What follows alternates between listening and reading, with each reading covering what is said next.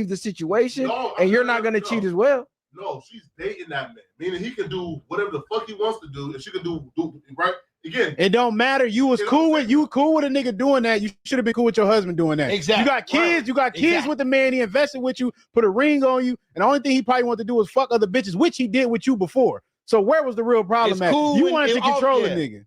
She's dating until she says, "Okay, we locked in and monogamous," and then guess what? You gotta stop.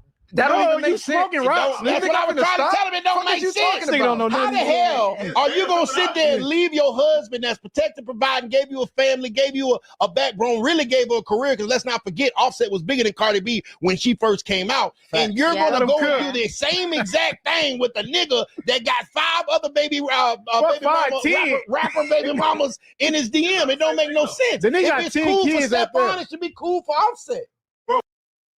What up, though? Slide here. I want to introduce you to your new favorite collaborative tool. Let's go. Start with your own loop. From there, you can open up your DAW, start firing off right away. Either if it's just a piano, maybe it's a little bit layered. After that, you're just going to bring it right into your DAW. Chop it up, add your special sauce, and there you have it. Start with your own loop. With that being said, we are out. Peace.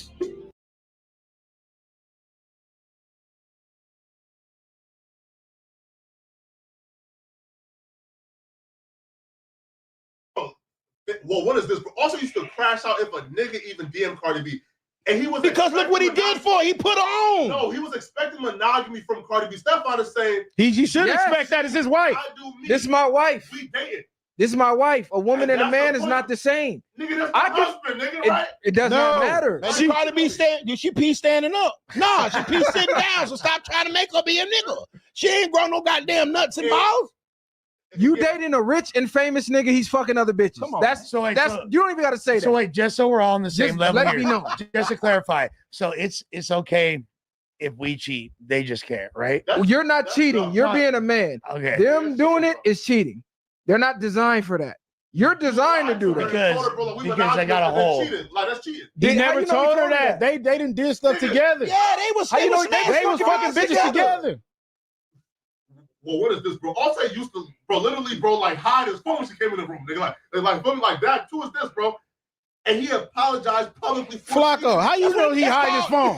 That's it was caught on live stream. Flacco was on the wall. They setting y'all up, man. I'm gonna keep it G. Women don't care about you cheating. It's an ego thing. That is. They want control over the situation. A woman to tell you, we can fuck other bitches as long as I give the say so. Meaning she's in control of the situation. As soon as she's not in control, you go fuck one on your own. Guess what? Now you cheated. Exactly. How? My dick still went in another woman, whether you gave me the clearance or not.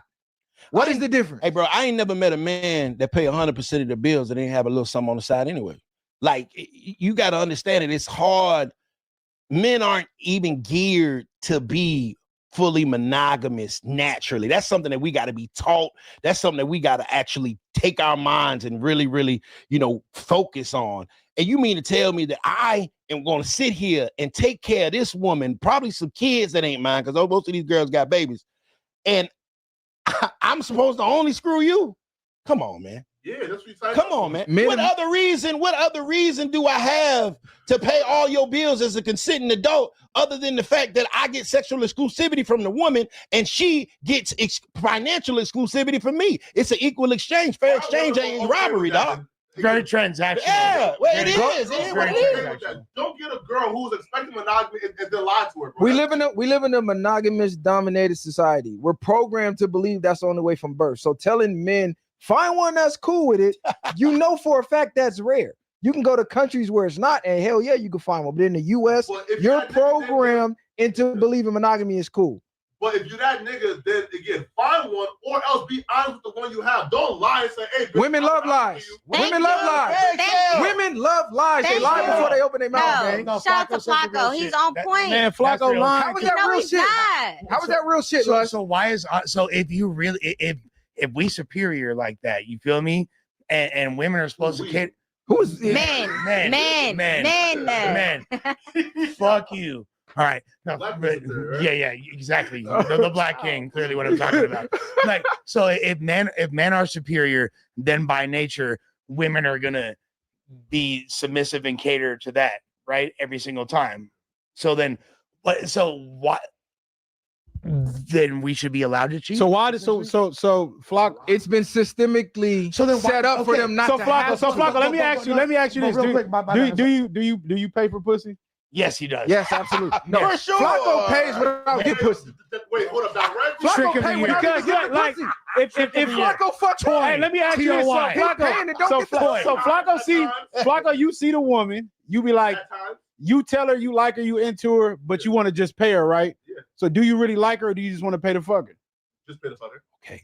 So you're lying already off the drill anyway. You're not trying to really get to know her. You just want to. You're not trying to get to know her. You know you just want to fuck her anyway. No, but even if we took every woman and placed them with one man, it's more women than it is men. It wouldn't be enough. It wouldn't be enough. So what do you think them women that don't got a man gonna do? But with that logic, why can't we just be honest? Be like, hey, I didn't say we not being honest. We You should know be why? honest. Because they've been programmed into believing that you being honest with them is bad. If you tell them I want more than You be one honest woman, with a girl a lot of times. they're she gonna thinks say she don't there's like some her. guy out there Right. who's gonna agree with this, even though we know there's not. They want to believe. When the given the fairy option, tale. you're gonna fucking take it. Most guys just don't have the Because option. think about it like this, Lush. Think about it like this. You telling your broad the truth, right? Hey, baby, I'm gonna go see this girl. I might see her on Tuesday. All right, here come Flocko. Flocko lying like fuck, and he paying for the cat. Right. All right, cool. He come in here, he drop a bag. Hey, baby, it's just gonna be me and you. You can't compete with that. Because No. why? He lying. He's scamming her.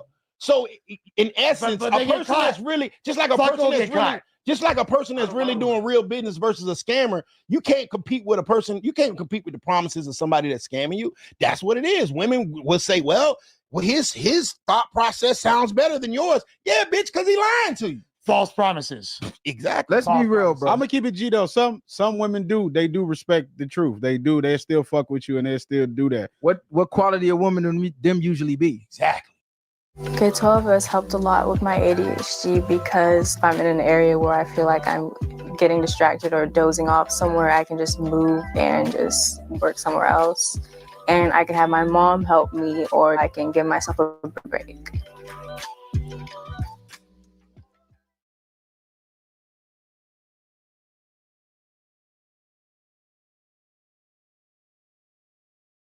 Them don't It usually might be not quality the type of women. woman Yeah, you them want to bitches bring home usually to mama. 304s on the It might set. exactly. It might not be the type of woman you want to bring home to mama. 'cause- Exactly. Julie, And would you let's Or accept she a got a dude? checker pass. Would you accept a You know dude what I that mean? was with other women? So do as y'all well? feel like the boy? If he What's the was boy honest, name? Yeah. Do y'all feel like? Do y'all feel like Neil got Jaleesa quality Bryant. women?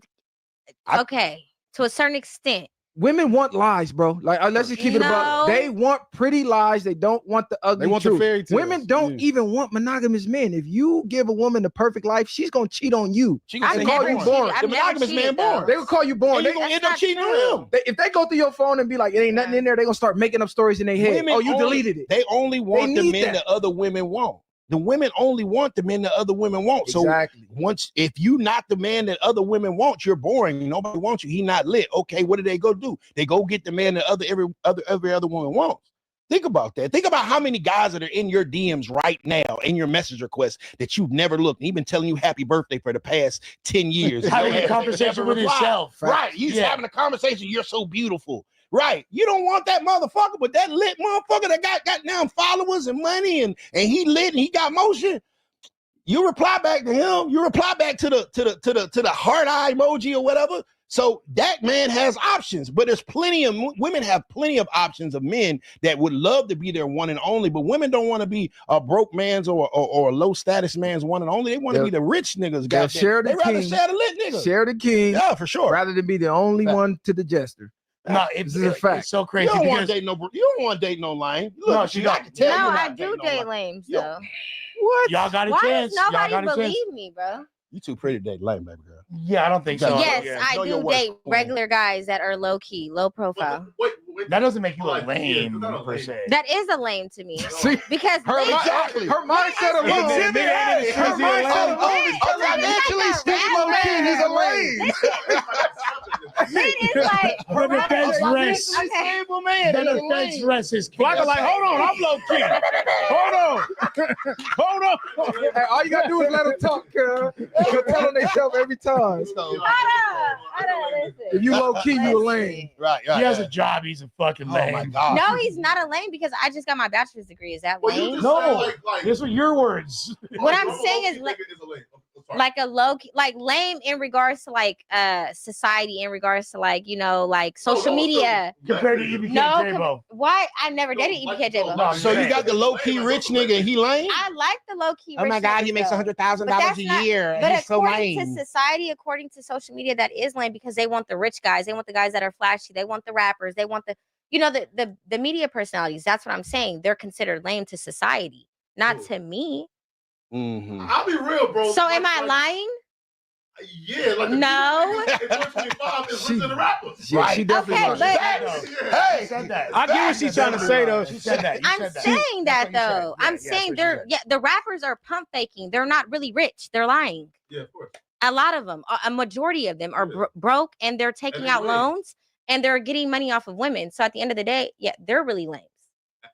Absolutely. So I mean, no, but it's beyond that. It's kind of like what I feel like he was implying is it's the social stature, right? The status. Yeah. Popularity. That make a woman pussy wetter than money. For sure, and it's so crazy. Yeah, for because sure. My girl trip on me if I have any interaction with another female, but if no bitches found me attractive, she wouldn't be with me. For sure. Yeah, exactly. She will leave you. Why doesn't nobody else want him? You don't want nothing that other people don't want. Women love to compete with other women. Why do you think there's so many side chicks? Women love to see a man and a woman happy and say, I want that too. It's not even the fact that she wants that man. It's the fact that she wants the feeling that she gets from him. And so in turn, what does she go do? Give that man some cat and destroy anything? Because women ain't got no problem being side chicks. If their mama wasn't married to their daddy, then their mama was a side chick. But as soon as they man get a side chick, now they want to crash out and they got to go to therapy and shit. But it's the same thing. You have no problem being a side chick, but when the side chick shows up to your door, now you all been out of shape. And it's all ego. It's all driven ego. Exactly. That's just all it is. It is. It's just like the bitch had the song, "Boom, I got your boyfriend." Right? Right. And the girl and a woman will take that song and turn up to it, but when a bitch say it to her, now she's mad. No, you were just turning up to the song. Yeah. Now you want to come to me as a woman? Like, bro, you can walk to me as a woman. You can walk in the room solo. But you come to other women as women. Yeah. Plus, if you walk in the room solo, 9 times out of 10, you might be invisible. Walk in with a dime piece. Every bitch in that building now want to know who you are. That is the best game. How did he get hurt? Yeah, that is the best game ever. Have bitches with you. You feel me? Exactly. You're going to get all the bitches. Nah, you're giving away too much free ones. Stop leaving your husband because he fucked another bitch. Exactly. Because you're going to leave him. Get up out of here. They on your him. You ran them all. I think you got to bring one. Now she shared. Nah, you didn't read that last one. Which one? Oh, we can do whichever one, 5 or 7 y'all choose. Wait, hold on. Which one? The last one. I can't. No, 5 and Drake the or, BBC exposes what's number Akon 5? for abandoning Akon City. 5 is Drake pushing for Drake is pushing. I'm tired of talking about Drake. All right, so the British Broadcasting Corporation, because I feel super strange saying I don't think nobody BBC care about that. Yeah, right. You was better off talking about Drake. You probably was better off talking about Drake. Nobody care about you want to go? You want to do that one? I ain't tripping. Yeah, I think so because nobody gonna care about the. All right, then. shit. Yes. What's 4? Yeah, we did. Yeah, we did a little brains. Yeah, we did 4. They already did 4, man. You can talk more about it though if you want. No, so I do want to say, man. At first, I felt like, man, and this Brazy kid is a dickhead. But after seeing how his life has crashed out, like how, this kid is 16 and like he's damn. So he older than 15? Yeah, I think 15, but sure, 16. Whatever. But he's involved in literal turmoil that I see like grown men involved in, which is, bro, like dropping your label, your homies done turn on you. You is like dropping your flag and dropping your gang one day, the next day you with the gang.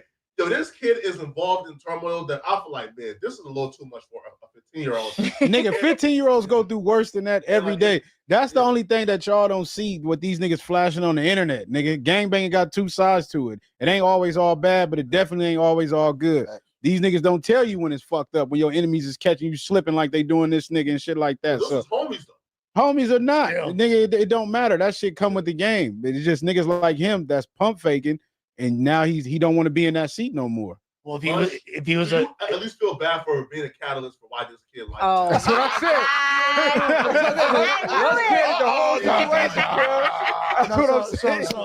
said. This is a recurring pattern because Because Flacco can't pop it to Adam like that.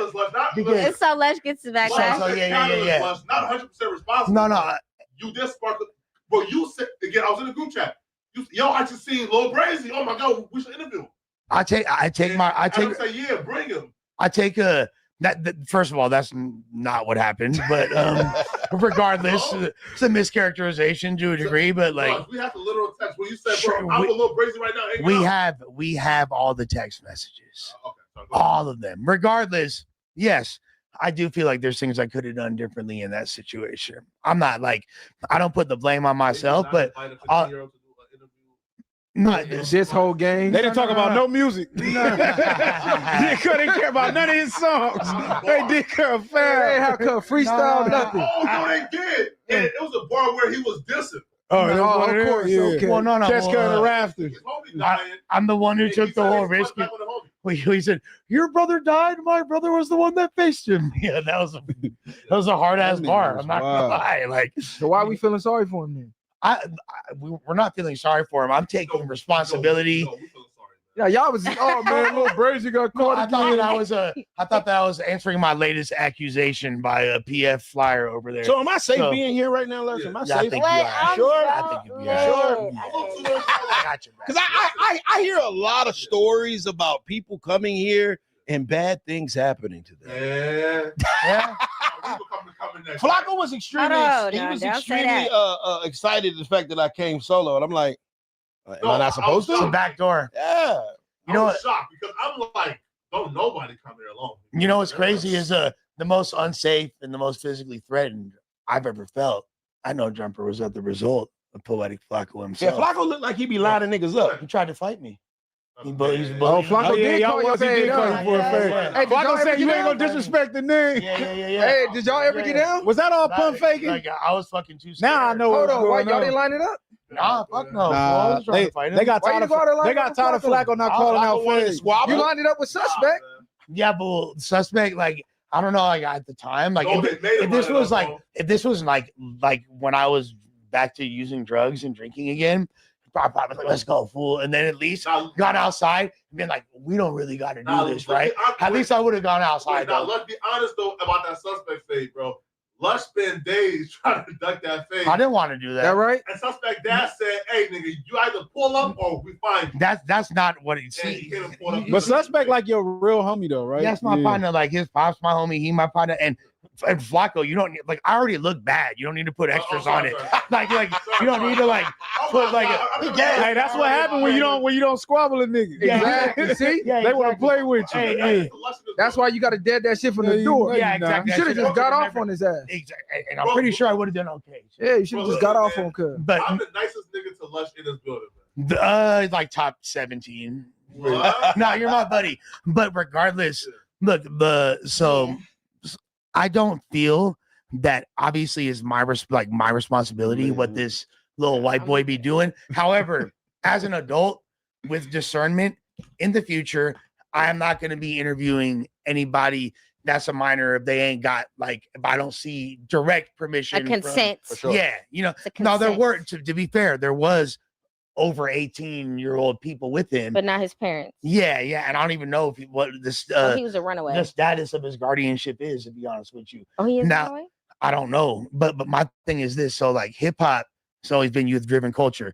Souls of Mischief came out when they were 16 years old, made 93 till infinity. Nas made Illmatic when he was 17 years old. You feel me? Like a lot of the greatest artists, XXX was 17. Are you really comparing Lil Brazy to hip hop artists making some of the most timeless music ever? The disrespect. He came up here and said, "Fuck the Southsiders." You comparing that to Nas making Illmatic, nigga? We're not finna let you do that, gang. Not at all. Knock it off, Lush. Not at all. What I'm doing. And he dissed the North there, didn't he? Yeah, this nigga crazy.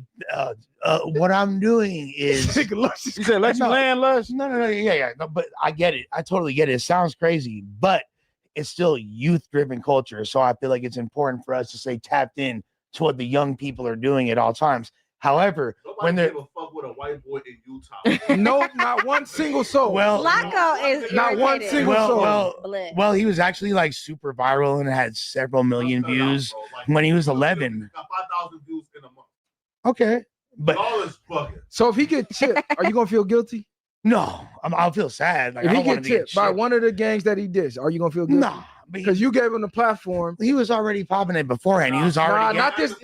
Right, bro. He was already getting jumped by those same people. But you put him in front of millions of people to say, "Hey, fuck all of this." No. I put him on in front of millions of people to be great. And by saying fuck them. What was he great at? It was a back door. It's a back door. That's crazy as hell. Not at all. Look, what I'm doing is taking responsibility very genuinely for what I feel like I can do better. But about what? EBK J-Bo ops, knowing that he was gonna diss him because he wanted to be EBK J-Bo. Duh. You feel me? Like, so wait. So why ask him about niggas that you know he about to diss?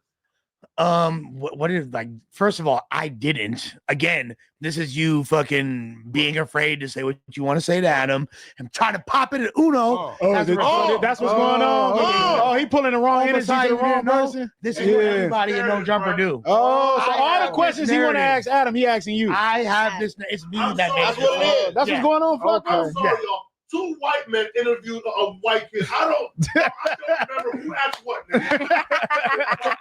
I'm telling you a question that I heard during that interview. I don't remember.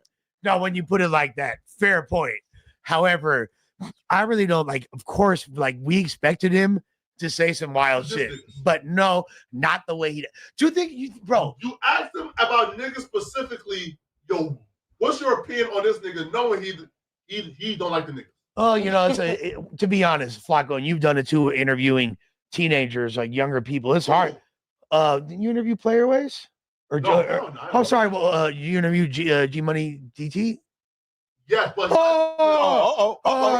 end the conversation. Can I continue my point? Hold on, Flacco did the same thing, but he wasn't No, he 18. lied to me, though. So you interviewed him No, when he he lied was. to me though. He told me he was 18. No, Flacco and did the he same mentioned thing? his age in the interviews. He's fucking lying. Flacco took it down.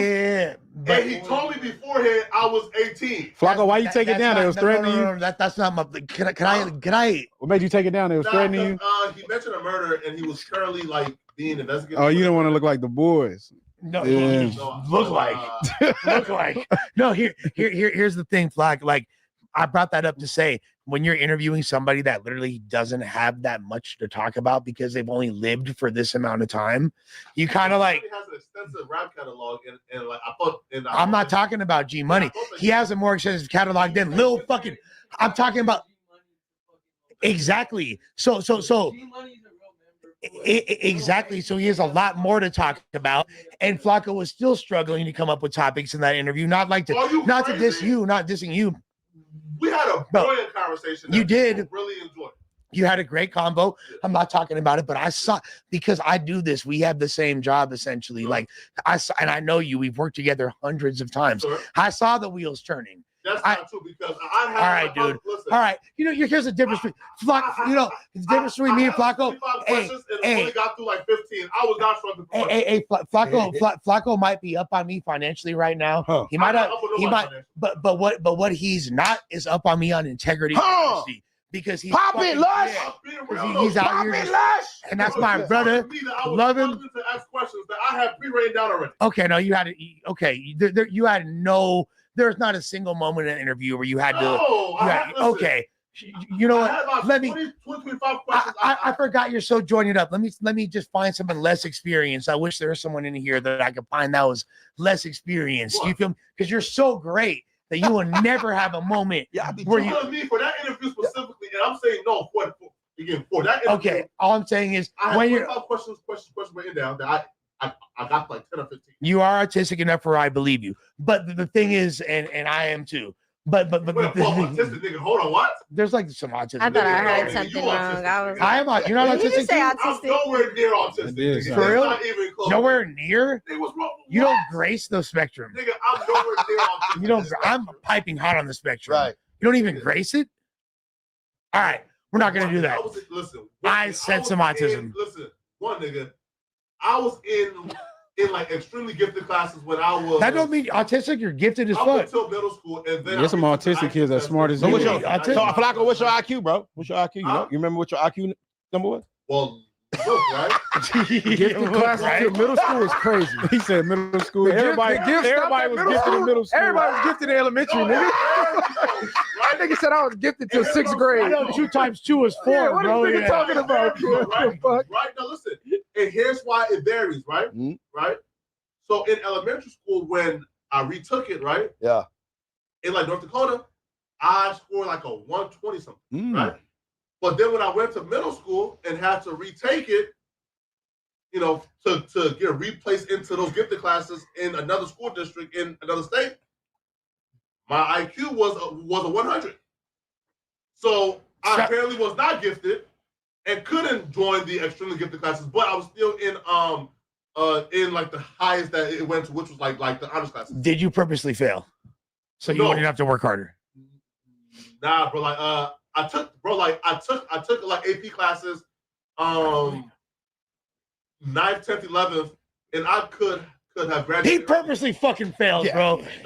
Flacco, you're too smart, bro. And that's why I'm standing on my autism statement, because autistic people are genius a lot of times. So with that being said, genius with you, Block. You got some genius with you, I've Block. never been autistic. I've always been very intelligent and socially aware. You feel me? hey, this Tism ganger don't bang, all right? One form of autism in me. You probably do. I for sure do. I for sure do. You embrace your spectrum. Yeah, I'm on me. You feel me? Spectrum gang player. What's happening? Crazy. With that, No, wait a minute. Hold on. I just got one question, because I am a guest here right now. So is there ever been a time where you may have somebody here that doesn't like a particular somebody, and you let the other particular somebody know that they here? Because I don't got no ops, but I mean, now we more into the backdoor thing here. The back door. What's I when you walk outside, they're gonna be waiting for you. Podcast. Bro, so what is bro, he lied on niggas too, man. Wait a minute. No. He lied on niggas. Bro. How now listen, Fly, if I know you don't like a particular something, like when you come to Atlanta, my show, and I know, say how you don't like plenty of people, Jose Guapo, right? I know, but I'm just saying, if you didn't like him, I would be a total FN to slide Jose Guapo in when I know you're here. No. We genuinely try to. That's what y'all do? No, we try to avoid that. Okay. We try to avoid that. Hey, that's the content. Tell me what we doing. Okay. That is the content. That's the setup. Shit. That's what it is. You don't like Cub? I'm gonna put you right there with him. Wow. And I'm gonna say, hey, you know he dissed you, right? Hey, how you feel about that diss he dropped on you? For sure. There's truth to that. They're gonna hire the nigga that you don't like. Yeah, but no. The reason why I said wait a minute, hold on. Yes, but check in. Hire the nigga that you don't like and put him in the same building. But let me ask you, did Whack 100 and Brick Baby work in the same building for like a year and a half and never cross paths? Bro, they was there, man. We know they wasn't no real smoke. Man. Free Brick for sure. But there's definitely like moments where they had to be kept separate for whatever reason. Right. Like there's never a 1 hour window where they would even possibly overlap. That had to be, so y'all made sure that they didn't cross paths. That had to be internet smoke. But for the guests like myself, you'll invite the op here and set them right there. If I don't got no op, so I'm good. You know what I mean? The op might pop in on your interview. Your op might be interviewing you. Your op will call in. Your op will call in. Oh, he definitely gonna call in. Your op will call in. That's not true, because y'all had Snoopy Badass here with some people from, I think it was like the 40s or something like that. No, the main streets and shit.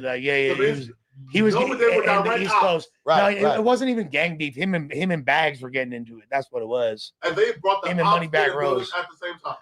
But like, as a scheduling snafu. These things happen. Yeah, on purpose accident.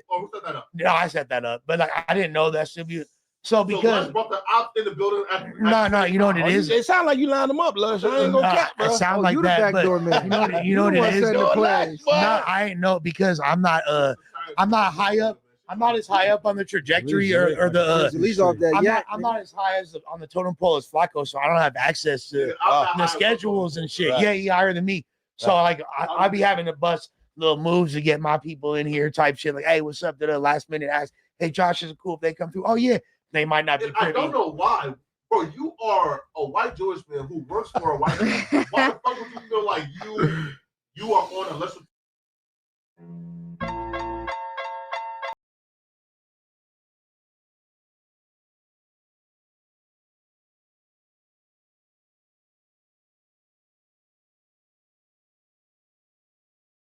quote unquote than like Flacco or Remo.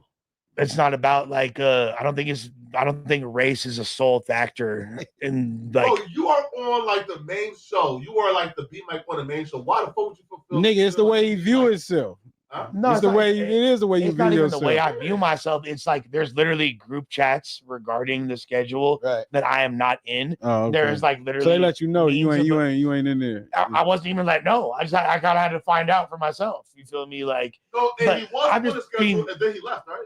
No, I'm pretty realistic about like myself. You know what the fuck going Talk on. about self-awareness. Stop being so like, humble, bro. Stop Yeah, being so humble. Look, Lush. hey, regardless, Tell a part of the story though. Didn't you get Appreciate yourself you, brother. like kicked out them group chats though, leaking No, I'm information? still in the damn group chat. No, I'm saying the group chats that you're not in.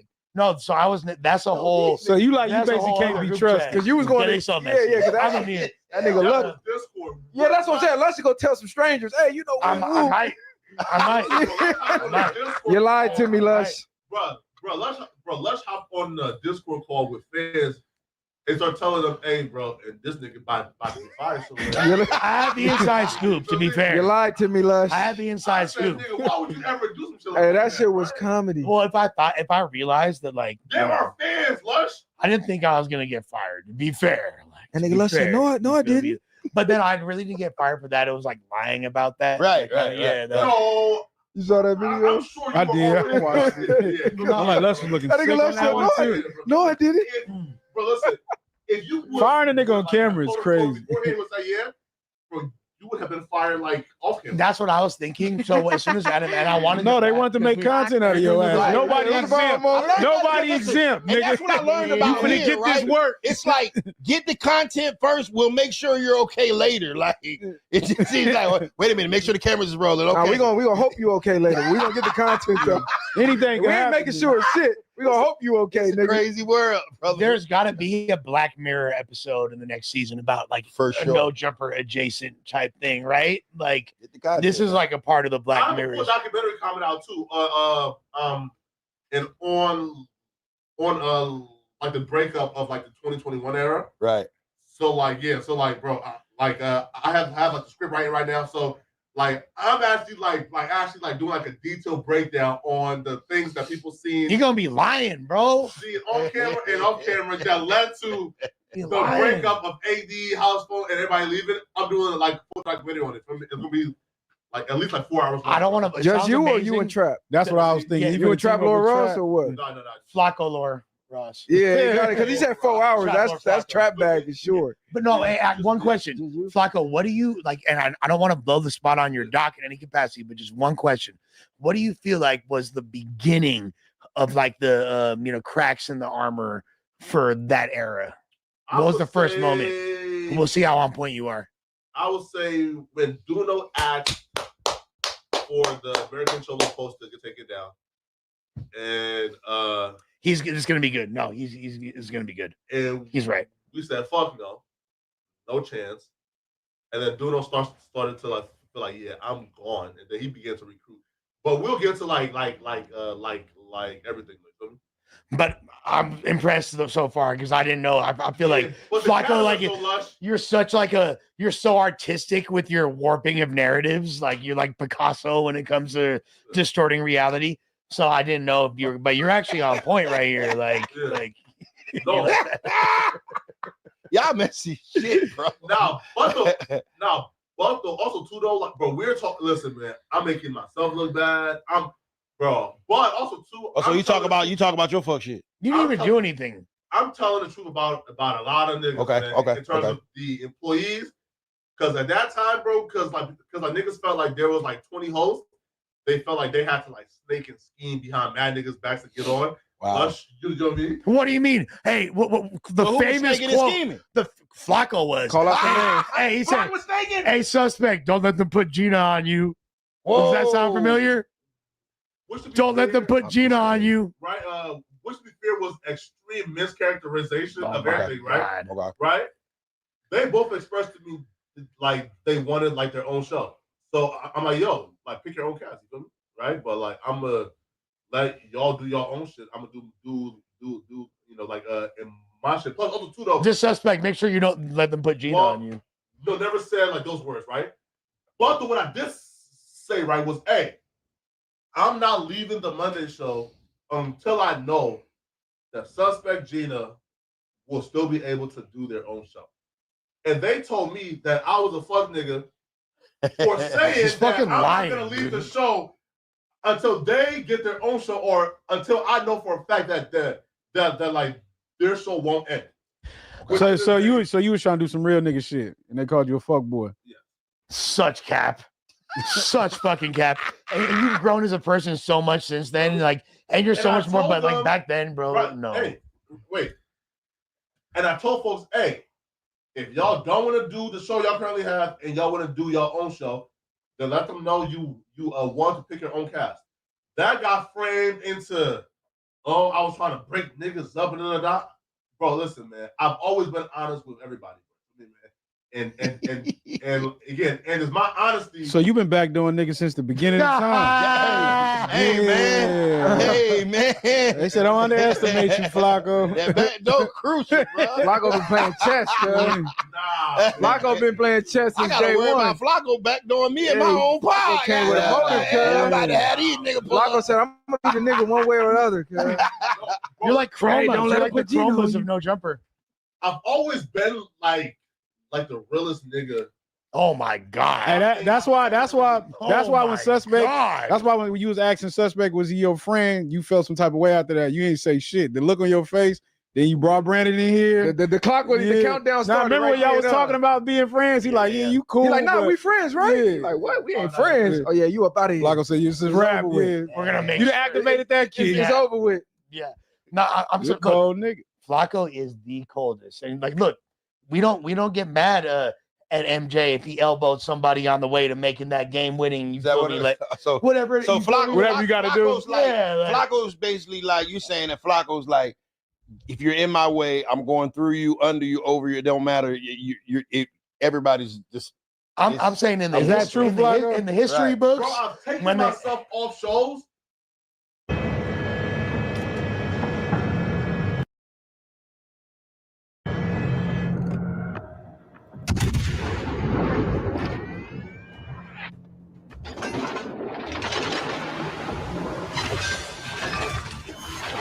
We've destroyed an enemy cruiser.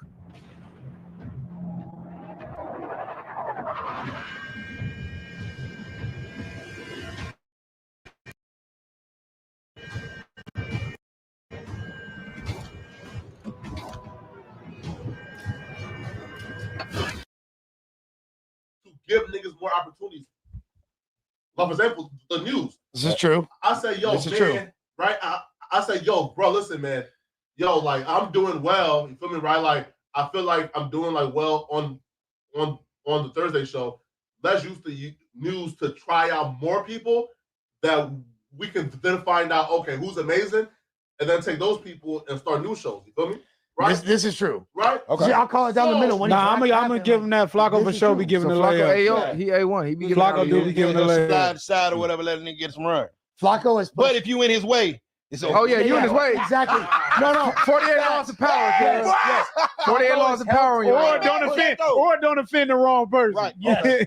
Yes. That's how he Flacco be has pushed taking the it. line for everyone in this room. Right. But if we were on the other side of that, Right. it'd be all bad for us. Okay. Wait, Potentially. Oh, so you protect the people that you fuck with. Yeah, you've helped us all. bro, I fuck with everybody.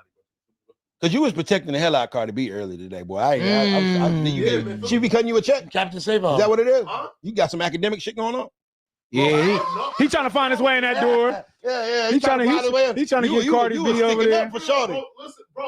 Like, I'll be real, bro. Like, they both pressed me though. Like, I had like a DM from like an Offset DMing me, and he pressing shit for no reason. Did he follow and unfollow you like real quick? Like No, bro. That was Future. that was Future. That's yeah. right. Bro. Cut went through your shit, like followed you on accident. He was scrolling through your shit. No, bro. Like, he stayed following me for like at least like I don't know, like 3 hours. You feel me? You was sad because the nigga Bro, unfollowed you. no, I'm not gonna lie. Like, similar thing happened to me like a few years back with Lex Luger, and I was so excited when he followed me. I instantly DM him like, "What's up, bro? Yeah, Like, right. I want some beats. What's good?" unfollowed. So he unfollowed me. Like He like, man, this thirsty ass nigga. I just followed this nigga. God damn. I was talking Give it a day or two, nigga. I had a project with Chief at the time. I was gonna and I was gonna get him a bag, but I didn't even get it. You feel me? Whatever. All right, so he unfollowed me mad quick though. The moral of the story is stay out of Flacco way. Yeah. Okay. I got it. No. But though, I do feel like during like that era, man, like why like all the hosts got got into it, bro, was because at that time, like, bro, we were all brand new. Me and this, bro, like niggas was hungry. I was brand new. Suspect, Gina, like, bro, we were all like brand new, right? And like people just felt like the other hosts stood in the way of their opportunities, which I never quite understood because they all got super butthurt when I popped up and was on the main show within a few days. And not Flacco. I'm not gonna say you was butthurt, but hella people was like, "Oh, fuck this white boy." Nah, call out names. Like, who's the hella people? Shit, everybody else. Type Who? shit. Everybody? Terrell was super mad at the time. Squabble up. Like he was super mad. Who else? People was mad, bro. You feel me? Like people was mad. Like Sharp was super mad. You feel hella people was mad. Look, right, and then too, bro, during in that era, bro, we would be podcasting, right? Right. And this one I knew, I can't do this no more. But like these niggas is janky. You feel me? And I'm not saying names, just in general. Bro, we'll be podcasting, and bro, people will have strong opinions on something, and then they look at the chat, and the chat is against that strong opinion, and then automatically their opinion shift because niggas knew. Right. If you give bad opinions and the fans start killing you, now guess what? They go to like that Reddit, and now because there's 20 different hosts, man. If you not a fan favorite nigga, you come in all certain shit. And now guess what? The host who is pandering is gonna be on everything. So bro, it's true. Bro, so you can't be the villain? Yeah, that's disgusting. Because I would. That's disgusting. That's disgusting. I'm not gonna lie. I would want to be the villain. I went you gotta understand something too, though. Like for me personally, at that time, I was in pure survival mode. Okay. Like the way I was moving, I had just been a million up, lost everything. You feel me? My whole life crumbled, and then No Jumper kind of just randomly appeared in my life, and was like a beacon of hope, And so when I started getting over there and doing my Dougie, I'm like, you know what, I'm not losing this bag. So you was pandering back then? I was doing, I'm not going to say I was intentionally pandering, but when I look back, So that's where the glazing came from. No, I don't even. Oh, that's when it started to glaze on. They didn't even use that word. I know, it probably was something different then. Yeah, exactly. But no, I feel like that was a more me just being a kind person and genuinely fucking with people and saying people are good. This generation makes it glazing. So I don't have a Reddit account. No. Had one, right? I had multiple Reddit. Oh, you used to go read the Reddit? I'll read the Reddit. I was manipulating it. Oh, you was posting good comments about yourself in the Reddit? I was talking shit about people, talking shit about me. No, what I'm doing right now is admitting to what 90% of people affiliated with No Jumper have already done. So back then you couldn't have whole flock. So back then you couldn't really have an opinion, or you had to kind of pander to the fans. Podcasting, right? Right. And the person you podcasting with. Did you know that nearly half of US TV streaming time is on Roku? With Roku's new self-service ad tool, it's easy to set up your own CTV campaigns. So you can tap into Roku's leading scale and expand your marketing mix. Roku is the #1 TV streaming platform in the US by hours streamed. Go ahead, check out Roku Ads Manager for yourself.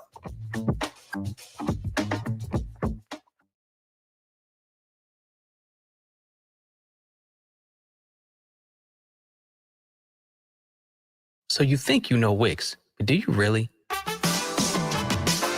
First up, we've got shape video masks. You can use different shapes to create completely different vibes and aesthetics. Or you can create your own graphic. I use the shape composition here. Just import any SVG file and set it as a shape mask. Nice. Next up, we'll keep it moving with the hover box. You can use it to animate any element and create these really eye-catching interactions. And what I love is that the level of control you get here is crazy precise. You can set your animation ease, scale size, and position to create this really dope effect. Third, we've got the mega menu. This not only lets you organize your site menu into different subcategories, but it also looks amazing when you add in different elements like text, buttons, images, and pretty much anything you can think of. And last but not least, we've got My Designs. This feature lets you save any section or component that you've already created, and you can use it as a starting point on any other pages or sites you're working on. This one's personally saved me a ton of time. So you got all these features. Now see what you can do with them. Get on over to Wix and create something dope.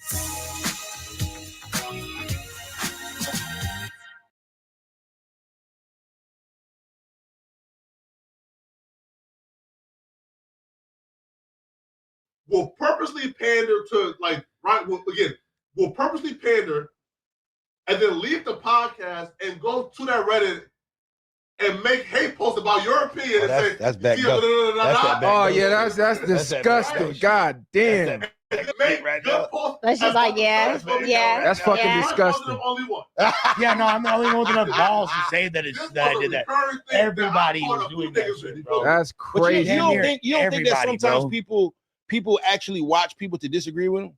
Because like a lot of times when people watch me, they watch women, they watch me to disagree with me. For sure. And they watch every day. You know what I'm saying? Them are some of your most viewers. Yeah, the ones who hate you. Disagreeing with their pussy wet. Yeah, for sure. Like I'm gonna stand on what I say. It is what it is. Oh yeah, true. No. But you have to understand like the dynamics, right? Yeah. Again, me personally, bro, I've always been confident in what I can build for myself, so I don't give a fuck, right? I will sit here and go against all the niggas, you feel me? Okay. And they can cry how they want to cry. I don't give a fuck, right? But if you're somebody who you just got hired, I feel you. No. You are probably making the most money you've like ever made before. And you damn, know I'm paying y'all, nigga. I need to move. Back school, Hey, I'm not gonna lie. nigga. I need to move. Shit, but cost of living high up here. I ain't gonna lie, we straight. Okay, amen. Go ahead. And then you know that your boss is reading that Reddit every day. Oh. And all your boss is gonna see is negative comments about how he made a mistake hiring you and you suck. Now you know if that's the case, now you're gonna have to make your own accounts and start spreading positivity about yourself to make your boss feel comfortable hiring you. And that shit at that time was some nasty shit. And look, I'll be completely honest. So I'm now like, we don't give a fuck. So I was, we don't care. We're all made men now, and rich. Type shit. And here's the thing, like I was already internet savvy due to being so ingrained with the battle rap community and all that before. But like, so what I saw was, all these other people are manipulating the shit. No. Wait, I thought no. Okay. So you just been yelling, cuz? Yeah, it's 3. I'm about to leave. Man. Yeah, we'll wrap it up. Regardless, what I was just gonna say was that due to the fact that I saw other people already manipulating it, and people were spreading lies and like my little because just different Reddit accounts and shit like that. So I felt compelled because I was super insecure. So I'm like, you know what? Like I can't lose this job. It's so important to me. So I was like, let me combat some of this narrative. And then it kind of got a little bit out of control. And then I was just like, became a little bit demonic about it. So you became submissive? No, I was like trying to like control. It's like kind of the opposite. Like trying to like reclaim a false sense of power, if anything, type shit. You feel me? But I've been a balls to say this shit. Flacco had 17 accounts and he never 17 credit accounts. Bro, hey, listen, he probably had a few. But I've never done a weird shit like that. Bro. That's crazy. I've never. I mean, like, far be it from me. It's retarded. Why do it? Why do it? Why? Let's get into these super chats. We appreciate y'all.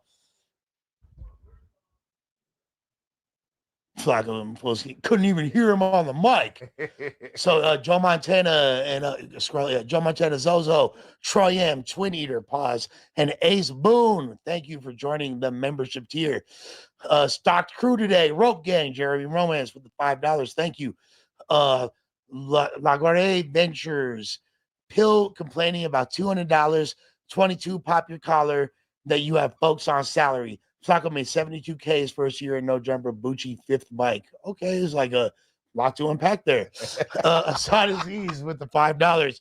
Y'all lucky the Clemson Street General spared King Pill during the altercation. Things would have went left. The Boo Boo Lush stopped the gang war at No Jumper. This is very, very accurate. BMX 1803 with the Cinco piece. Oh my God, Adam, you had the guy who came to Four Extras neighborhood with you. Know that on one of the podcasts after one of the worst things that ever happened to Four Extras. Yes, we already addressed that, and that was a good point. BMX. I know Nathan about to scroll down. whenever he gets a chance. How call a gamer with $5. Y'all heard about a certain Gilligan scamming people for interviews? Just putting the warning out there for anyone who tries to interview this Gilligan, don't see late. Yes, I have seen things about little $100 finesse moves made by a user of the word Gilligan's, but it ain't my name, ain't Paul, and that's between y'all. Robert Dupree said, what up, though? This is really a good group. Respect, run the play, run the content. Zilla with the 20, Messiah, right? The homie Poe Extra had a life-altering incident. Reserves the right to shop his comeback interview. Adam, don't take it personally. I'm sure it could recognize the support and loyalty you displayed now and then. I'm almost like an old man at heart. I don't know why I've been like that since I was young. Even with producing, I still like making beats the old way. But I love when something new or some new piece of technology, some new equipment come out. Cause it's like, dang, I can use that to add to what I do, and it'll make me that much bigger or better. This right here helps me to, expand and think outside of what I would have done. I like that string line right there. That's hard.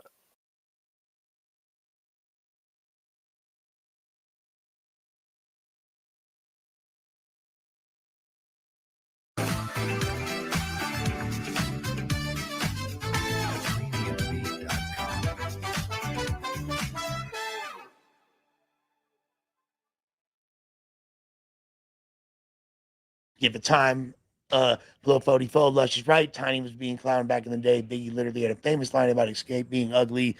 This ain't nothing new. You feel me? Biggie, the last nigga that called somebody ugly. Biggie, the last nigga, bro. He did say black. And he said Escape. He didn't say Tiny. However, I say Gucci down to the socks. I think he got it from Pop. All right. Arguably got it from All Pop. right, I'm gonna leave Biggie alone. Yeah. Stall Chris Wallace out. Most officials said Migos had a run. Artists biting their style, plenty of hits. Their time went, but definitely made their mark. It wasn't about the bars. It was flow. Couldn't go to any club or party without them playing. That was kind of my point. I agree with you. Yeah, but it is always about the bars when it comes down to being the best. Well, I think they are not the greatest, but in the conversation for all-time great rap group. And to re-answer your question from earlier, because it just popped in my head, the group that should have never broken up, 3-6 Mafia. 3-6 Mafia. 3-6 Mafia. I like that. Would still be jerking to this day. You think Migos was a better rap group than NWA? No, not even close. They're not better than Mobb Deep. They're not better than Outkast. They're not better than Wu-Tang Clan. Not better than A Tribe Called Quest. Not better than MOP. They're not better than UGK. Not better than Ball and G. They're not better than Gangstar. Not better than Dog Pound. But they're still. We'll debate offline. Yeah, there's some debatable. Nah, you think they better than all them he named? I don't think they're better than the Goody Mob. I think impact wise, Migos is damn near big as the Beatles, bro. Migos. The Beatles is crazy. Think about how niggas was rapping, bro. Niggas, the triplet was the Migos, bro. Everybody start rapping like that. Everybody in the world. Jay-Z started rapping like the Migos. How can we just overlook the fact that he did change the balance? What's the triplet? It was a remix verse or whatever. He came in on somebody's song or whatever. Well, he actually had that same flow on for years. Big Sean, everybody started using the triplet was never a thing. That was Migos. Yeah, they came in and they revitalized it from Lord Infamous, who did it like true indeed. Yeah, like there's no. So if Lord Infamous did it, then they automatically disqualified. But like it was so much time. Right, he's the creator though.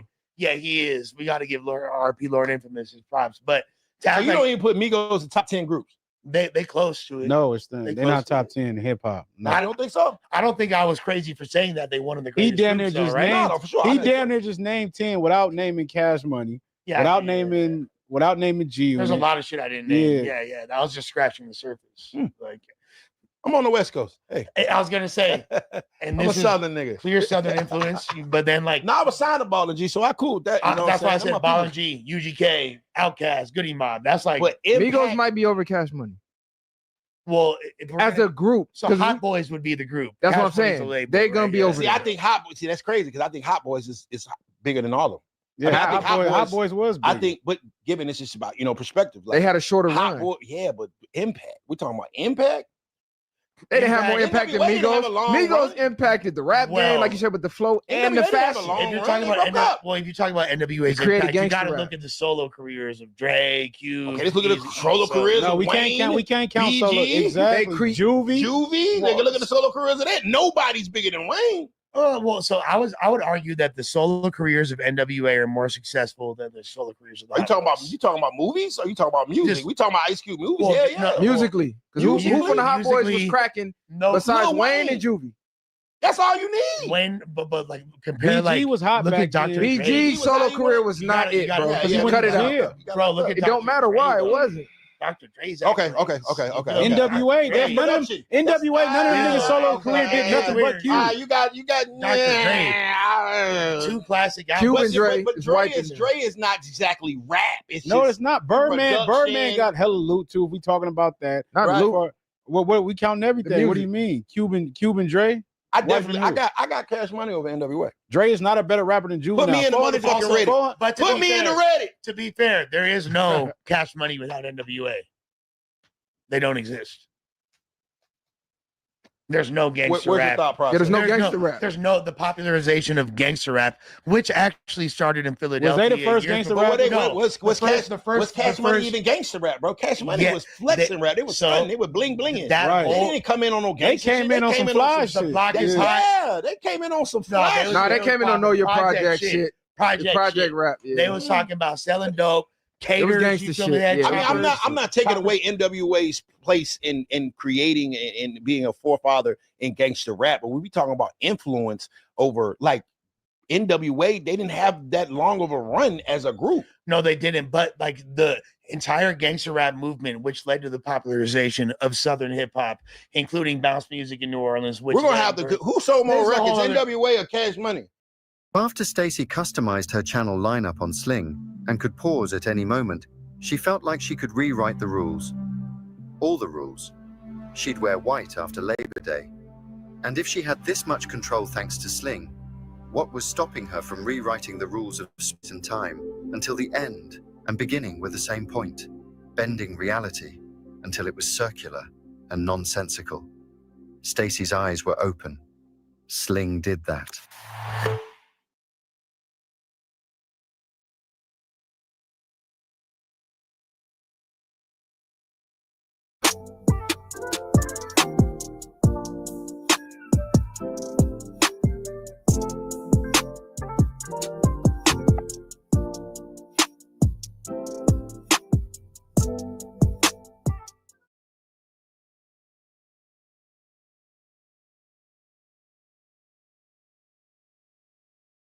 They made it cool. I for don't sure. think nobody sold more records than Cash Money, bro. because Wayne and like that kind of. So how are we sitting there saying that these guys are bigger than those guys and these guys sold more?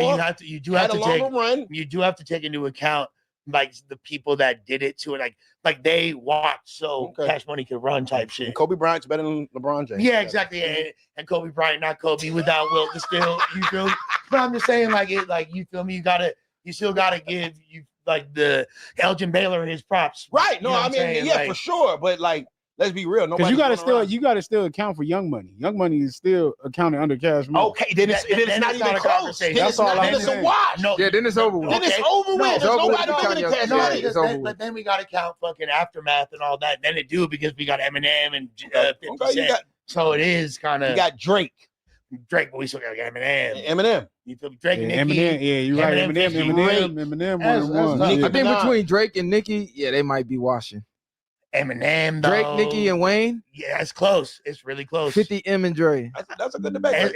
Drake is the number one of all time. So Yeah, as far exactly. as like, sales figures, there's So no debate there. Like, that's a product of Cash Money. I think they got NWA. You can put me in the Reddit. It's cool. Ugly but Nietzsche. Make sure you say my name right. run it up. That being said, so Troy M said, now y'all wilding about the state prop roster. Absolutely wilding. I agree. About the what? The state property, the Man, they Rockefeller. tweaking. No, Niggas no, is no. ass. You were Emilio Sparks is one of the best verses in rap history on Tales of a Hustler. Go back and listen. That's Bro, you verses? can't take That's one. an intense. But this is what statement. they gotta understand. We can't just go off of one verse. That nigga He said a verse. verses. Yeah. You said one verse. Like, Yeah, nigga said one verse. This how these niggas equate the great. Give me an album. Okay, Philadelphia Freeway was a great album. That's a classic. Yeah. So we can't say that Freeway. No, I said him. I didn't say Give me that. album I'm from the one him. who said they was good. Yeah. I'm not doing this with Emilio Sparks. Yeah, like Emilio Sparks. we're Come not on, doing cuz knock He it the was fuck cool, off. but we're not doing that. Dot Focus, good rapper, by the way. He sent a super chat, played his joint on my stream last night. J Hood disrespected the Locks multiple times. That was a cause of their fallout. Yes, we did see them. J Hood After they disrespected did him him dirty. after they did him wrong. After he And felt they like it was said nothing to allegedly lose. some money was stolen after the house got caught on fire. You dragging my chain down the block. He dragged the That's a chain friendship after they ender, did brother. all those other things. Well, they said his house caught on fire. Then he go to the label for money. The label like, hey, I gave such and such X amount of thousands. You didn't get that? And he like, what? They're like, we're still trying to recoup from Puff. Like That's what I'm saying. So, hell yeah, I'm dragging the chain. Nigga, They fuck did him you the talking same about? way, basically. All right, the Rogue Index. It's Friday, and we got a pallet of buzz balls in the holy name of the Coke Bot God. Salute. You know what time it is, player. The baby girl. Long Beach 408. stand up. Hold on. Thank you. Yeah, go back to I up like there. Yeah, this Long Beach comment. right there, kid. Oh, yeah. Pledge from the Bay. I'll be in Long Beach Saturday. Where the good breakfast spots at? Ooh, where you gonna send them to? I ain't sending him nowhere. Go to LA and get your breakfast. You know the truth. I ain't gonna lie, gang. All the good food in LA. It's a place. It's a place. I don't even. It's a place. I All don't the even. good food in It's a LA. place right now. I'm about to tell you. I don't even want to say because people gonna start going there because now they're gonna blow it up. Yeah. It's called Olive by the Bay. Go look that up. Go down there. They got fire breakfast, fire everything. Now all the niggas finna be there. It's over. Yeah, you just fucked it up. Yeah. All right. Baby Girl 408. Rest in Piss is a Northern Cali classic. Jaleese, you're supposed to know that being from Northern Cali. Shaking my head and you didn't know Hollow Tip. Well, she's younger though. To be fair, Baby Girl 408. I think we probably close her in age. Her not knowing like who Hollow Tip. I'm not gonna lie. There's 3 people who are all hip hop aficionados from Sacramento that worked here before. Kelvin, Trevor, and Bassa. None of them knew who Looney Coleon or Hollow Tip was. And I'll put them up on their own history. So I'm not going to fully hold you accountable, but Rest in Piss is the quintessential Sacramento anthem. I will agree with that. With that being said, AZ, Lush can't resort to his usual shaming tactics to defend his old-fashioned simp ideology. He feels overwhelmed. Whoa, bro, you just like the X-ray vision, just like you just signed to my soul, bro. Like this, every simp instinct being fought feverishly because I want to impress my brother so bad. You look at his watch. He has amazing thick skin. It's just great. I'm a rhinoceros player. Come on. Baby HL. Damn, the Hoover can't get back on the show. Damn. Hey, not gonna lie. Shouts to the Groove Line. There might be some Hoovers. Why you skip AZ? Oh, I didn't see AZ. Hold on. Hey, Z Flacco, go home. Nobody wants you here. Go home. Get on your computer and watch P-Hub like you usually do. Yeah.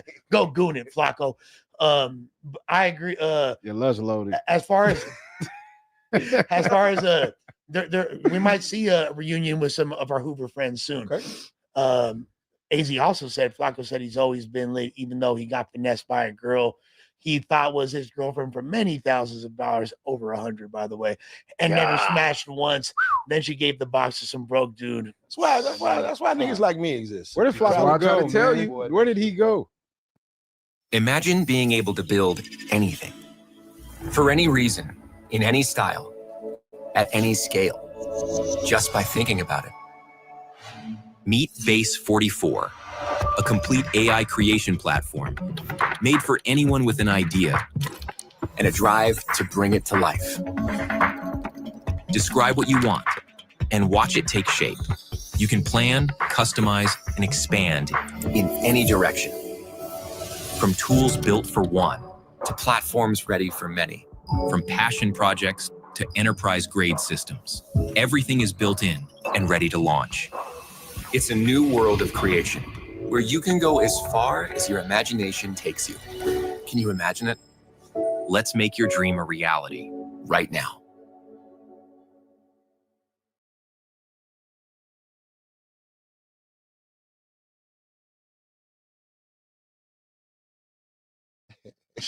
He's still lovable though. You know what? That bitch fucked up. You lost out on a good dude.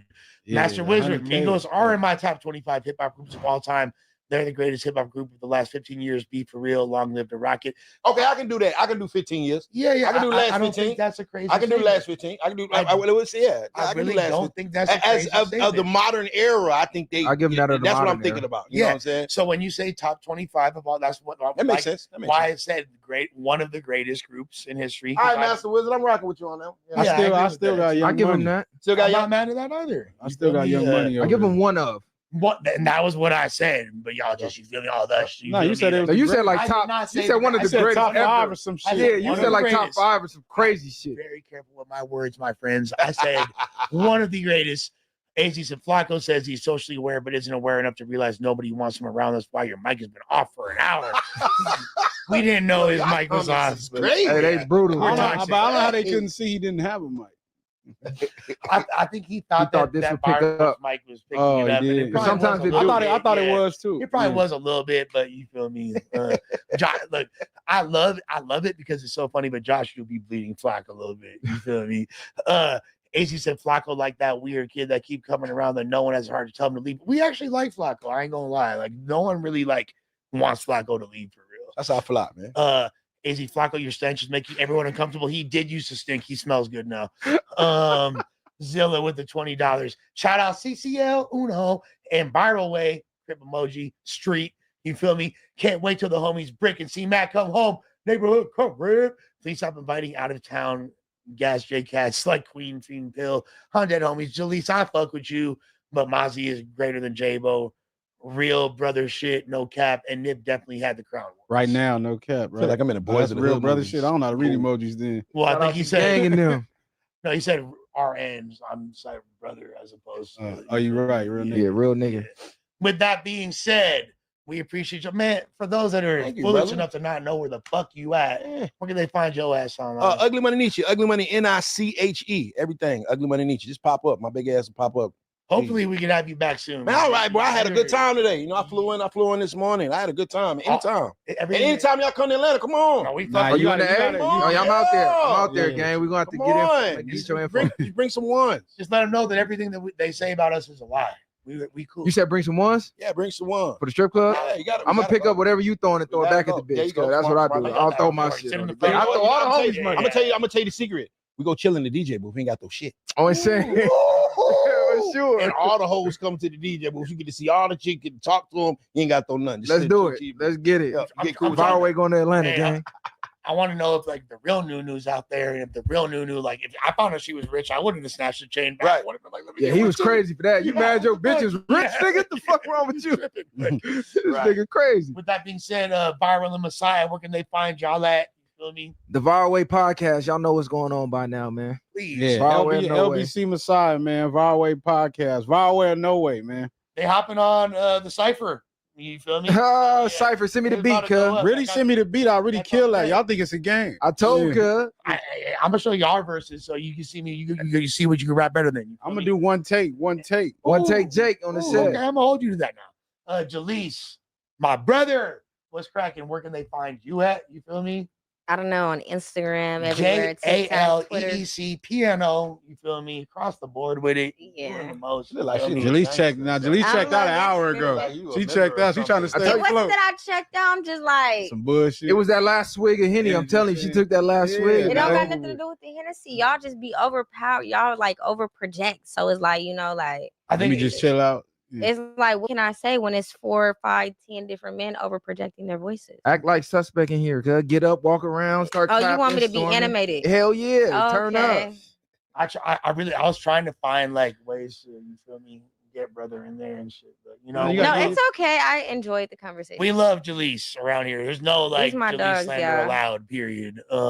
With that being said, never counterfeit. We about a grip and we about this biatch. Out this Let me biatch. know See y'all. Have a safer summer with Race Command IQ. Included free with every internet plan. Parental controls, including screen time management and content filtering, are built right in. For a limited time, get 1 month free on plans 1 gigabit per second and higher. Ready to take control of your summer? Order now.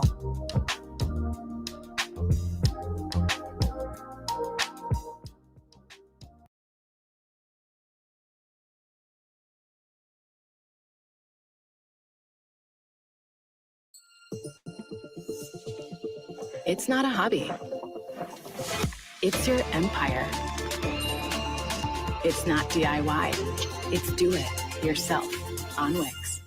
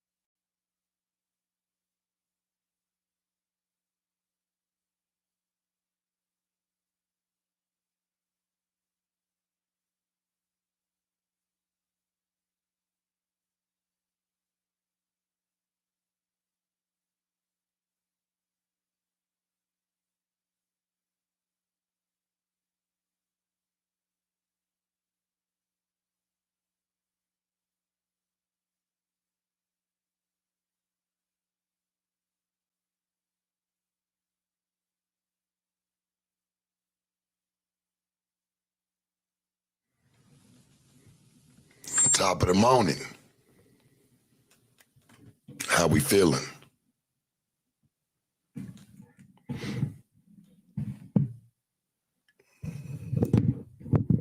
We feeling this early morning, man. You dig?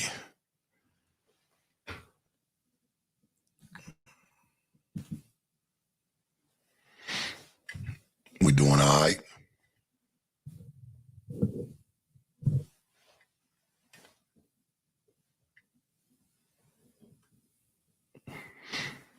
Say you faded. Hey man, I'm headed right behind you.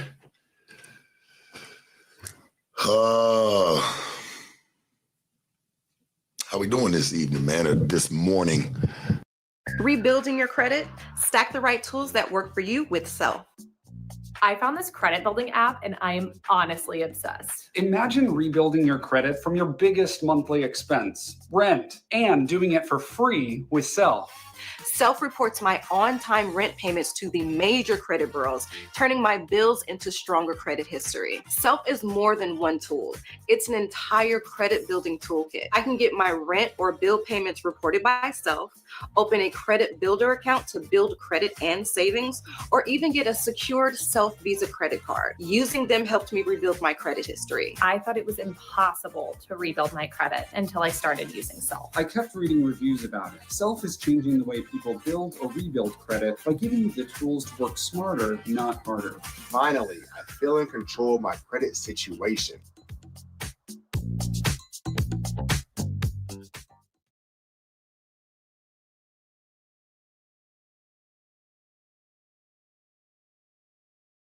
It's totally cool to rent a car, a house, or even this. So why not rent the stuff you need for your home too? The place to do it is Aaron's. Choose from thousands of new name brand products, online and in store. Pick a payment plan that fits your budget and never get surprised by hidden fees. Rent what you need. It's better at Aaron's.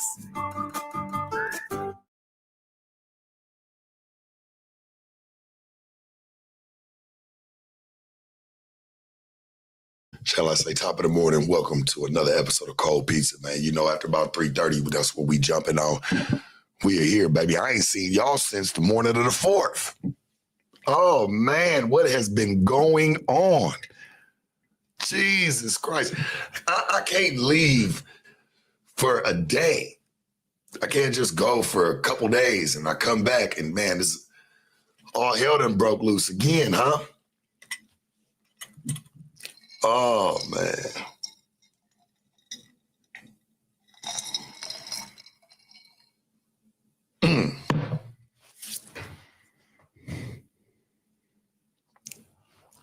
Yeah, man. How was everybody 4th, man? How was it?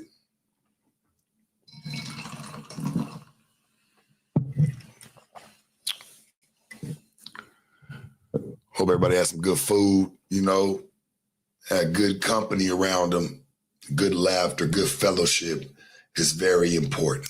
You know, that's the recharge I feel like everybody be needing. Shit, I be needing it from time to time. So it definitely, it definitely did feel good to just, you know, R&R, just relax, you know.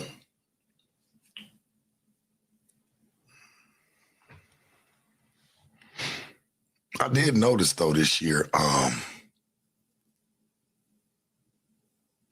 I could be tripping, you know, and I ain't trying to start no problems here, but it just like kind of dawned on me. I was like, damn, and I'm not saying Mexicans, you know, they celebrate, but I mean, shit, they barbecue, they kick it on all the holidays that we kick it on, you know what I'm saying? So it was just like, I ain't really see too many, you know, Mexican people, celebrating that shit this year. I ain't gonna hold you. They wasn't messing with it, boy. Fireworks normally would go till 3, 4 in the morning. That shit went to about 12:31. I said, oh, we missing some folks.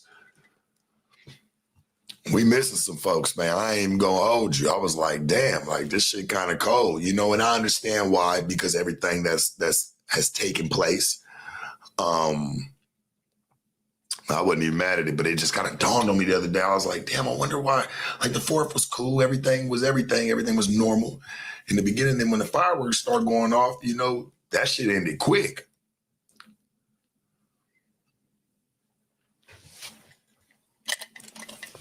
Man, that shit ended probably about 1 o'clock here. Nigga, that shit normally in Vegas, that shit go till 3:30, 4. That shit ended a couple hours early. I'm like, damn. I could be tripping, but I was just like, damn, I'm like, what's this? I feel like something's missing. And then it dawned on me. I said, well, that's probably what it was. You know, there's some people that, hey, man, wasn't rocking with that shit this year. Yeah, the world's changing. Most definitely.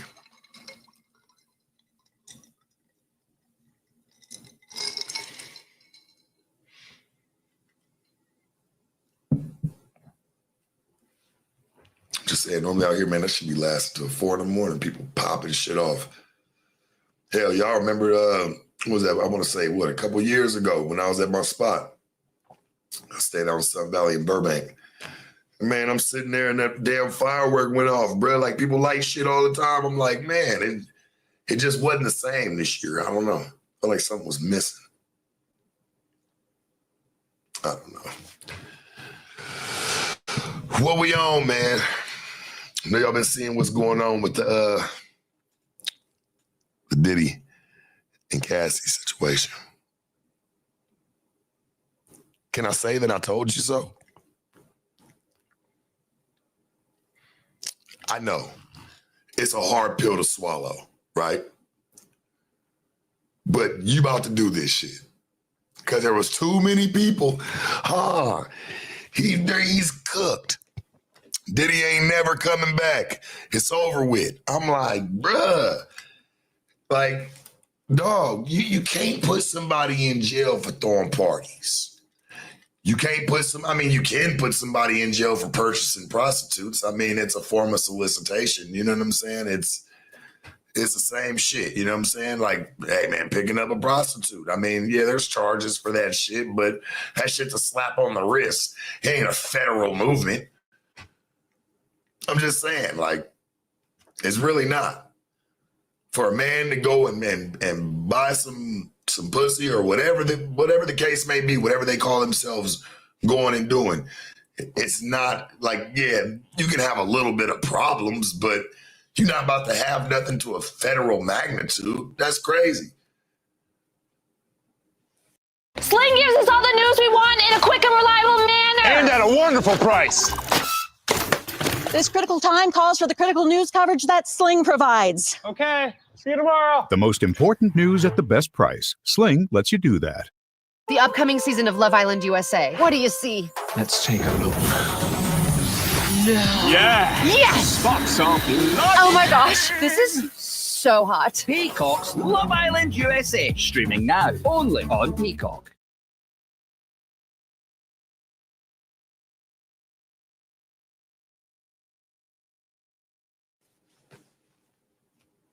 Just being honest, like, it ain't really, that ain't it.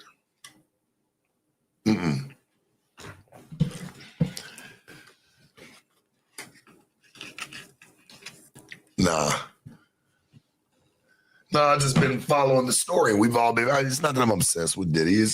We've been all following the story. Shit, you know, a lot of people told me, oh, well, wait till you see what really happens to him. Wait till all this shit unravels. I'm like, I told y'all back in the beginning. I told y'all. A lot of y'all wasn't listening in the back. So let me refresh your memory. I told you those initial charges will unravel. They never stay the same, especially when you got a good lawyer, dog. Your charges do not stay the same. That shit unravels. Whatever they hand you, let's say you go to jail tomorrow. People should know this. ABC 123, not saying you should go to jail, not condoning it, nor am I, standing behind his campaign. But if you go to jail and you go for a felony, it doesn't matter what it says on that paper. Those charges, once you get into court, they start ciphering through it. They start, going through everything. That shit starts to come down some. Unless you had a bullshit lawyer, you up in there with a public pretender, and they're professional handholders. You know what I'm saying? So I get it. So a lot of people, there is people that do get, effed out the situation, but in all actuality, all that shit starts to unravel. That shit don't never stand the same. Now he's sitting there fighting 2 charges instead of the 5. That's just how it goes, man. Like, I know people think that their word means something like, oh no, he's going to jail. He's going to be out of here for life. Man, that dude is not going to be out of here for life. That's over with, that thought process. It just looked ugly on paper. When you start to unravel it, the charges don't really stick the same. It's just the way it goes.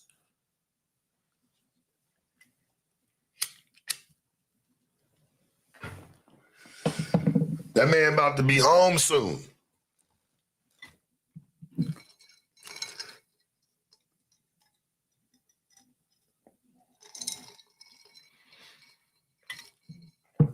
Yeah, there's a legal standard to uphold. Like I get people, lock him up and throw away the key. That's bullshit if they let him out. Man, you know, that's one thing I can respect about what, and I would never say this, but I have to respect like just the way that they haven't allowed no cameras in the courtroom. It hasn't been, because I can only imagine what would be made up or what propaganda would come from a lot of these weird ass people that like to make shit up and just, you know, make content or drama every day. I'm kind of glad that was taken out of the equation. And, you know, you just hear the hearsay about it more than, you know, oh, well, I just watched the Diddy trial this morning.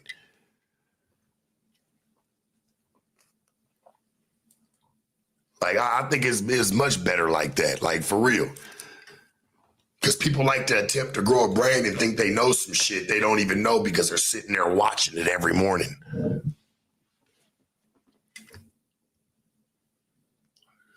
You asked me if I ever been sharp. Have you ever been arrested?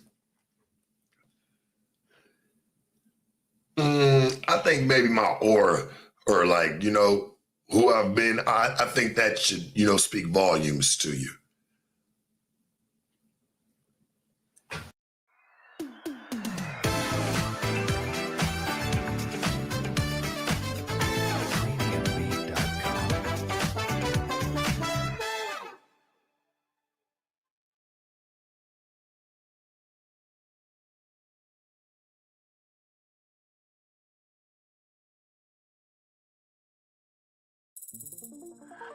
Wix gives you the freedom to tell your story with a professional website that reflects who you are and what you have to offer.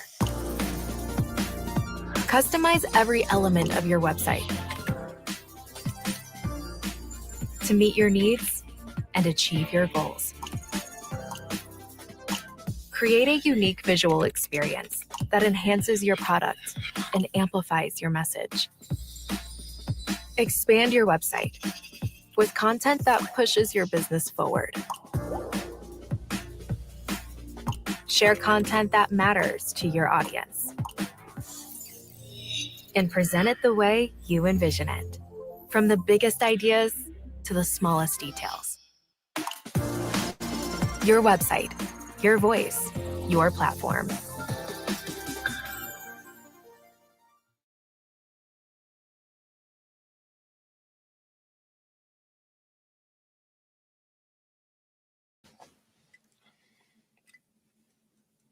I'm just saying, man, like this shit is, I try to make sense of all of it, you know, trying to see what people say, like, damn, is he a monster? Is he, you know what I'm saying? Is he, this man really fucked up? Like, man, it sounded like a lot of people was having sex, a lot of people were having fun, and when the party was over, the party was over. Once Cassie started getting some money, that pretty much summed it up. Everybody coming. I've told y'all before. That's just the way that shit goes. Diddy pissed off some people before he went to jail. Fucking with them liquor people, man. And he sued him and he won for that, all that money. There's a will, there's a way. Now all of a sudden here come, oh, the parties are a problem. Now all of a sudden all this shit that they were probably a part, it's all a problem. That's why it sucks when you let people kind of get close to you. You don't even have to have that shit going on, but they know how to twist it because they know enough of your business to be able to twist it. It happens to everybody. A family member will do you like that shit. They know your business and they get mad at you, they gonna twist your business. It's just the way it goes.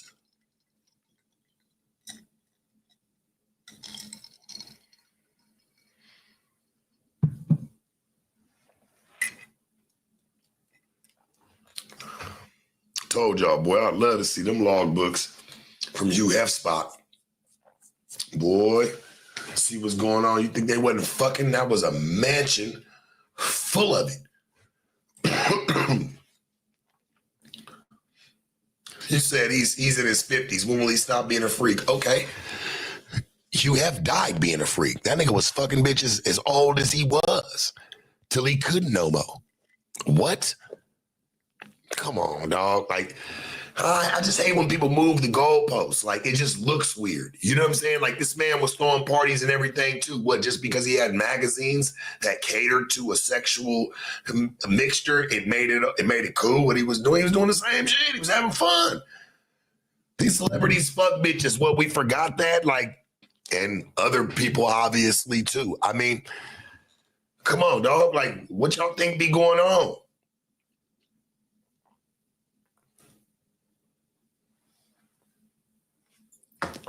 Right, as freaky as he was to you, that's just your opinion or what you think you know. Oh man, he's just a freaky ass nigga. That you could say that about a person. It doesn't hurt nobody, like whatever, right? But when you trying to like make it seem like he did some real fucked up shit behind the lines, it's like, nigga, sound like he had a couple of fucked up relationships, whether he was putting hands on the girl, whatever, like, you know what I'm saying? Not saying it was right, whatever. I'm just saying, like, he had regular shit. But the problem is people feel like, well, oh, when you have money or you have notoriety or, you know what I'm saying, you're not allowed to be a normal person. You're not allowed to go through any of that. When you're having money, notoriety, fame, success, power, whatever the fuck you want to call it, you're not allowed. Damn, that's crazy. As a human being still, because you are that. You're not a robot. To make mistakes or go through things that normal people go through every day. Half the people that probably said something about him did way worse themselves in their own situations. You're just not rich enough for anybody to talk about that shit. It only makes it so far. Shit falls right in front of your face, how far it goes.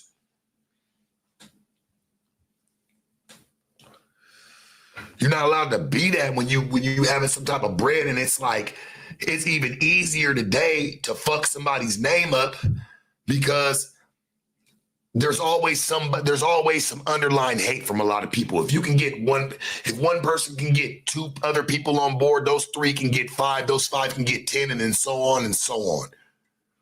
It's how the shit grows and goes. Oh, well, we've seen him up this high for a long time. Let's see what he looks like down. People get bored. Want to see you out of there.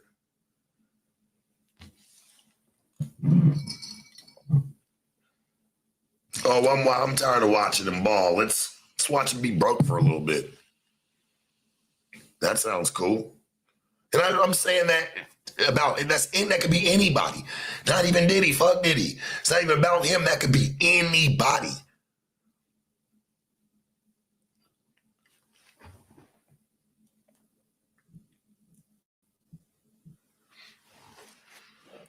Oh man, I told y'all.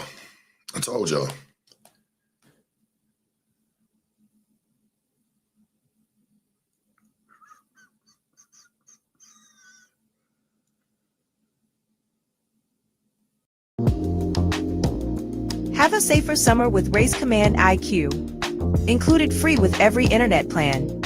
Parental controls, including screen time management and content filtering, are built right in. For a limited time, get 1 month free on plans 1 gigabit per second and higher. Ready to take control of your summer? Order now.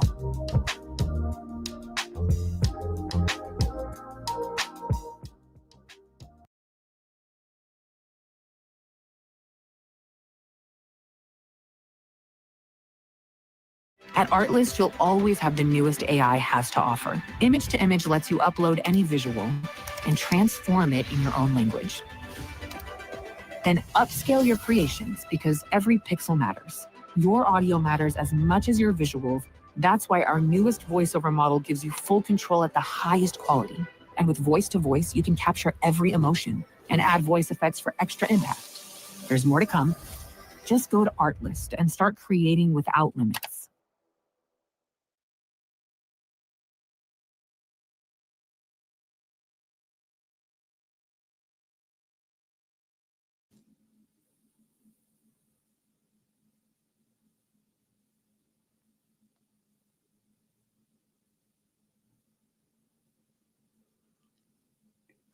Yeah.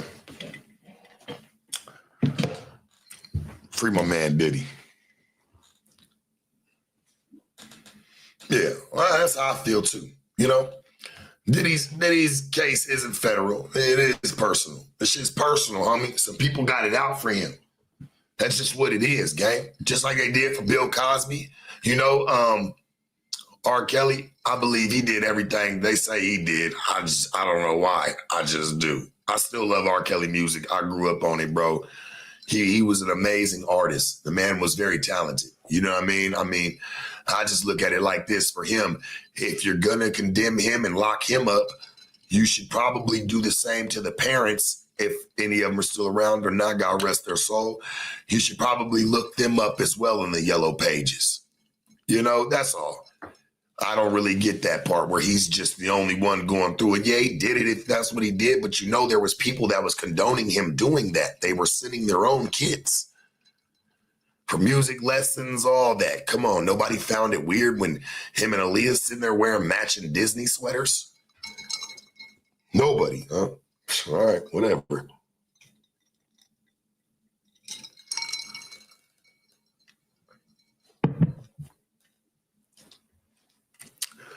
They're trying to make it seem like Diddy has this big old sex ring, sex operation going on. He was just a nigga with a bunch of money that liked to fuck. I don't think that should go over anybody's head. I just don't. We can laugh at it. We can roast it because that's just what people do. We can point at it and say, ha ha. But to say the man deserves all these years for that shit is kind of crazy. Slander and time? Damn, that's what we coming to?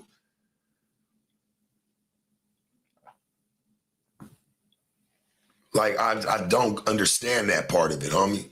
And like I said, the media and everybody's saying the shit they're saying, it's not making it no better because it's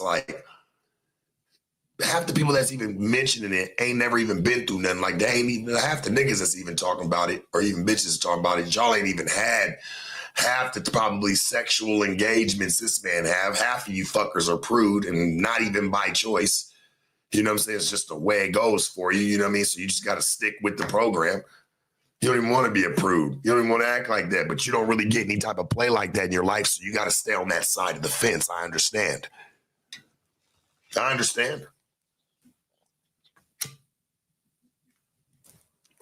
You're not comfortable. I get it. That man been doing that shit. He been in the industry for God knows how long now. We all know he been doing it. I just don't understand why is it a problem now? What happened?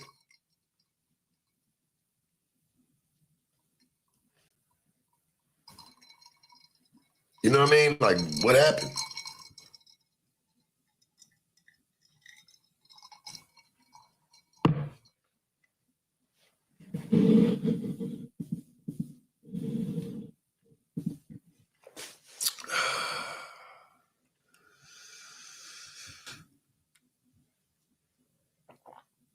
Yeah, I told y'all, man. The man's gonna be out very soon. It's all unraveling. Now, y'all saw that the rape allegations got withdrawn. Why was that?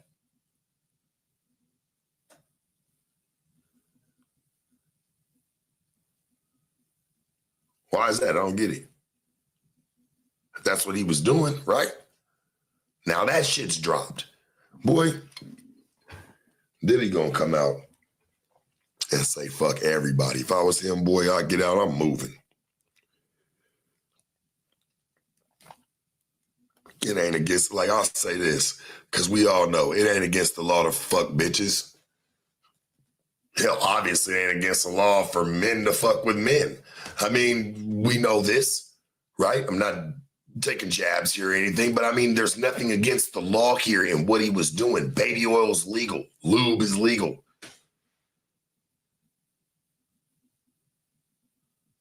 People say, oh, he's putting drugs in the baby oil. No, the fuck he wasn't, man. People want to do them. You don't have to sneak them. The niggas throwing parties. Everybody's doing drugs. Everybody's there for the liquor, the free drugs, all that shit. They're kicking it.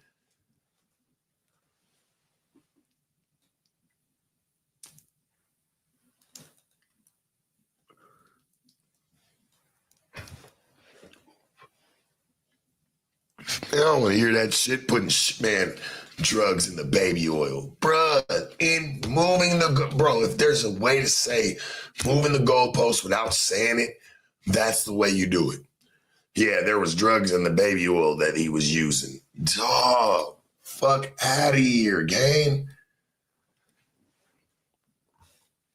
You know what's so funny? For people to say it should be taken serious. I don't see it being taken serious anywhere. I see more memes and more people making fun of it and humiliating his name and just who he is versus actually being like, damn, that's a fucked up situation. Let me be respectful to it and let's see how it pans out. I see more jokes, skits, memes, videos, more shit that's roasting and laughing and everybody's laughing about it versus being like, damn, it's kind of fucked up if all this shit really did take place. If that's the case, you ain't even respecting the victims. You just making fun of it yourself. Everybody doing this. It's weird to me. I don't get it. It's like, damn, it's a joking matter. How's it a joking matter? This man gonna get 20, 30 years or whatever, 40 years. How's that a joking matter? This shit should all be serious. Everything that took place. But it's not, because it's all a joke.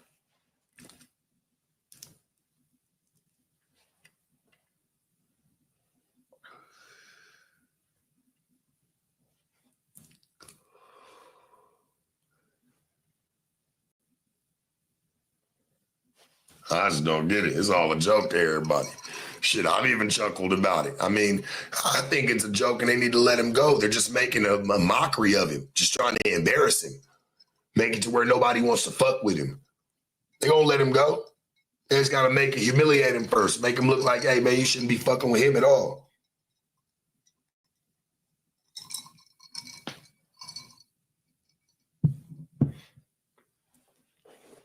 Wish you could control your life like how you can control your lineup on Sling? Here's your guide.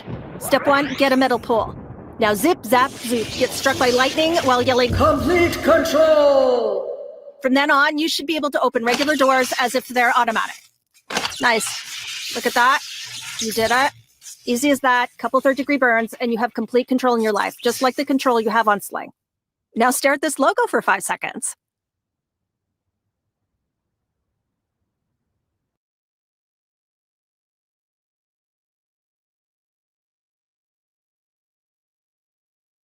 Knock, knock. Hi there. I'd love to show you what a K-12 powered school is really like. Step inside. Here, you can dive into subjects you love, move as fast or as slow as you need to, and let your learning soar. You'll connect with teachers and classmates, explore your interests, and learn great skills for the future. Hey, know what else is knocking? Opportunity. Discover yours. Now enrolling.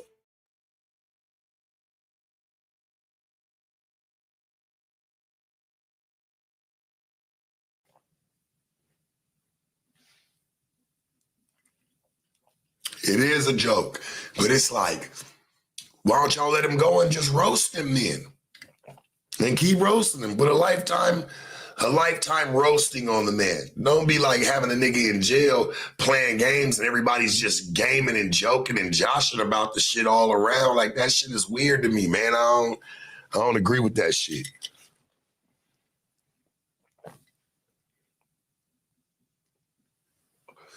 The case was very laughable because that's all it was, like baby oils and, oh, well, he's having freak offs and, oh, there was gay lovers over there and gay prostitutes and, there was women showing up like, all right, like, yeah, hey, listen, I'm not saying there's nothing against the law for somebody, that was soliciting, like, you know what I'm saying, or fucking with a chick, buying some pussy or whatever the case may be, buying some dick, whatever, doing whatever they doing.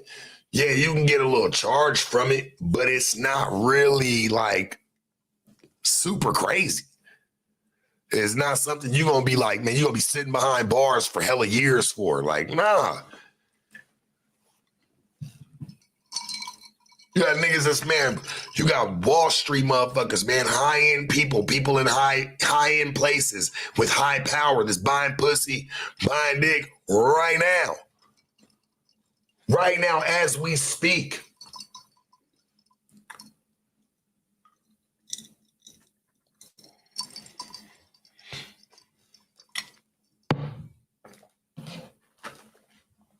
Say, but didn't he help kill Biggie Smalls and Tupac? I mean, come on, bruh. We can't move the goalposts. Just because one thing ain't working out, you know what I'm saying, when it come to courts. Like, just because one thing ain't working out, we can't jump to another. Oh, well, let's talk about this now. Like, bro, we should have been talking about this shit as a package. It shouldn't be, well, oh, yeah, we want to talk about this too. No, y'all should have been figured that out.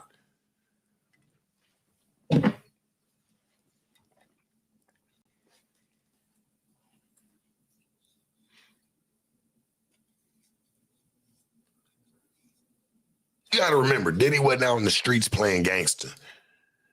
He's just a freaky nigga that knew how to dance. Think about it. He was a dancer. Man, come on. I ain't saying with a little money, niggas don't get hot-headed. All these niggas do. Hell, athletes do. You know what I'm saying? They get to talking some shit, but don't mean they moving.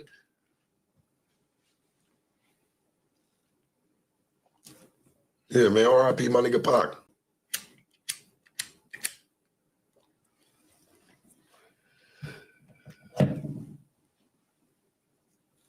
I don't fuck with that shit. Let that man go. I'm done with all this shit. I hope this era passes of where people just make money off of people's like just making up shit on people. I get some shit stems from a truth. Okay, the baby oil. Okay, the lube. The you know what I'm saying? The little freak over this, him throwing parties and doing the shit that he was doing. All right, but what makes it go past that? Like to where he in jail? Oh, well, he was purchasing. They were getting prostitutes, and they were okay. That's not a major crazy charge.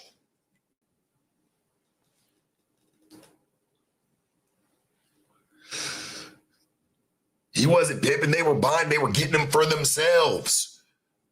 They weren't getting them for other people. Like, look, we're bringing hella prostitutes, everybody, and making deals with them. Like, oh, well, when you're done with them, you're going to pay them for this, and then they're going to bring me the money. He's not. There was none of that going on. So all them trafficking charges and shit, nigga, if that's the case, everybody guilty. How many niggas done flew bitches out across the country? Fucked on them, sent them back. Happens every day.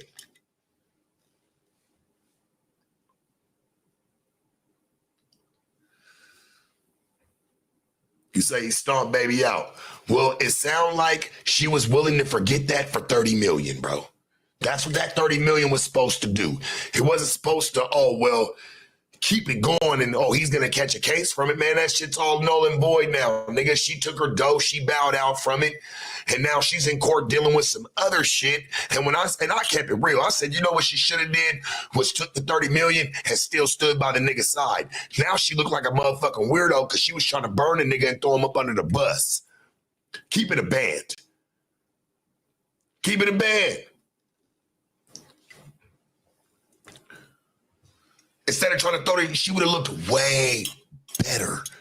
That's all I'm saying. If you're going to use your mindset of like, okay, you got to strategically move with it. Okay, you want to get your money? That's fine. Get it. But you know, like he knew, that your skeletons would eventually come out the closet. He's in there fucking with the feds. They're unraveling everything. They want to know the last time. They want to know what he did. When did the nigga fart last Tuesday? Man, what day, what time did he do it? Like, they want to know everything, man. You're a part of that. She's going to have to settle for some of that shit, too.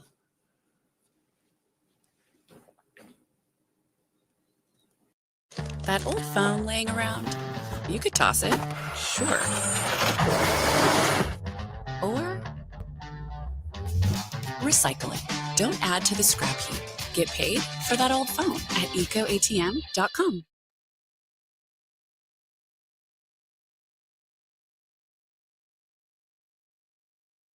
If an app was built on an AI code platform but no one has published it, did it ever really exist?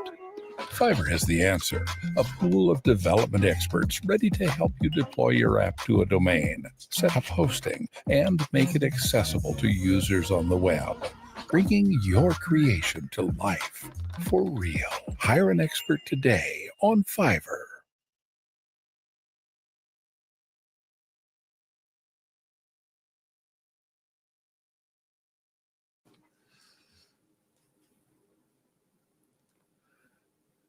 I'm just saying, she should have took the money and still stood by the nigga's side, even as a friend, game. You was there for 14 years, bitch. I know you wasn't no saint.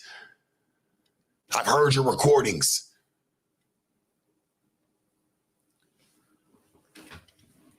You wasn't no fucking saint, baby. It's okay. Nobody's here to throw shade. Nobody's hands are clean. But you should have at least been, you know, hey, I don't fuck with the nigga, but I don't want to see him go down, because deep down inside, bitch, you knew what it was.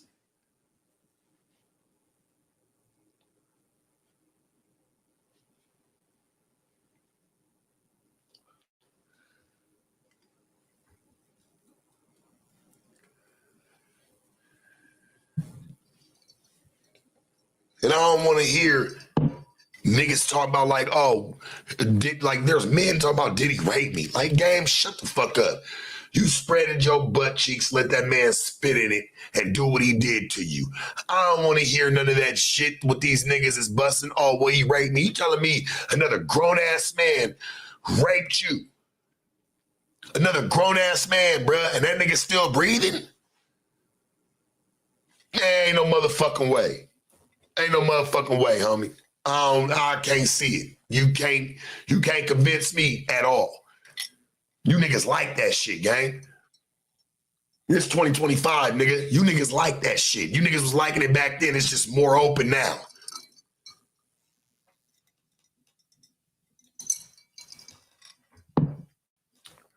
And that's cool. But don't go lying. I ain't here to knock nobody about your sexual preference. Whatever it is you do, it's on you, homie. But I just look at it like this. Don't go lying about it and acting like, oh, well, he just raped me, like you was just this innocent dude. The nigga that was in jail, the nigga that's in prison, that sued him for fucking like 40 million, 50 million, some shit like that, and won. I'm like, bro, you talking about he raped you at a party back in 1998, 99 in Detroit at a party. Like, bro, what the fuck? You in prison, gang. You let niggas, man, you got it, bro. You got it. You got it. That's crazy to me. That's crazy to me, homie. You niggas get around there, Diddy get to promising you niggas shit, and you niggas be like, you really do that for me? Fuck it. You niggas is willingly spreading cheeks. I don't give a fuck what nobody say. It's cool, bruh. Everybody's sitting there trying to come out now for some bread. That's all it is. Like, it's crazy. Like, you didn't have no problem with it before. None of you niggas, from the male prostitutes that was getting hired, you know, even the nigga that was in jail, like, you know what I'm saying, in prison. Like, how you get that lawsuit off now? From 1998. Damn, bruh. Your butt been foreign to that man for, 20 years.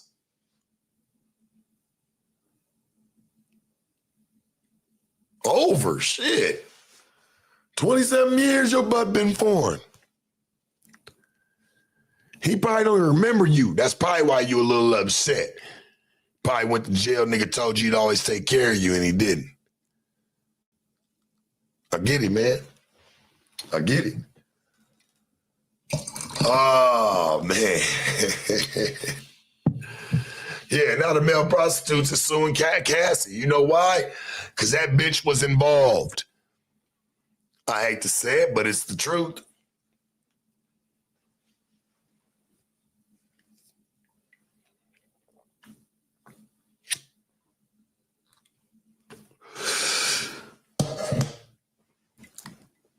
Because you know why? Diddy she learned a lot of that shit from Diddy. She knew how to deal with them prostitutes game. She knew how to talk to them like, nigga, I'm paying you. See, that's why, in the game, we never told bitches to deal with nothing black but a Cadillac, and I ain't even want to talk to those, but that's neither here nor there. This is what happens when you deal with people. Hey, man, they get to tripping. Better go deal with you, Thomas or Roger. Better go do something like that. You getting to dealing with a nigga Diddy and Cassie and all that extra shit. Homie, what you think gonna happen?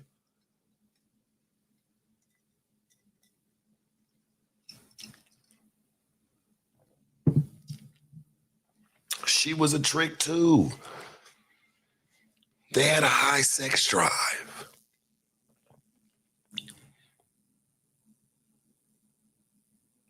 They had a high sex drive. They were just feeding their need. I'm telling you from experience, from just being in the game and just knowing how, they're professional tricks. They know what they want, how they want it, when they want it. They call probably the same people when they get comfortable with them. I don't think Diddy and Cassie was just running, I don't think they were just running through a whole bunch of people constantly. I don't believe that. I believe it was a certain core few people. They would fly out.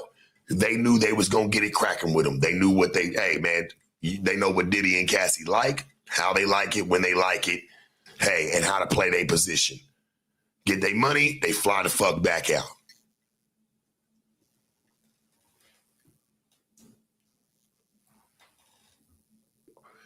That's just what professional tricks do. They don't just keep bouncing around from people unless the person ain't conforming to their life, what they like or their needs. That's any trick though. They gonna go find that shit somewhere else. They're not gonna try to beat it into that person or threaten it into them like, hey, you better do this. Nigga, they got money.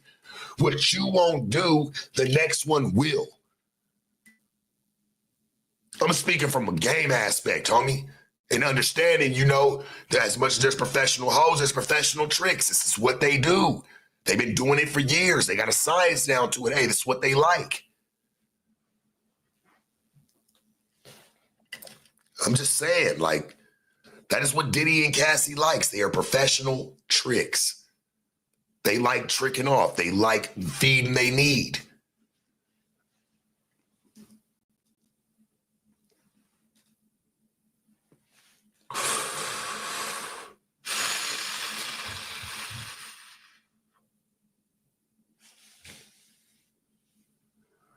Man, T.I. and Tiny get down too.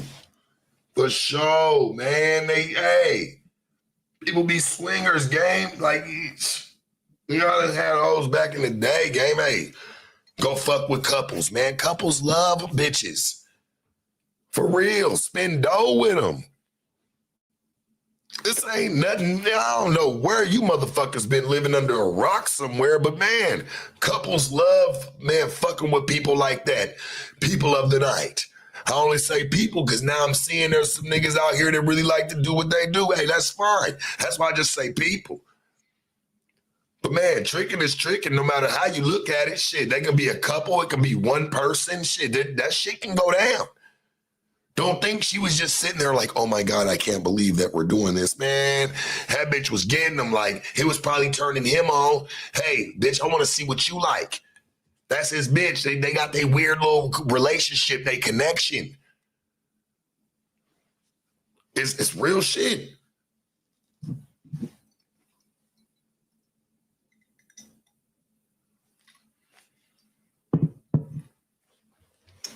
That's why he was probably telling her, hey, you get him. He never left Cassie out. That's why Cassie was in the motherfucking phone recordings. Sitting there threatening that boy. Talking about what video you got. First and foremost, why would y'all get, but you know what?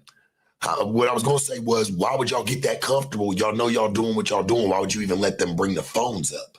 Or even have something where a nigga can get a recording like that of you. You know what I'm saying? Where you're like, and that's Cassie on the phone like, well, What recording you got of me? I want to see.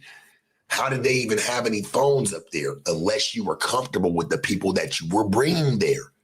You been had them there. You was comfortable with them. You wasn't tripping off them having their phones, nothing. You know, a lot of famous people, they be like, man, leave your phones downstairs. Don't bring them shits upstairs. Like, you know, and motherfuckers, you got a choice. You can either accept it or reject it. You ain't got to go, but most people are like, man, fuck this phone. Let's go. Real shit. How the fuck did he even have something up there to even record you?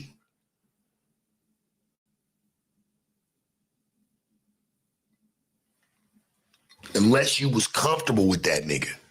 And you was comfortable with whoever the hell you was bringing.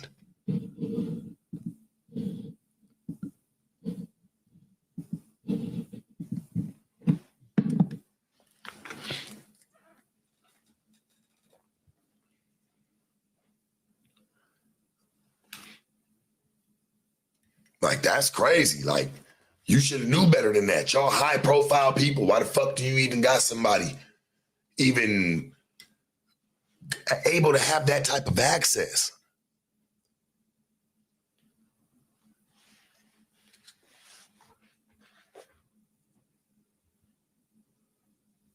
Yeah, not a level of fame, bro. I don't give a fuck. Like, no, hell no. Why would you even allow that? And you know y'all like to go up there and kick his shit. You did it for a reason, because you was comfortable. Y'all been dealing with them people, and that's what I'm saying. Professional tricks or people who do that shit trick off a lot. That's what they do. They find some shit they like, they conform and make it to where, hey, it's like getting a haircut. I don't have to go in there and tell my barber what to do. He just knows what to do because we built that rapport. Same thing with them. You know what I'm saying? Shit. When they calling prostitutes or calling somebody up there, they're calling the same people, and then people know what to do. Straight the fuck up.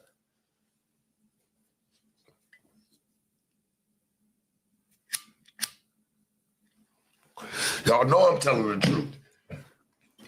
They've been dealing with them people that's been calling them out and trying to sue them and sue Cassie. They've been dealing with them people for a while. That wasn't nobody knew. That wasn't no fling. That wasn't no just overnight lover, one night stand. Nigga, they been dealing with them people.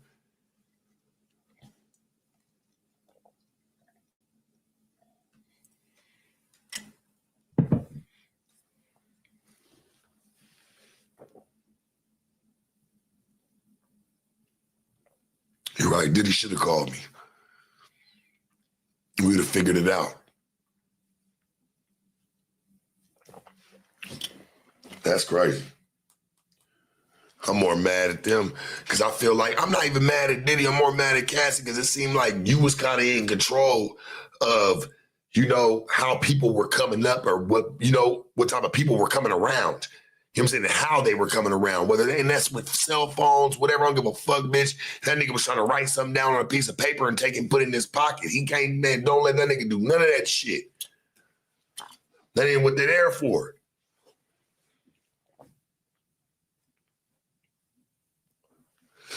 I don't know what Meek Mill was doing. That ain't none of my business. I know he was kicking it with the nigga Diddy. I don't know.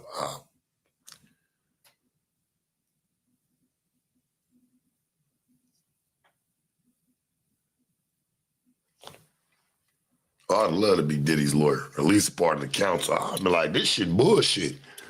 Y'all need to get this out of court. Because you know what? You're not only playing with the man's life, you embarrassing him. It's like just putting his draw, man, just, you know what I'm saying, showing everybody his underwear. Like, man, here, you embarrassing him, bro, and not giving him a voice. That's what's worse. See, they know that. See, in media or anything like that, like, people can stand a chance when they can put their voice to play. Diddy's not able to really put his voice there. It's just smothering him. They know what it's doing. Take his voice away. By the time he gets out, they want to make sure there ain't not a motherfucking soul on this planet fucking with him.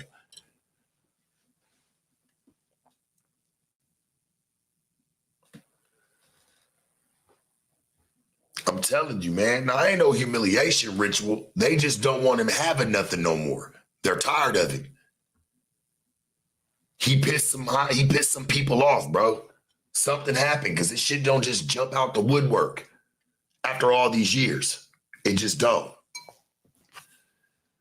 I feel like it's being used as an advantage. That's all it is. This shit's just embarrassing. That's all it's doing. It's embarrassing him and it's taking his voice away where he can't speak for himself.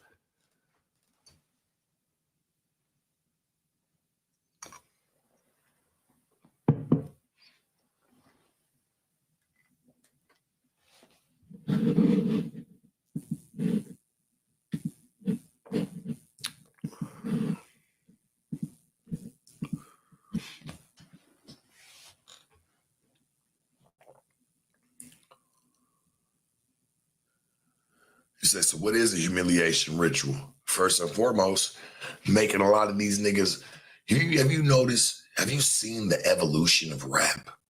Have you really seen it? Like the way niggas dressed. Hell, even the way niggas talked. Have you seen the evolution? Have you seen how it's evolved? It went from gangster shit to pop my wrist shit. Like, I'm just waiting for Lil Uzi. I mean, the only thing he hasn't done is said it. That's it. He's done everything else. Like you look at rap today and what people are doing with it, just from clothes, where they're dressed, like what message they're pushing. Boy, it's a night and day difference. You got niggas dressing like full-blown girls up there rapping. Talking about, nigga, I got the chopper and I'm gonna lay all y'all down. That's emotional. Just like a female. That should be emotional. Niggas be dressing like full-blown girls, talking about, nigga, I'll kill you. And I'm like, nigga, what the fuck? That shit's emotional.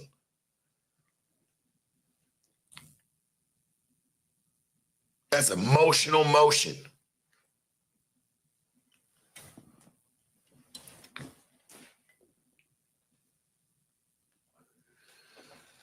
I don't know. That's just what I be seeing. If you ask me, niggas be dressing like full-blown girls. And hey, teach their own, but like, don't try to water down rap and be like, well, this is style, this is drip. Nah, nigga, you know you wearing girl clothes, gang. Playboy Cardi, all them niggas be wearing full-blown girls, nigga, thongs. Thongs outside sagging, nigga. I'm like, what's wrong with you niggas, bro? Like, it can't be that much money in the world that you doing some shit like that, bro. I don't give a fuck. Your preference, like I said, it's not about being gay. It's not about being any of that. But just like, don't try to sell don't try to twist it and make it seem like, oh, well, you're just normal doing that. Nigga, no, you not. You niggas know what you is. You know what you are. Let me correct that. You know what you are.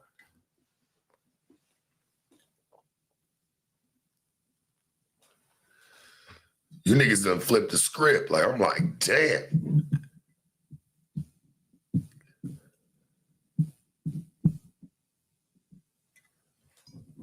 That's rap for you these days. It ain't what it used to be. Never thought I'd say that. Like, it's crazy. It's not what it used to be. Like, it's just like, that shit changed.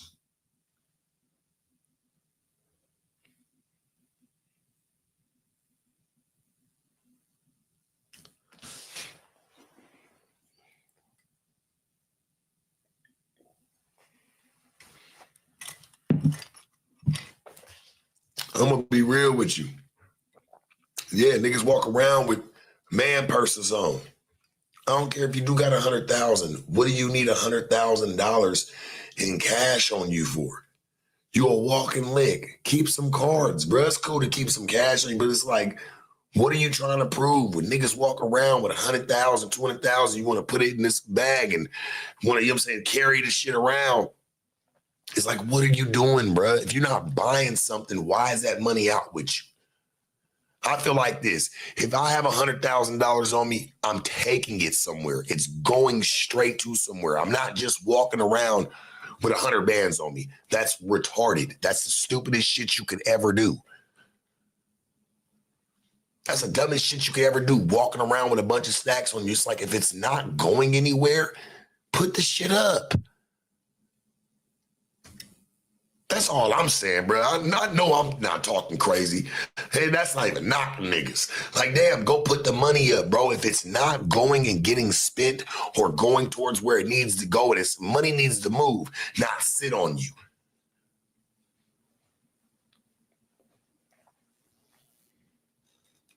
I'm just saying. Money don't like that. That shit just draws more attention. But I know that's what niggas want, attention and clout. It's like, nigga, you want a nigga knowing all your money business? Like, man, fuck all that. What they don't know won't hurt you.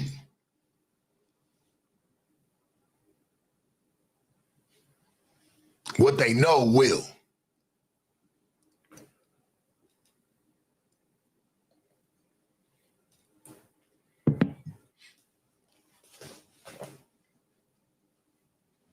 Never understood that. Niggas went around, yeah, man, I got 100,000. I can understand a nigga want to go vlog it.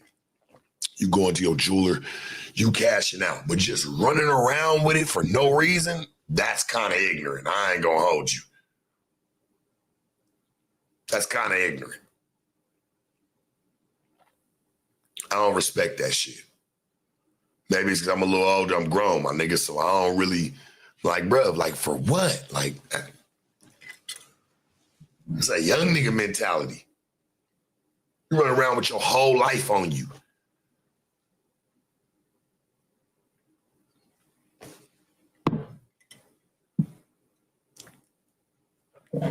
Giving a nigga action at snatching it from you in a split of a second.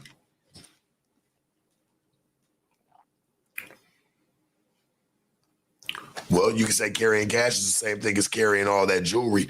Well, at least I know where to wear the jewelry to and where not to wear it to.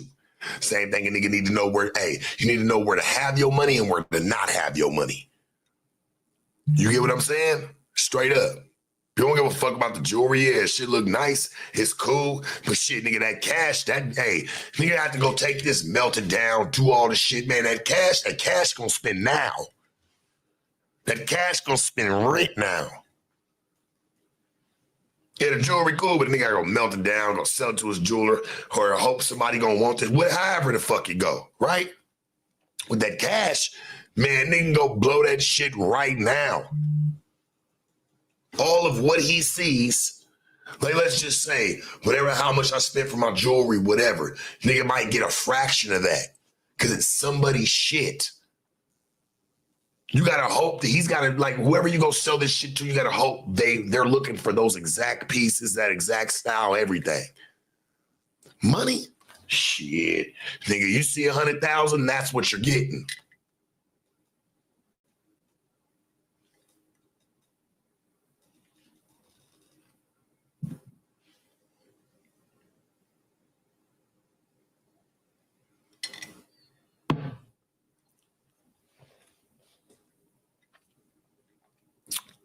Yeah.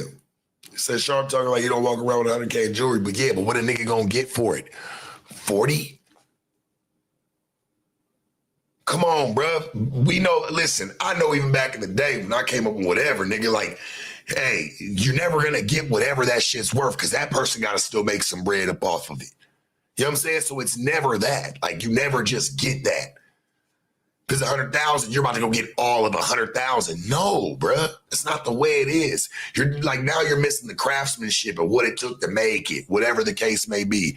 All the shit that comes with it. That's where the extra money comes into play. You just try to snatch this shit and take it in there. They gonna be like, well, I mean, we ain't gonna give you no 100 because we gotta make money off of it. You can come in there and be like, man, I want 100,000 for this shit. So I know that's what this shit costs. So I want 100,000. Nigga be like, man, well, I can't give you 100,000 because we're not gonna make no money off of it. If I just give you what you want, so you're never gonna get that. I've been having jewelry for years, bruh. I'd buy jewelry. If I got fucked up, I'd be like, man, I'm gonna go sell a piece. They never gave me what I paid for it. They never gave me what I paid for it, homie. I don't know no nigga, unless you got like a plain Jane, Rolly, some shit that's a year that somebody's looking for, homie. It's the same thing with cars. Well, even old schools. Once you start making them yours, you can say your car worth 50,000, 60,000, but it's only worth 50, 60,000, 100,000 when somebody comes and gives you that. That's the only way that shit's worth that. Whatever the fuck you put into it, my nigga, hey, you might as well null and void that. You gotta hope somebody wants to buy your dream that you built. People know how this shit go out here, especially people who are, haggling, moving shit. Cars, whatever, jewelry. They know how this shit go. Yeah, nigga, bust down watches, nigga, ain't worth what just a plain Jane. Because Rolex don't make bust downs. All that shit goes aftermarket. You take the watch, then they go drill at the watch. That's taking value away from the watch. You gotta hope somebody wants to buy what you have. That's the only way even you can. That's what I said. Whether it's 50, you say this shit's worth 50, 60, 70, your car, whatever. It's only worth that when somebody comes and gives you that. The only way.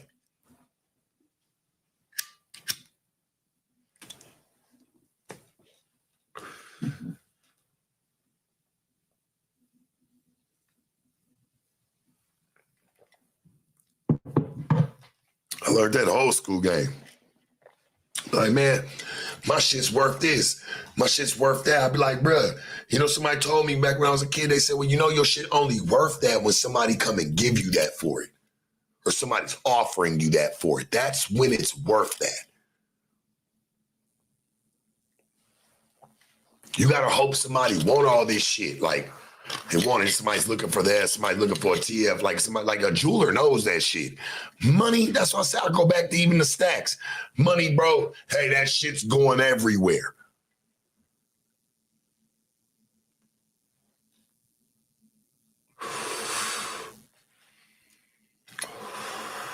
That's why I just don't understand why, like, young niggas like, hey, man, I love y'all. Put your money up, dog.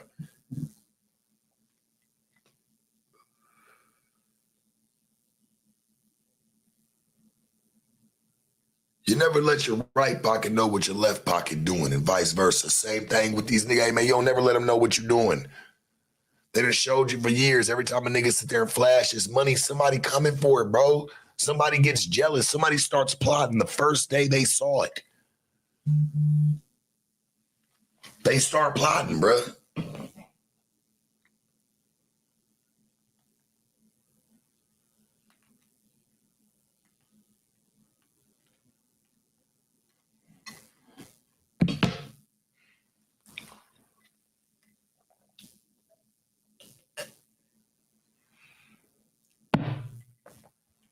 Most niggas, man, hey, the first day they start seeing some money that you got, hey, homie, they start plotting on how they can get it from you. Even if that's just hustling it from you or talking you into giving her, just sitting around waiting for some of that shit to spill over. A nigga try to figure out a way, homie. Straight up.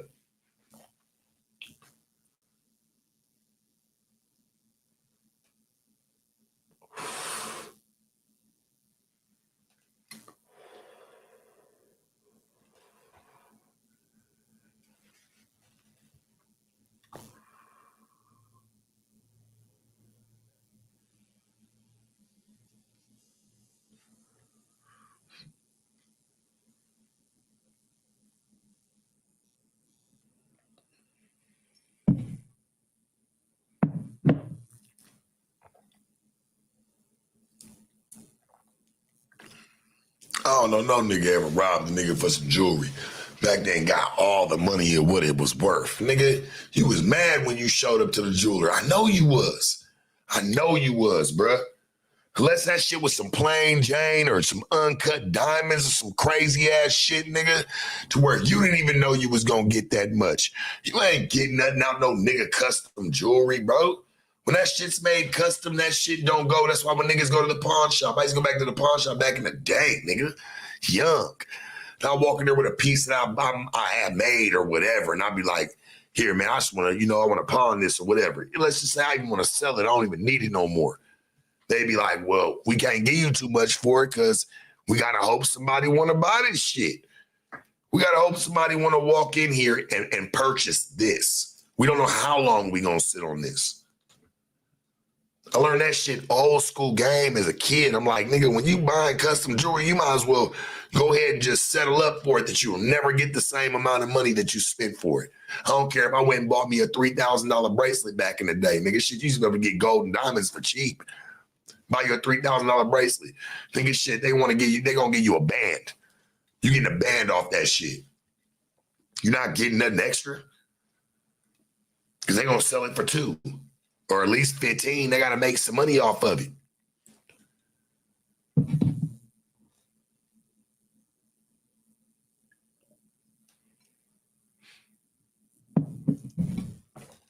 Yeah, I know the butt man. You can know the bust down man. Shit, you can go to Miami. Man, niggas is buying Cubans up like a motherfucker, but you're not gonna get the money that you think you gonna get. That's all I'm saying. You hear a nigga say, yeah, I spent $100,000 for my jewelry. Let's say you come up on that jewelry, whatever the case. You go and take that, even the bust down, man, you know you're not getting that, dog. Like, use your fucking head. You and I both know this. If you ever dealt with jewelry, you ever came up on anything, nigga, I don't give a fuck if that watch you came up on, nigga, the Rollie was a Stoli and the motherfucker was worth $30,000. You go pull it up online, this motherfucker's worth $30,000 sitting like it is. You're not getting $30,000, dummy.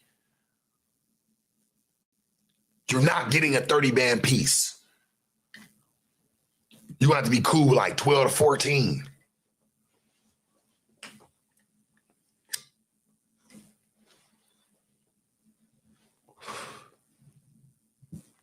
Just saying.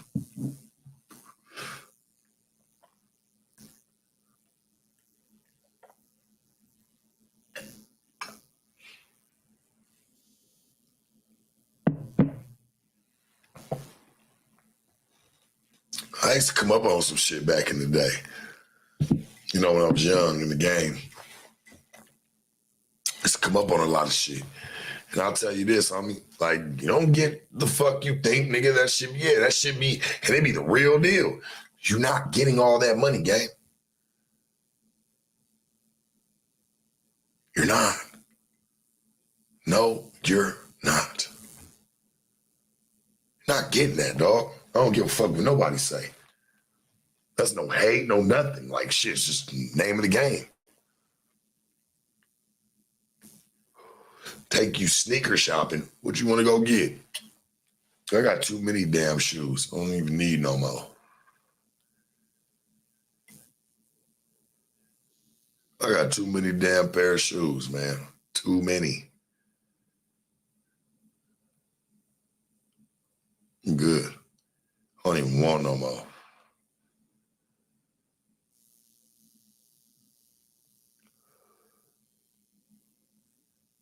And I always got a fresh pair on, some shit that you don't just see around. Even right now, shit, I always got some fresh kicks on, my nigga. I ain't never, from dress shoes to, man, because I wear a lot of hairy things. I mean, I can stay fresh. You dig? Shoes will match the clothes.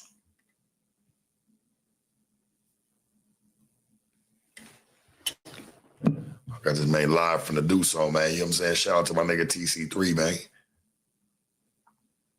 That nigga just dropped a new joint, too. Go check him out. Shout out to the West Side, man. 30s. Shout out to my niggas, man. Nothing but love to y'all, boy. They over there fucking shit up.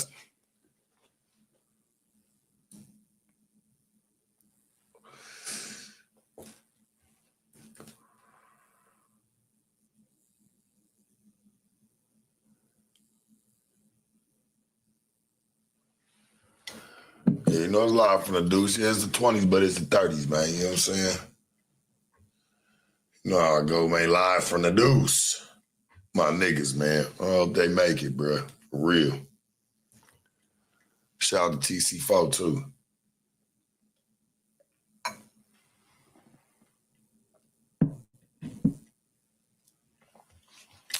Shout out to my little nigga HBK, too, man. Pharaoh, nigga, I already know, bro. I can't wait to sit down with you, boy. Real talk. Shout out to the little man, to the little homies. They on their way. Give me some ice, gang.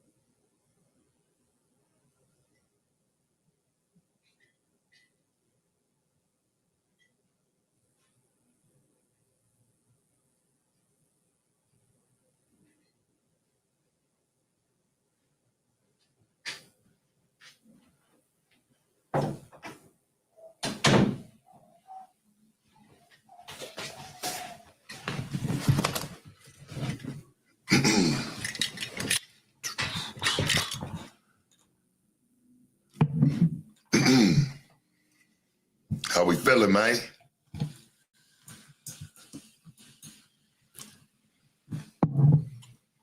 What we on?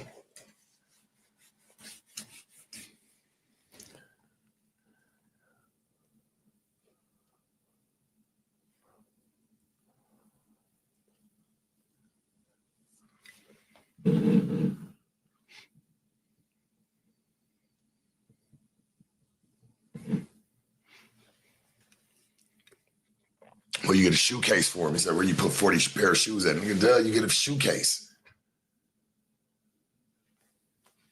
Get your shoe case, my nigga. Can fit fucking, the motherfucker just stacks up. You can put 4 pair of shoes in each box.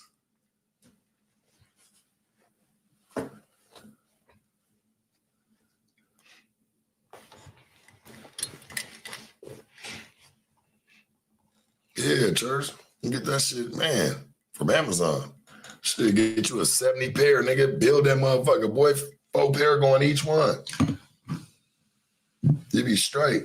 You ain't gotta have all them damn shoe boxes. Fuck that. And they keep the shoe clean. They just keep the motherfucker put up.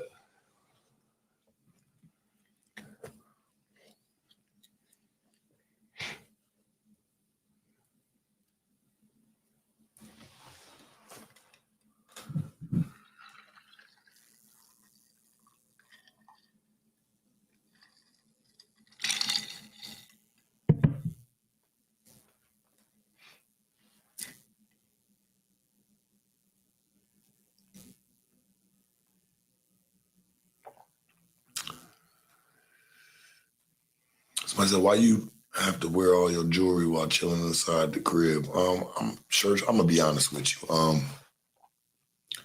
always been like that. I stay ready so I ain't gotta get ready. You know, shit, I might get a phone call. I might have to, get outside. And it might be something I gotta be to in the next 5 minutes, might be life-changing. But I still wanna be ready. So if I stay ready, I ain't gotta get ready shit. And I ain't gotta take that time and I can get to the rendezvous spot and I can get what the fuck I need to be on. You dig what I'm saying? Just gotta stay on it, man. You just gotta be ready. That's all.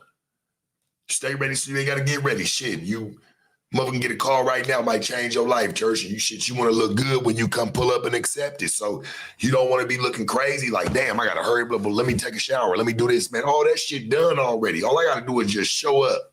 Get to the rendezvous. Simple math.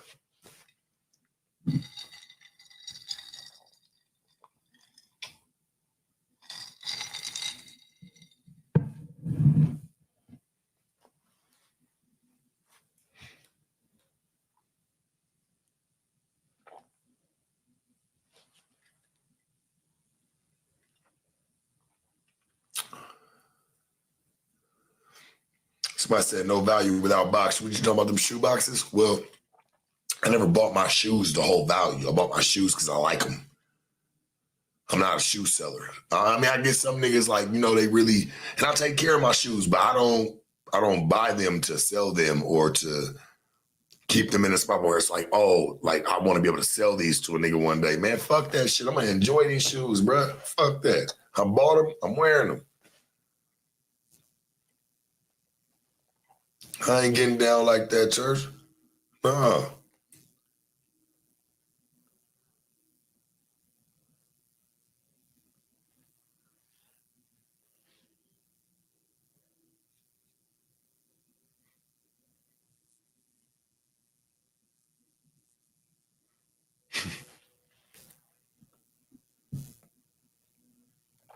No, I respect the sneakerheads. I'm just saying, like, because I love shoes, but I'm not about to sit there and not wear my shoes because I'm worried about being able to sell them later. I mean, I bought them to wear them. I didn't buy them to sell.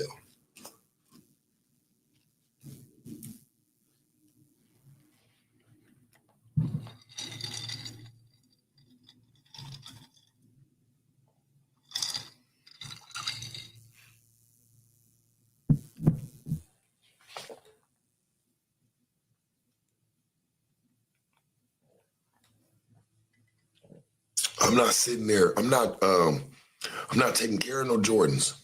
Fuck Jordans. You know? And I wear them. I got a bunch of them. But I'm not about to sit there and be like, oh my God, man, I'm not about to glorify this nigga. I'll buy them because I like them.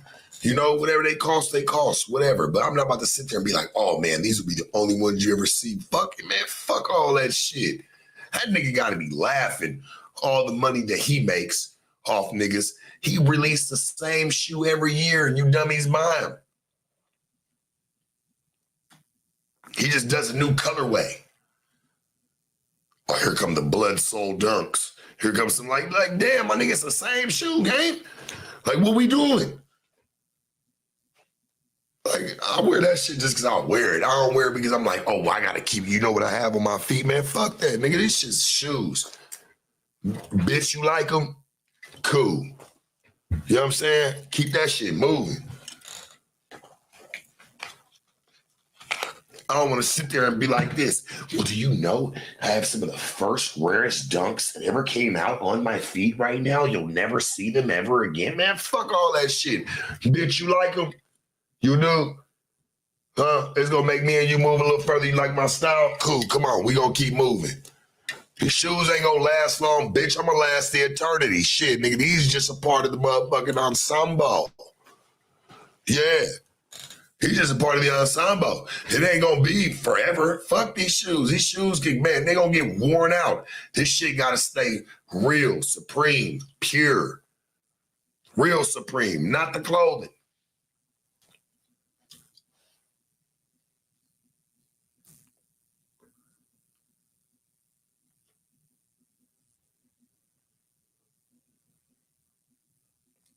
Man, them shoes should be $90 to $100, bro. Straight up. I don't give a fuck. I shouldn't be having a man bought my son. My son was like fucking maybe 5. He's probably 5 years old. Bought this nigga a pair of fucking Travis Scott's, nigga. They even wanted $400 for his. Like, what the fuck? This nigga's gonna grow out of them, game. I'm paying $400 for these shoes. Am I, are you fucking serious? $400 for some trousers. I want to see my baby in some because I just like the style of shoe shit. His daddy, I got some. I had a few pair. So I'm like, man, shit, get my son some. He 5 years old. Man, this nigga outgrows them. He's like, man, Dad, I want another pair of Travis Scott's. I'm like, bruh. I'm like, I'm cool. And I bought my kids, oh man, I bought a nigga hella shoes. I'm like, man, it's fucked up because when your kid really like a shoe and it's like, you already done got it for him. Motherfucker, $400. Now he want another pair. It's like another $400. It's like, nigga, it's not gonna go down shit. It's gonna keep moving. Shit, even when you get into a bigger size, a man size shit, the motherfuckers $700-800. Show me where I got them deserts, like the ones that's like the desert looking joints. I got them motherfuckers at Cool Kicks. I played a nigga for dice for them motherfuckers, man. I got them down to like 1,100. They was 1,400 at the time. Out of Cool Kicks. I'm rolling dice with the nigga. I end up beating him in a dice game. This shit all vlogged. Beat him a little bit in the dice game. Shit, I still paid $1,100 for the motherfuckers. Like, that shit's crazy what they want for shoes. Some tennis, man, some fucking, man, we call them gym shoes, tennis shoes, whatever the fuck you want to call them. Basketball shoes, it doesn't matter. It's like, damn, like that much? Man, I'm Mariah, Travis Scott's, man, $1,100. She had a pair that was like $2,300. The high tops. I gave them to my little cousin. I'm like, man, what the fuck? I don't even wear these shits. Man.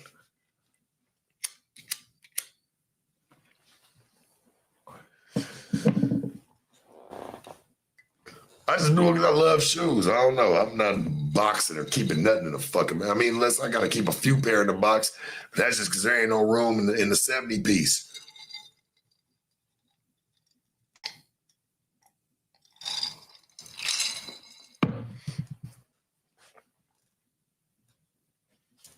Yo, shoot dice with a nigga at Cool Kicks for some shoes. Shoes for $1,400. I think the vlog's still up. When I went to Cool Kicks, it's like a couple years ago.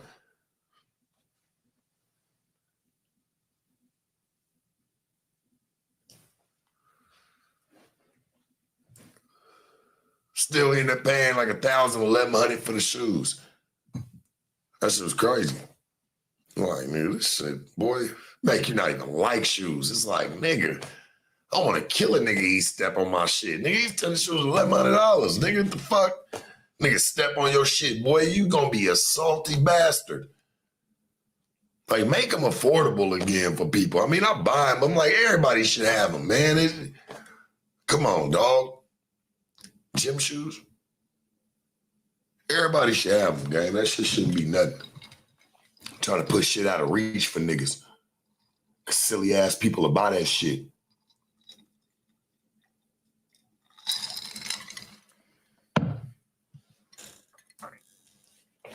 Guess my silly ass has been silly too because I done bought them.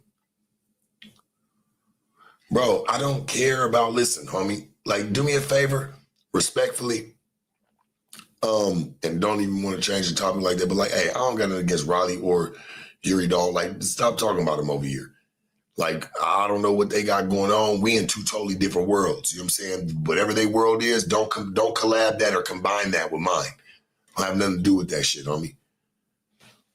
I leave it for what it is. God bless them. I hope they make it and do what they need to do in life. That's it. That's all. But they need to make shoes affordable again, man. Stop playing with people. People got kids. Got niggas saying, fuck it, man. Send your kid to school in some Nokas. You don't know what them is with them high, them thick ass soles? Them shits look comfortable. I ain't gonna lie. Them motherfuckers look comfortable. I be seeing the richest niggas in the world wearing some of them. I'm like, man, why you got on some Nokas, man? Them motherfuckers look comfortable as hell. I'm probably gonna give me some of them or some Skechers.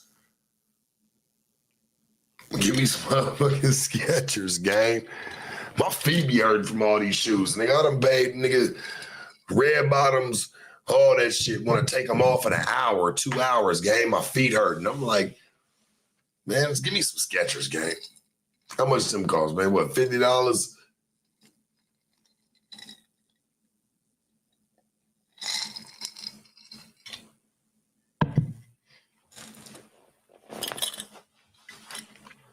Skechers, reach out to me, man. We can get some stuff going. You know? We can get some stuff going, man. Real talk. Puma, shit, come on, man. Reach out, man. We're gonna get going. I would love to fuck with PF Flyers. It was a comfortable shoe. I'd like to bring them back.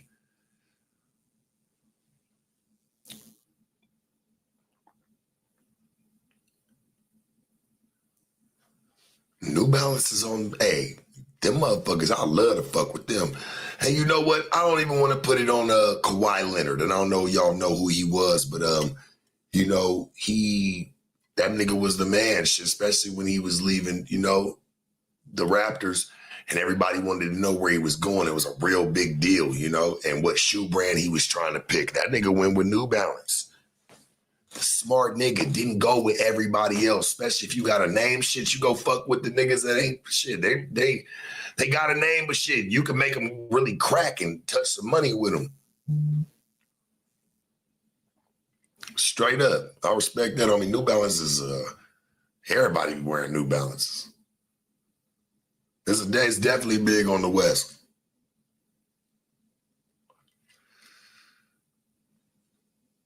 Yeah, man, shit, I have me a few pair of PF Flyers. You dig? I still got me a pair right now. I keep a pair.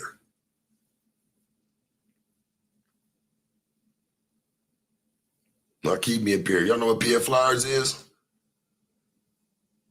Shit, I love to fuck with them people. They need to go on and hit me up, man. You know, make a kid run faster and jump higher. Yeah.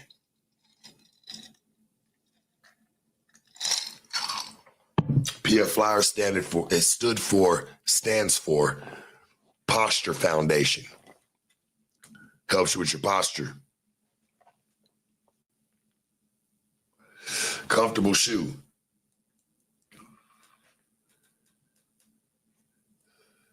Yeah, Posture Foundation. I've had quite a few pair in my time.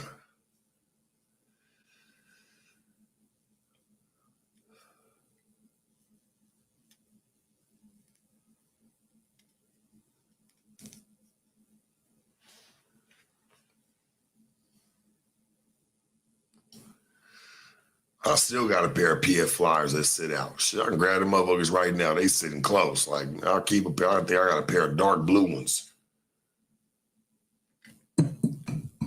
Keep a pair of PFs around, man. I ain't wore them in shit, God knows how long, but shit, I always kept a pair.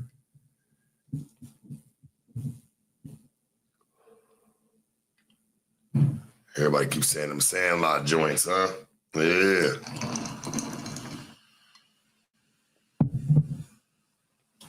Hell yeah.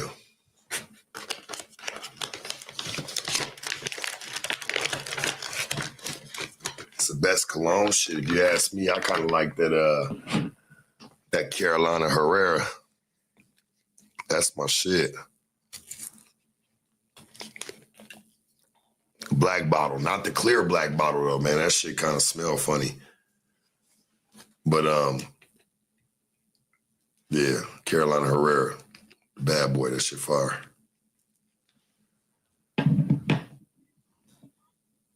That's one of my favorites. Yeah, try it out. You'll like it. You got a little chick, they be selling it like at Sephora and shit. So when she slide through, just have her pick you up some.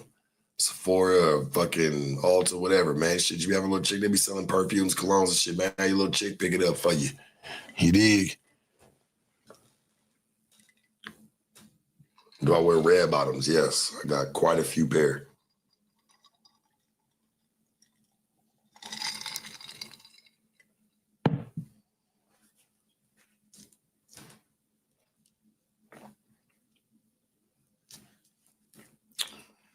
Yeah, they got a Carolina for women.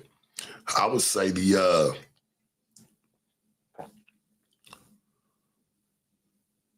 pink heel. Like, as you know, she sell her shit for the women. She have it in like the in a heel format, but it's the pink one. She got like a blue one, I think like a red one, shit like that. That shit's cool, but like the best one I'll say is the pink one. I mean, it's got like the little, like it shimmers. That's probably the best one, man. That should be smelling good than a motherfucker on a female. I ain't gonna hold you. Yeah, that light pink heel, that's the one. That shit make a bitch smell like $1 million trillion.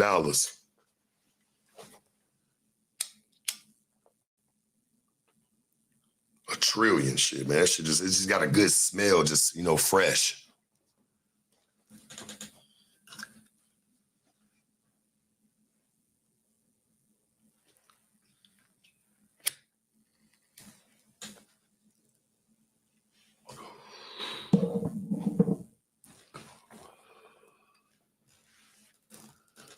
Somebody said, my white girlfriend of 8 months called me the hard ER today. What should I do?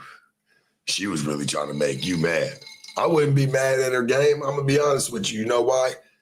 Cause you fucking her, right? You doing whatever it is that you're doing with her. She probably done told she love you 100 times over again. She just feel like she don't know how to make you mad. So she's just going to the go-to. As fucked up as it may sound, that's just what she's doing. I can't explain to you why some bitches do what they do. They just fucking do it, bruh. You gotta know how to, PYP, play your position. Real shit.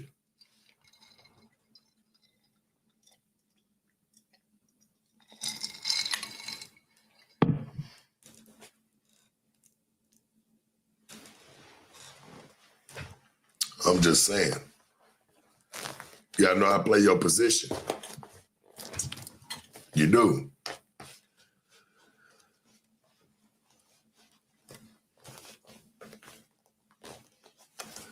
You do. You gotta know how to play your position.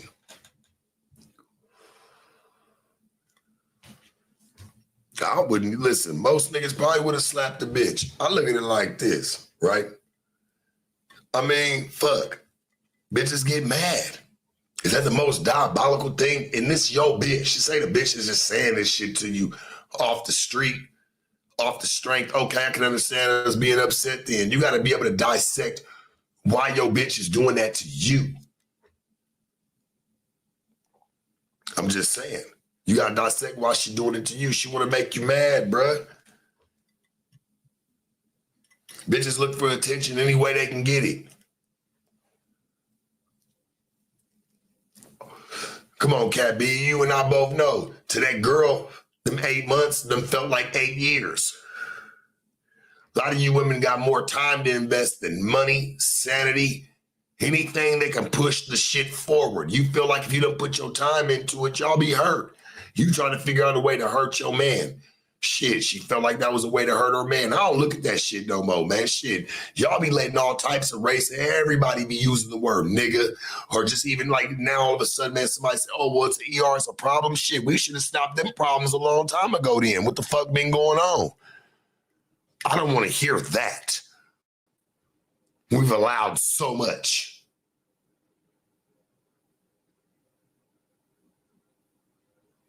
If the word's derogatory, it's derogatory shit. We not about to sit here and be like, oh, well, she said it in a fucked up standpoint. She trying to make her man mad. Bet you she went and got nailed down. Bet you he nailed her. She got nailed down by that black pole later on. Come on, stop. You got to cut it out. Like, man, you got to know when somebody just trying to make you mad, especially somebody who deal with you. You know, like, come on. That's laughable. That you know you don't even mean that. Now I know you're just trying to make me mad because you with me. You've been with me for 8 months. You've been with me for 8 months. I know you don't mean that.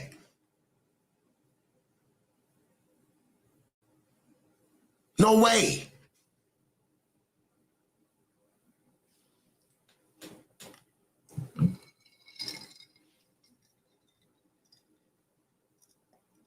Mm-mm.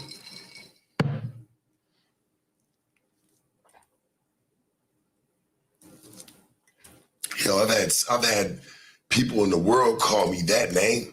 I've had bitches do way worse than call me that. I wish that was something as simple as that I could deal with. Hell, we deal with that shit in the world every motherfucking day. I wish I was just dealing with that with a bitch. I've dealt with way worse. Way worse, homie. When a bitch tell you to your face she owe you no loyalty.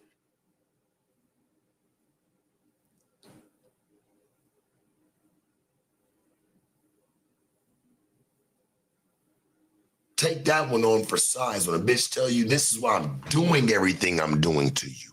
It's because I owe you no loyalty. Fuck words. Words are words.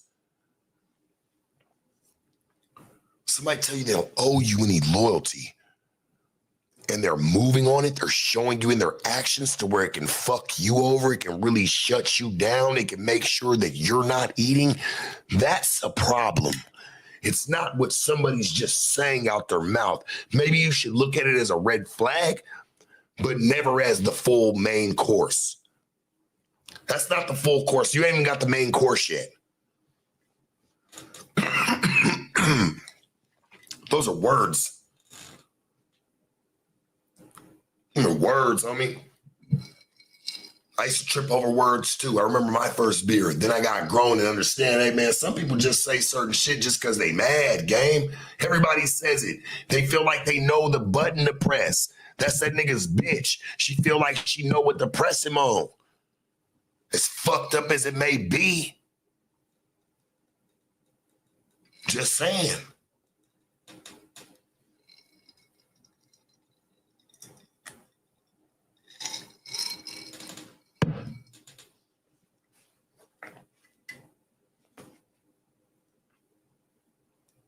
You don't find it laughable that a woman that's with a man, obviously he's black, she's with a man for 8 months, and you know, she gets mad at him one day because, you know, women get mad and tries to pull a bullshit ass card and try to say and call him something with the, you know, call him the hard ER. Okay. That's something that you laugh off. Bitch, I know you're just mad. You fucked with me for 8 months. I know you're not that stupid. I mean, come on, dog. There's no way. There's no way. There's no way. We cannot do that these days. I will not allow that. I will not allow that thinking process at all. We have to remember, okay, as a man, when you hear your woman say something like that to you, okay, take a breath, be like, damn. But then you got to start letting it sink in, because that's why I always say in the end, because that's some very ending shit. You got to go back to the beginning. That bitch really don't even want to end it with you, dog. She was really just trying to get your attention, and she was just mad. People use that word loosely too much anyway these fucking days. Come on, homie. We didn't even keep it to niggas. We didn't.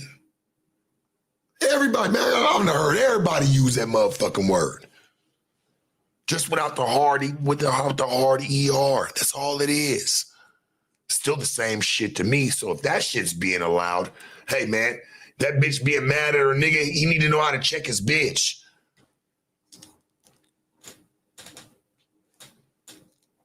Learn how to check your bitch.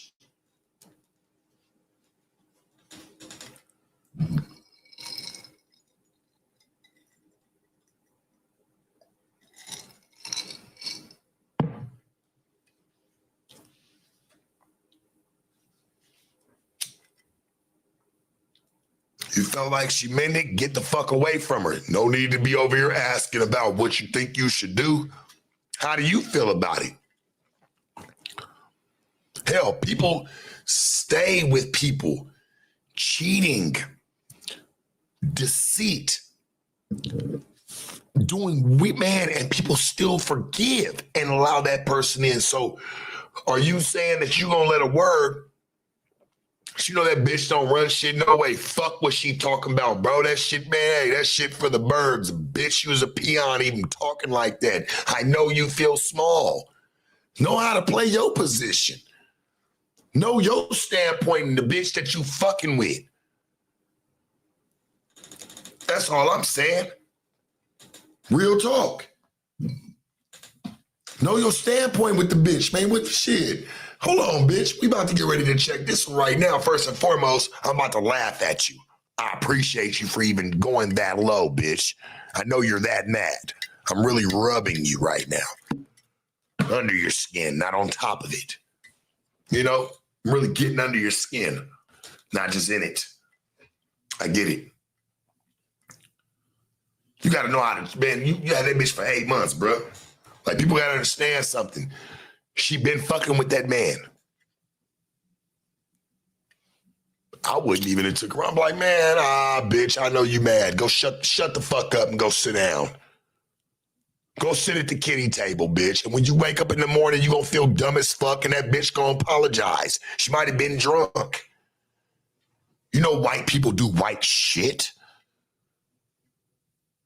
For the ones who get it done, the most important part is the one you need now. And the best partner is the one who can deliver. That's why millions of maintenance and repair pros trust Grainger, because we have professional-grade supplies for every industry, even hard-to-find products. And we have same-day pickup and next-day delivery on most orders. But most importantly, we have an unwavering commitment to help keep you up and running. Call, click Grainger.com, or just stop by. Grainger, for the ones who get it done. That's if she's white, you know, but shit, people just do people shit. That bitch gonna wake up in the morning, bro, and feel bad as fuck. And if she don't fuck with her no more. Then you can start looking at her like that. But trust me, the bitch was just mad at you, gang. Bitch just mad.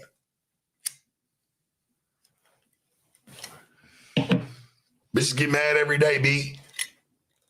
Bitches get mad every day.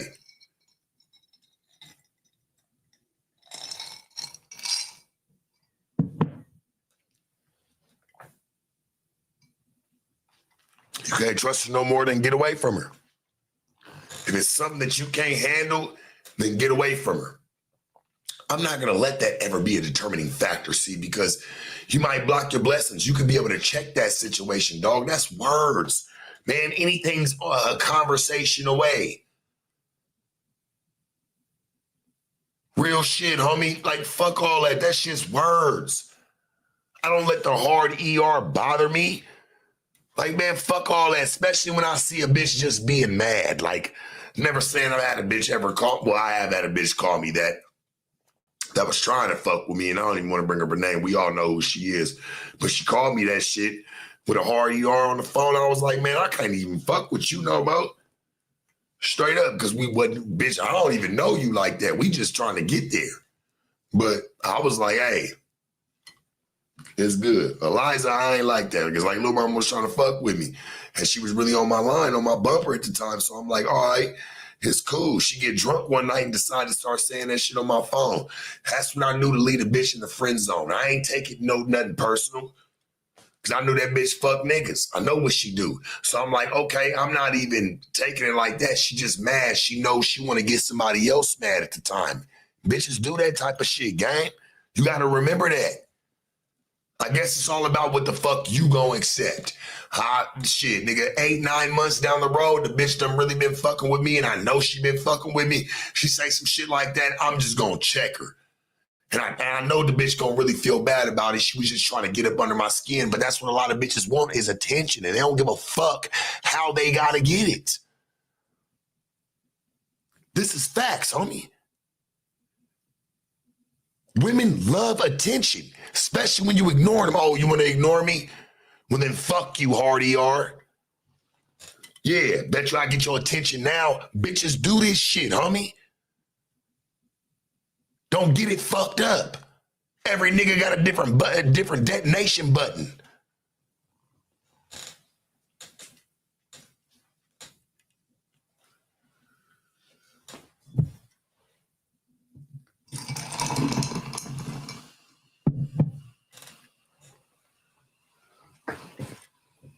Let's tell the truth, shame the devil this early morning. Real talk. Every bitch know her nigga's detonation button, especially when she done spent time with you. It only takes time to learn. You have to spend time with a person to learn a person, for good or for bad.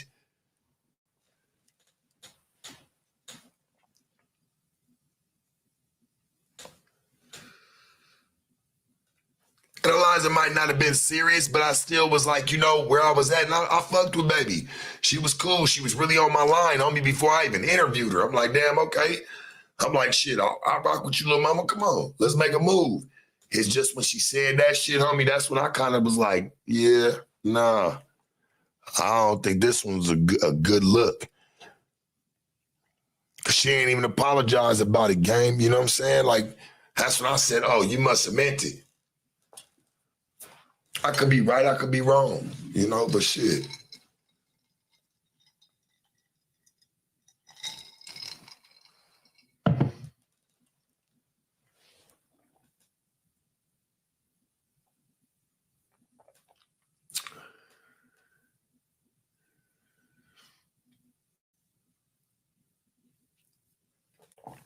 Yeah, I keep it cool. You know what I'm saying? I don't be shit. I have to say I'm gonna put my hands on the bitch, nothing. Shit, I just know, hey, I got a choice at that point. What am I gonna do? Do I wanna fuck with her or not? Shit. I don't think me and her had that much of a rapport to where I'm like, damn, she was a cool little bitch. A lot of niggas would have fucked with her.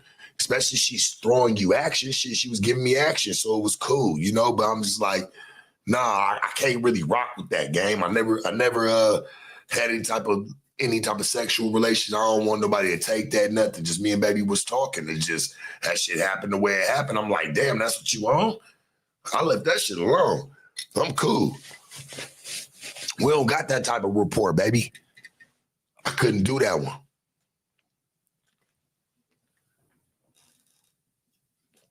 Kept baby in the friend zone, and then she still crossed me at a show one time. I invited her to, tried to act like, oh, well, other people wanted me there. Nah, baby, I was the one that invited you and tried to put you on.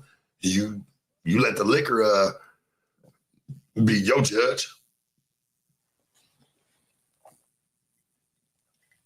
Real shit. That shit was crazy. Histories, boy, histories. Think back on that shit. That shit's crazy. So action out, little mama.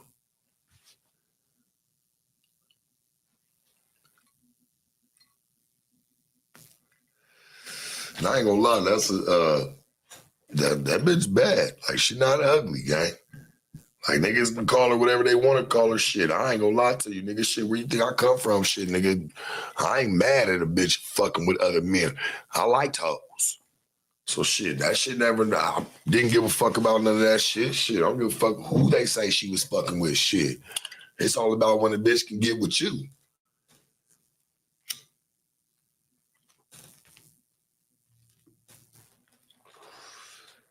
Yeah, Eliza said that shit. And I had action out, baby. I was like, damn, like, what you, like, why you doing that for? Mad about something?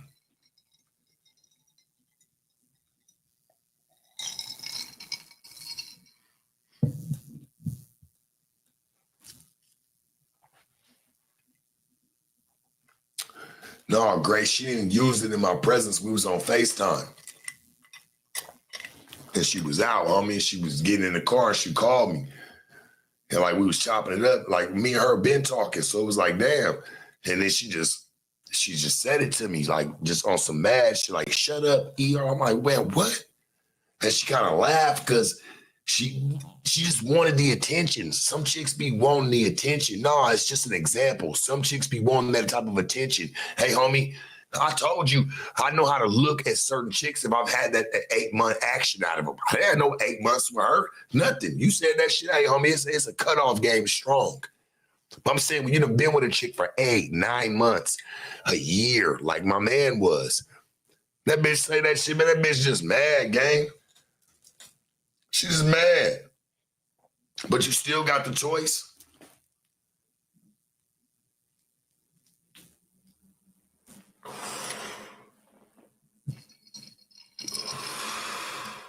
She said, hey, but who the fuck says ER on it, though? Man, shit. Obviously, a bitch that ain't scared of the nigga she with, that's for damn sure. Or like knowing that like he ain't standing on nothing, because I ain't never had just no bitch ever say that shit to me in my face, nor ever say it to me and I still fuck with her. Boy, please. It's been, man, and let's just say we had some time in between. Oh, that shit getting checked.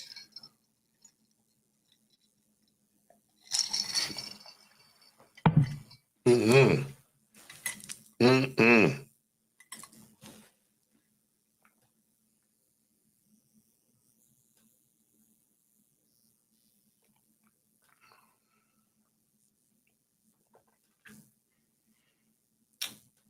Yeah, nah. I ain't cool with that shit. I'm just saying, bitches do get bad. You gotta know how to play. If you go, don't let that psych you out the situation. A bitch like, damn, she won by calling you that. Half these niggas gonna still fuck with the bitch anyway. Stop playing. Dog, come on, my nigga. That should be words. I don't lead off word. I lead off action. Like, that's y'all. Like, you just said this to me, man. That's what motherfuckers say. Motherfuckers say anything. Watch the actions. Watch how they're moving.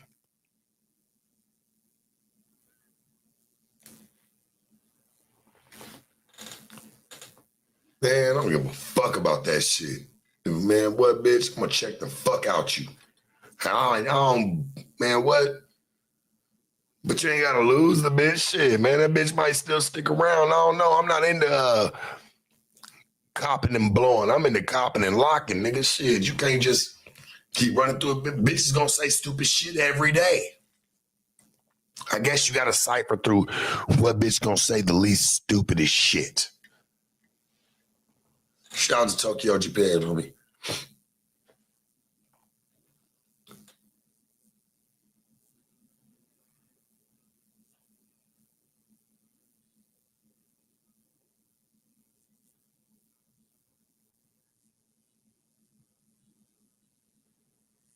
Yeah, there'll be some niggas that like hearing in the bed, bitch, tell me, nigga, you like this shit. She be a full white woman. She's like, oh, what?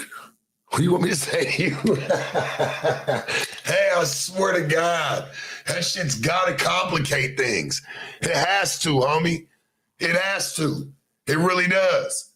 That shit's gotta complicate things. You got niggas telling, man, they Caucasian woman, they're Hispanic woman, like, hey, and a lot of Hispanic women do already use it, but just like women that don't like it, like, you know, Mexican American women, they be like, nah, I don't say that. I ain't what. Nigga be up in there hitting and be like, bitch, tell me, nigga, you like this shit. You like it. Just like, you know what I'm saying? Nigga, I like it. Whatever. Like, man, she ain't trying to use that word, man. That bitch be like, what? She take a deep breath. She's appalled.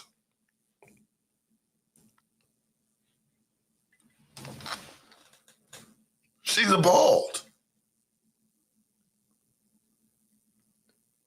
Like, what? That's what you want me to say? For real. That was real shit, though.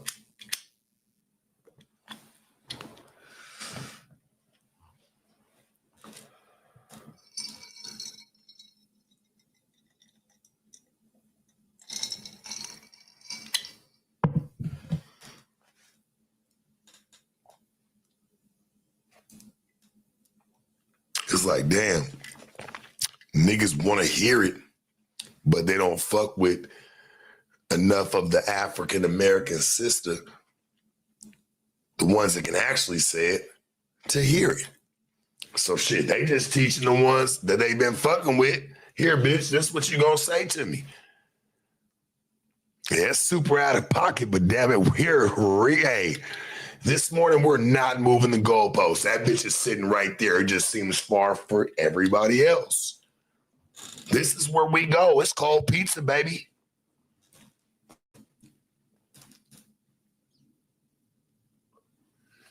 For real.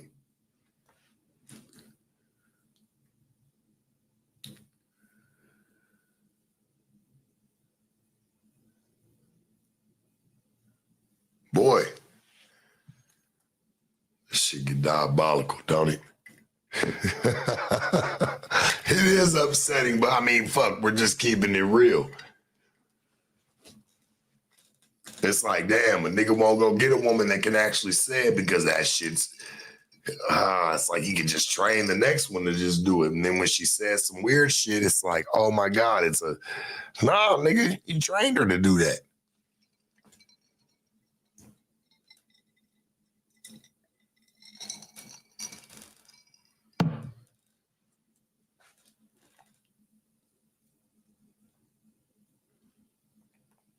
It's okay, fellas.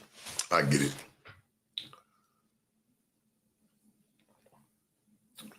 I know what y'all want to talk about. I know what it's been. I know what it's been. What's been anticipated. We're gonna talk about it, man. I got you. Yeah, come right back.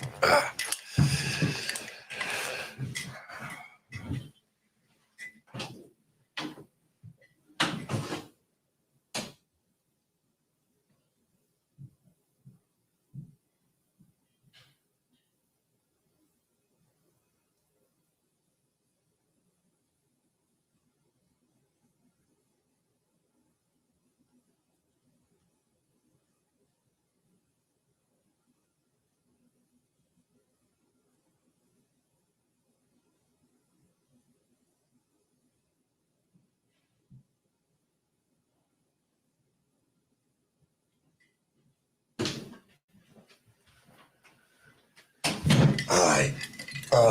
So I know what everybody wanted to talk about. I mean, the 4th of July was definitely full of events. I see the boy 4 Extra had a situation going on. I'm gonna speak for it as a man, like just my truth and how I see it, with no disrespect to him. I mean, less nigga, hey, however nigga want to take it, bro. I'm not tripping off none of that. I'm speaking from it from a love standpoint and just like, damn, it's kind of crazy, right? Because I'm like, fuck, you was just on live an hour or two before that talking about how you about to blow a nigga up. Like you sitting there with him in your hands, you know, instead of having fun with him, bro, like you making content. I don't know what you was doing with it. Like nothing but love to you, homie. I think that's just really unfortunate what happened. I don't find it funny. I see a lot of people were roasting about it and trying like that shit ain't cool, my nigga. That shit really changes a person's life. You know what I mean? Like I don't find it funny. I never made a joke about it. I didn't think it was a joke when I saw it. Shit, I'm sitting there, me and all my family together, shit, I'm sitting there, man, we swimming, we in the pool. I'm like, damn, man, this shit just really happened. I'm like, damn, homie, I can only imagine what's probably going through his head. Shit, he's probably in shock. For those who want more out of every moment this summer, Mazda has more 2025 IIHS Top Safety Pick Plus awards than any other brand as of May 2025. What more could you ask for? Discover how Mazda has more to move you today. Visit iihs.org to learn more.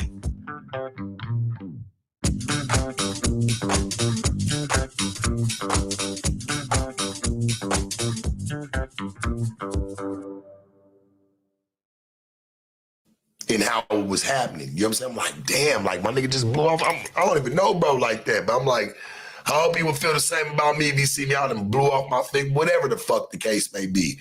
But I'm like, fuck, bro, you gotta remember, my nigga, like, hey, brother, man to man, God don't like ugly, bruh. Don't go joking about something and playing about something and sitting there being like, I'm about to go blow a nigga up, whether you joking or not. Words are very powerful. Words are very powerful, homie. We have to remember that. I don't know if anybody told you this or whatever the case may be, but this is what I would tell you, man to man. Words are very powerful, bro. You have a platform. You got things that you got going on, even though some of the niggas you fuck with, I don't fuck with, and I really don't, I would never care for ever again. That's besides the point. You a black man, bro. I want to see you eat. I want to see you shine. Keep going and doing what you're doing. You got to remember this, homie, that words are very powerful. And anything that you say and what you put out, you got to watch it, man. For you, fuck everybody else. For you and what you put out, you are in control. So when I saw it, there was a video beforehand and you was saying like, man, you had both their little M80s in your hand. I'm about to go blow a nigga up. I get it. Might have just even been for content. May have never meant none of that shit. You just trying to have fun and do your thing. But you sitting there putting that out into the world, maybe you meant it, maybe you didn't.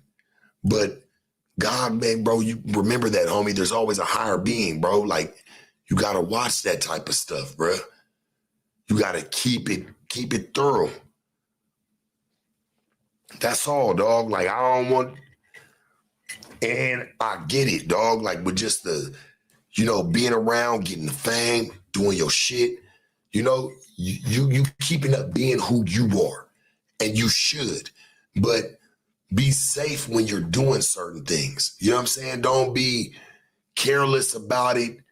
Any of that shit, homie. Them fireworks be, man, deformed. Them motherfuckers be fucked up. All that type of shit, dog. Like, I don't really know how it happened. I just saw heard the story and then seen the after effect. And I'm like, that shit's really unfortunate, dog. It really is. Like, I don't agree with that. And I really don't agree with people sitting there making a mockery of it or trying to make it seem like it's funny because a nigga just fucked this whole shit up. Like, nigga was fucking with explosives, gang. Like, that shit ain't no joke.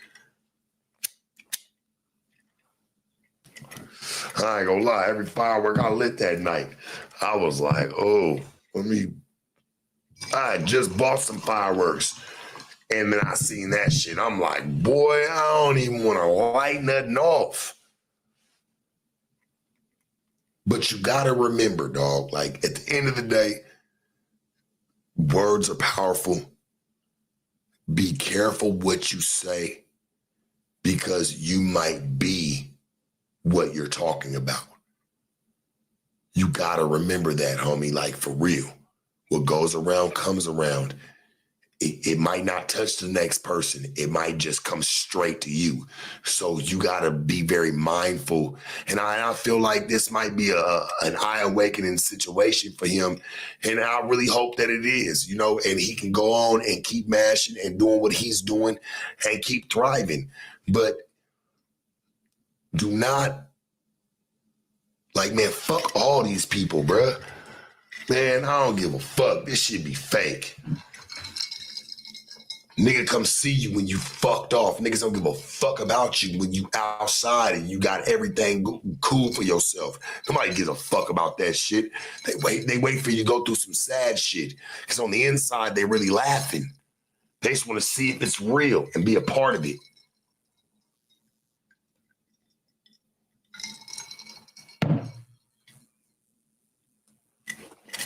You ask yourself, how many niggas that was in that room or anybody is around you, bro, that you ain't seen in a long time or that even who you've never met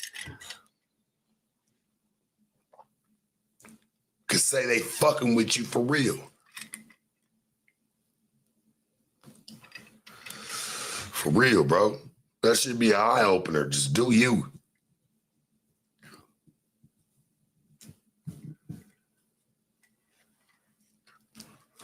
Just do you, bruh.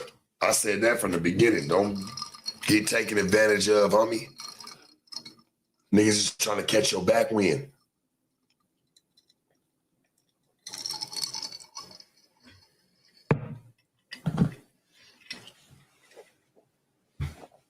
Even niggas that don't need your back win trying to catch you. I'm just keeping it a band, homie. I'm a real nigga. I'm a solid nigga. I watch a lot. Man, I see everything.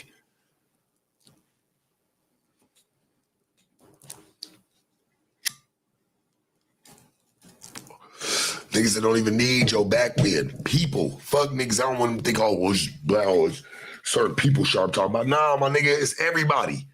Because everybody been a part of it.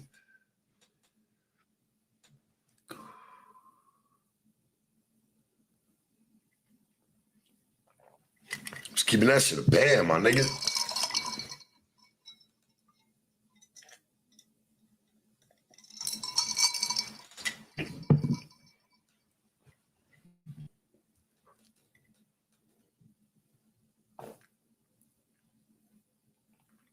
Like, it's just you. Like, it's just you just watch it all. Like,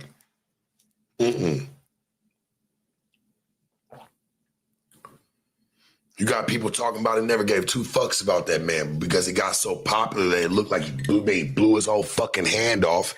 You know, it's like, oh man, he ain't gonna be. They knew that was a piece of his bread and butter. That's how he moved. I wish my mans would have went and got a fight. Like, got his chili.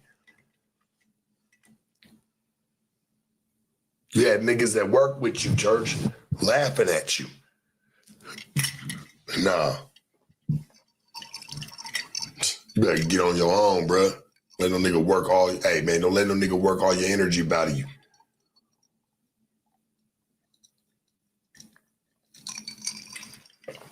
All yours, what they would call your kayfabe. Let them take all that shit up out of you, dog.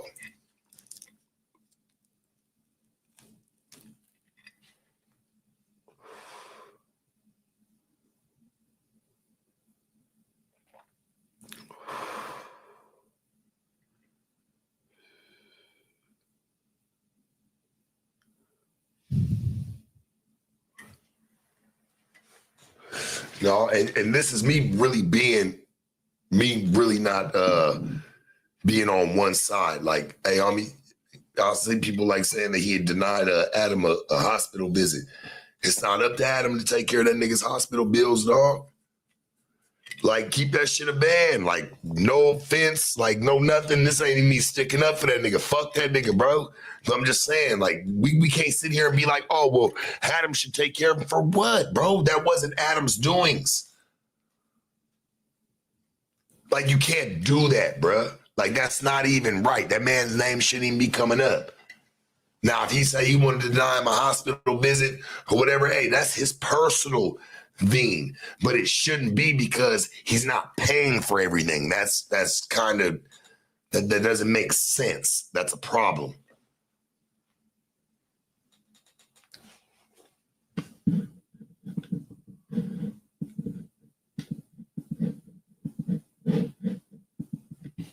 That's a problem. You can't do that. That's not on him, homie. As much as I don't like him, as much as any of that, homie, we're going to cut the content. We got to cut it right. That's not on him. Nah, you can't do that. You can't. Because whatever he decided to do with them fireworks in his hand, that was his doing. Straight up. Like, nigga, that shit didn't have, hey, Adam wasn't sitting there on camera holding his hand up with the firework in his hand. You can't, like, people are treated like that. It's like, man, the man decided to do what he was going to do with that. We all take risks. That's what he decided to do. There's always consequences with things that you decide to do, whether that's on a good side or a bad side.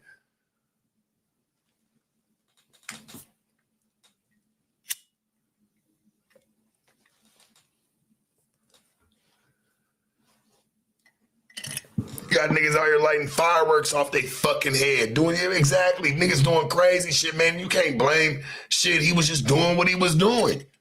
It was an accident, a genuine one. You can't put that on the next person or anything that 4 Extra went through. That was all on him. He know he got to agree with that. Like, that's, nigga, that was all on you. You didn't have to like them bitches. You decided to. You chose to.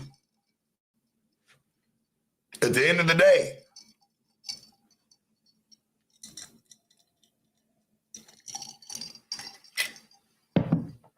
we're not going to sugarcoat or cookie cut it. Like, you did that shit. I hate that for him. Like, that's fucked up, homie, because I don't know where it's going to go for him. And I hope that he still goes far, bro. Like, I really do. But do not let these niggas make content off you, bro. That's what you got to stop now. Maybe this wasn't just, homie, this was an eye-opener. I feel like you got blessed. And now I'm not talking about with the accident, nothing, but just blessed with what's going on around you. And now you can see, your eyes are open. I hope. I would really take the lesson out of that and find a blessing in it. And knowing that, hey, man, I probably shouldn't, I should kind of just do what I need to be doing. Me and him ain't homies, nothing. Shit, he fuck with some people. Bro, I'm gonna be honest with you. Like, 'cause I know how I go. I really don't care for nobody over there. If you with them, other than a couple, I'll say at least one. There's one that I really have fucked with. I mean, Remo, that's probably the only one that I really fuck with. I feel like everybody else just be on some play, like real shit. You know what I mean? But just in all actuality, you got to kind of watch who's moving around you, dog. For real. And it's not about being a gangster to know that. It's about having the mentality to see, nigga, who's really playing and who's really standing, who's really using and abusing.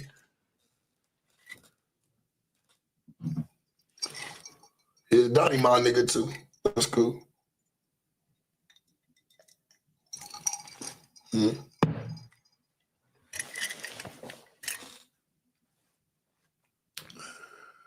It's only a couple, bro. I don't fuck with too many. I don't give a fuck about none of that shit because I know that shit comes as a whole.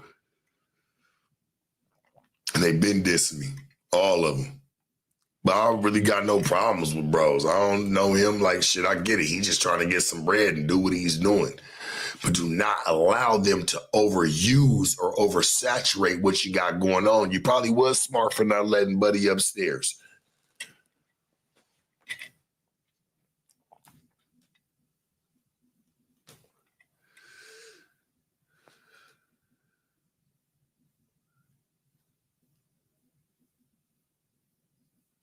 Man, that's all I'm saying. Like, don't, because boy, niggas is trying to capitalize. And if I was you, I'd probably walk away now.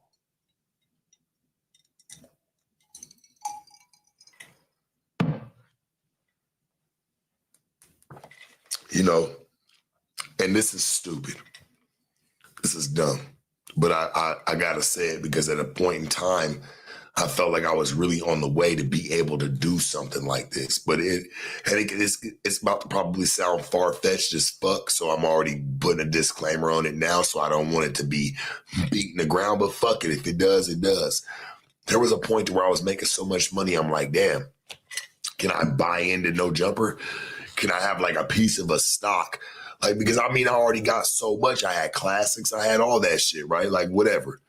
And I'm like, maybe I should buy into it. I'm like, man, that nigga never.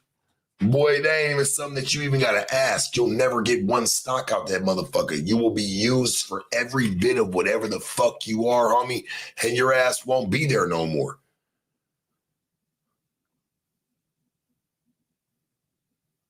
Straight up, it's crazy. I was touching so much money at a point, I was like, damn, I even told Laura, none but love to you, sweetie. She was the one that told me, absolutely not. Shit, that nigga never, that's his baby. And I agree with her. She's absolutely right. That nigga never part with a stock out that bitch.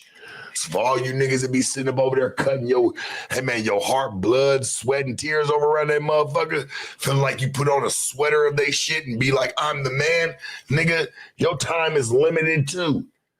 It's on its way. Yeah, she was a hater to it at that point in times, but I'm just keeping it real. I'm only gonna say when the real is the real. I'm not gonna. We can hate and throw. I'm not here to hate. I'm only here to tell the truth. Yeah, she was a hater. Laura was a hater at time to time for sure, but that's nobody's business. That's just whatever that shit was. Shit, we know what it is. You'll never get a piece of that motherfucker ever. You're just another building block. That's all you are. A lot of these niggas that come there are just a block. Shit, I was able to put up a whole fucking half a piece of wall. And that still don't build the whole picture. Y'all know I'm telling the truth, my nigga. Real shit.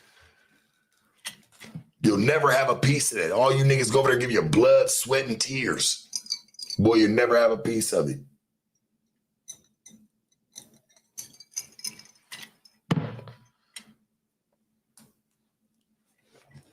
Niggas should have put a 10-piece on Brick Baby books right now. No problems here, bruh. Until you just deal with it until you know you got your court date until November. Don't cut no content. You don't even got to worry about it, bro. I got you. I want you preserved. So when you get out, you can come over here and do what you need to do. Fuck no. Brick Baby channel still cutting shit. Nigga don't give a fuck. The channel don't care. That shit's over.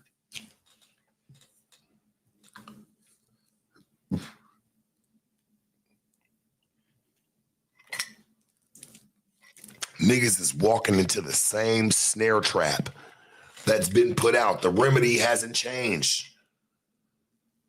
Shit, maybe the chunk of meat that's sitting there hanging, they sit there and lure a real one in has gotten a little chunkier. But shit, that shit ain't nothing.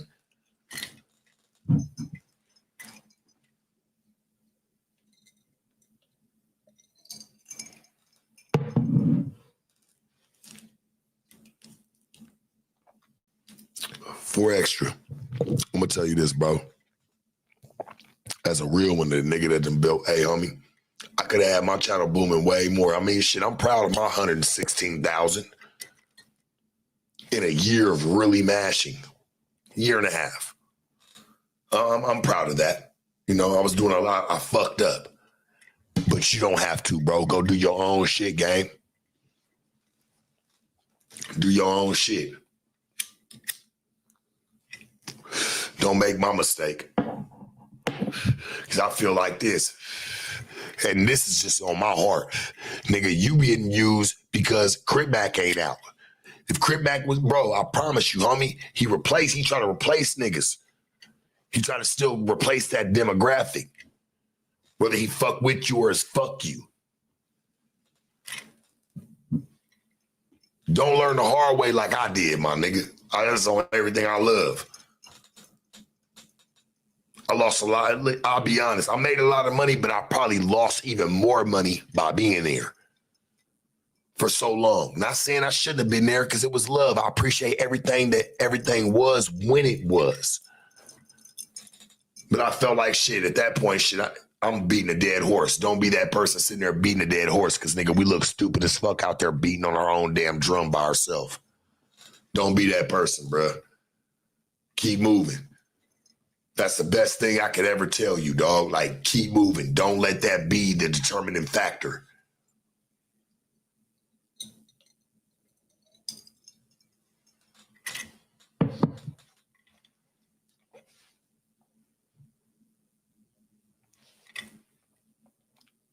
Do I think I would have 116K subs without no jumper? Come on, Sharp. No.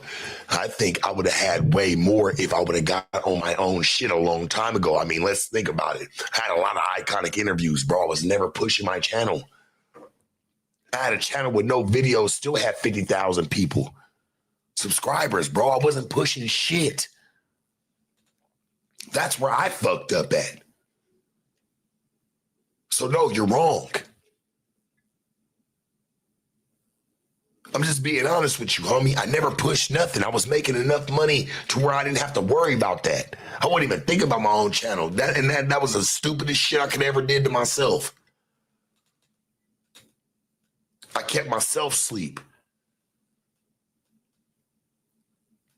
When I knew I was a nigga that was always conscious and woke, I kept myself asleep. Touching different, like really touching bread, bruh. You ever notice some niggas don't never talk about that, dog? That's never, like, that shit was different. But me being dumb, not realizing that, hey, you know, I probably should be doing my own thing. I didn't do it like that. You're giving the best content or the best of you to somebody else. You probably should be doing that for yourself.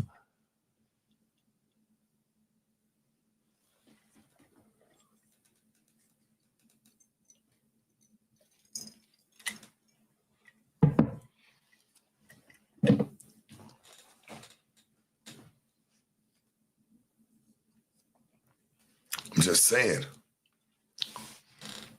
I love being on my own. I just wish I would have did it before there was a problem. You know what I'm saying? I wish I would have just been like, you know what? Hey, I just kind of want to go do my own thing.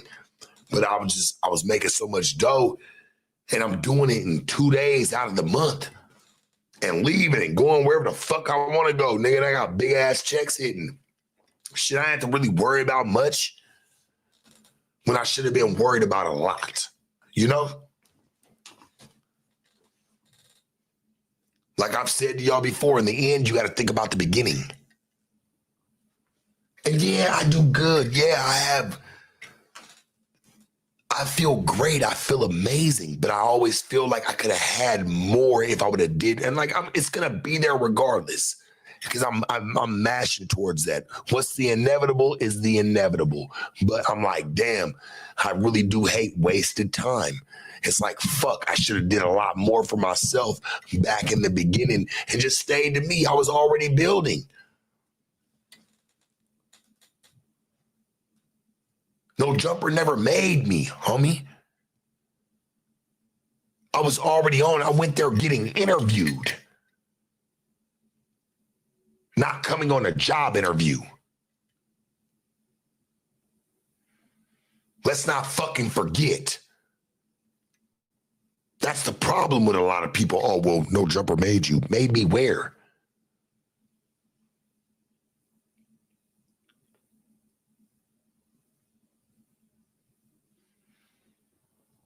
Nobody made me. My mama and daddy made me. We talk about made. Made's a very strong word. It is.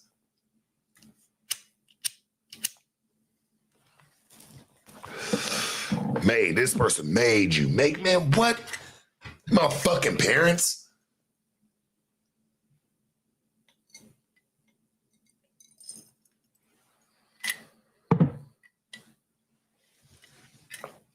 Hell, I didn't make Adam. But guess what? No jumper is something to be made. So people are making that. It's a difference. That's a thing. That's an entity. It's not a person.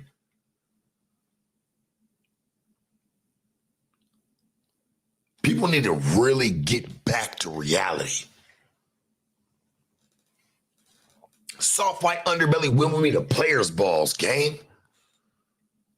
We was moving. The fuck? Certain people got lucky I showed the fuck up.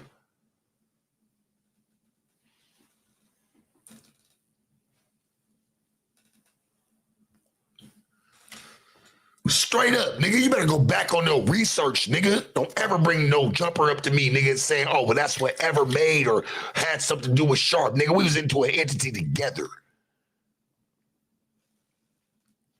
The fuck? Tired of that bullshit, homie. Kill that shit.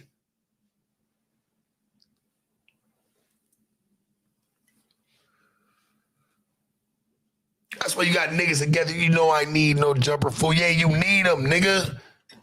You niggas gonna kiss ass, suck dick from the back, do everything you need to do to stay there. You're right. At least when I stayed there, nigga, my checks and y'all's was never be the same. For show. A lot of you new niggas for show. Even the old ones, homie, would scratch their head on it like, damn, Sharp really over here touching it. Yeah, cold pizza for your ass. That cheese ain't cheesing, is it? Over it tastes like a brick. It ain't about being hard. It ain't about being, oh, you want to fight? No, this is the truth, my nigga. Niggas need to know. Let's stop the cap.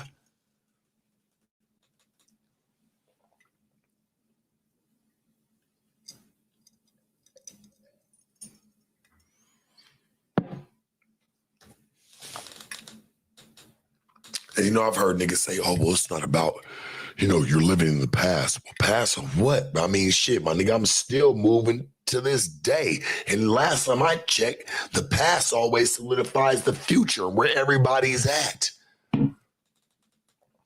Oh, I love this one, homie. People just want to forget it and try to throw it under the rug. Nah, nigga, I ain't gonna forget that shit every time I look at any of these niggas in the eyes.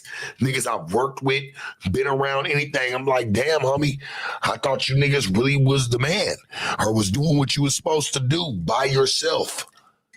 Yeah, we on Sharp Bundy hours. Nigga, what was you doing by yourself, game? This is what it's supposed to be, right? I still ain't seen the separation.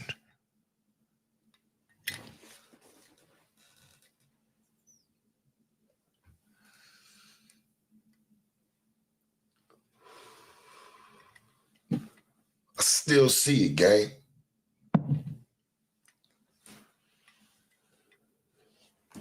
I love No Jumper until I didn't. And no diss to them or talking, but it's just like, damn, I see it for 4 extra, homie. You on your, bro, I won't even bring them up no more after this. But I care somewhat about what you got going on, dog, and I don't want to see that shit ever take you down, bro. Get the fuck away.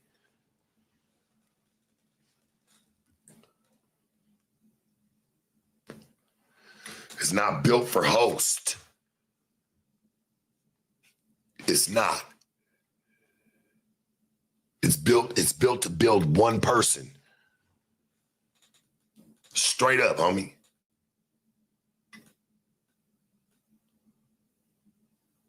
always looked at it like this. If niggas was so bossy, when anybody left or they ever had anything to say, that shit should have been ignored.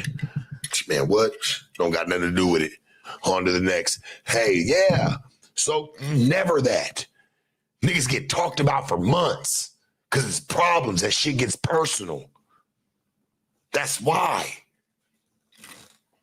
And I notice everything that's learned about you up there will be used and held against you, nigga, in a court of law. Ain't that about a bitch? Ain't that about a bitch? Everything that's ever learned about you, nigga. Hell, you trying to change your life, gang. Nigga trying to find out everything about you so you can dog the shit out you, nigga, please. Nigga can't say you know ain't a motherfucking thing about me, nigga. What? You try to catch up with a distant second bitch or a bitch is on me, nigga? Yeah, nigga still free. Gotta say something about me. Yeah, gotta say something about me, nigga. I'm a gingerbread man. Hey, bitch, catch me if you can. Yeah, you just mad and talking crazy on the side. Yeah, that's all they can do. Bitch won't get me. Yeah, them niggas won't get me.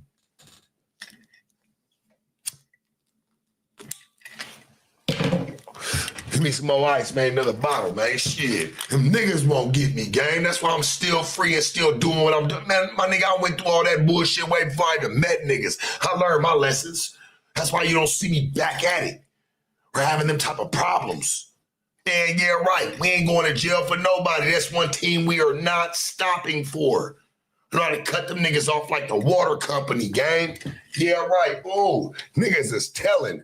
Gotta go.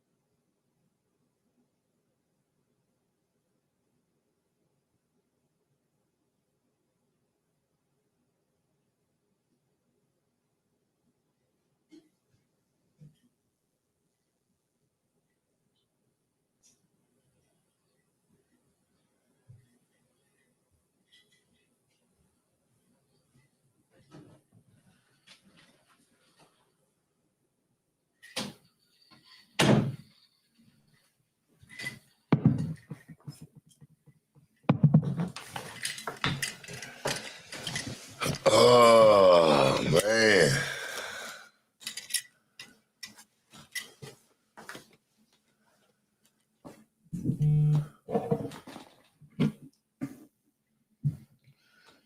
Yeah, man.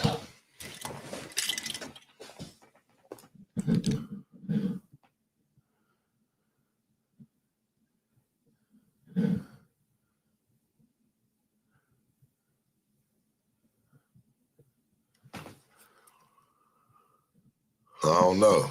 I just look at shit a little bit different. I'm not with none of that shit. I'm not over here to bash nobody, talk bad about nobody, but I'm just like, damn, my nigga, shit, that shit kind of looking crazy now. It really is.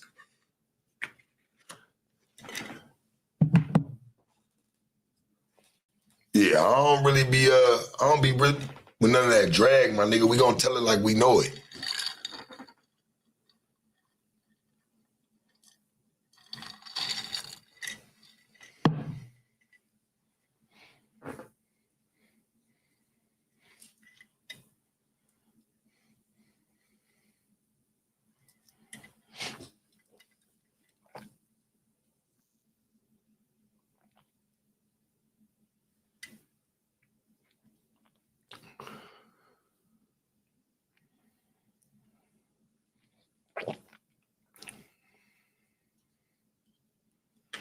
I don't care about what Riley was doing with her, but man, I don't give a fuck about none of that shit, my nigga. Them squares to me, gang. They life don't, like, not saying their life don't matter, but nigga, they life don't matter to me, homie. Like, I don't give a fuck about what they're doing. Not a piece. I don't care. Him, his bitch, I got bitches badder than his bitch. No offense, she's a cute bitch, but like, damn, my nigga, we're not gonna keep making like this shit be, y'all be little ass kids with thick ass glasses. Like, oh my God, I can't believe.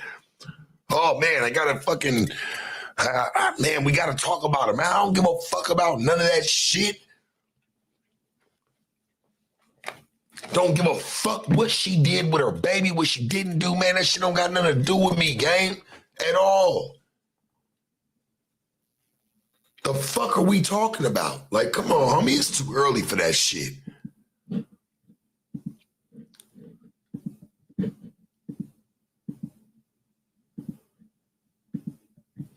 Cute girl, but I don't give a fuck. Nothing against her. Do her shit, man. Do them. What the fuck going on? Don't bring that bullshit over here with me.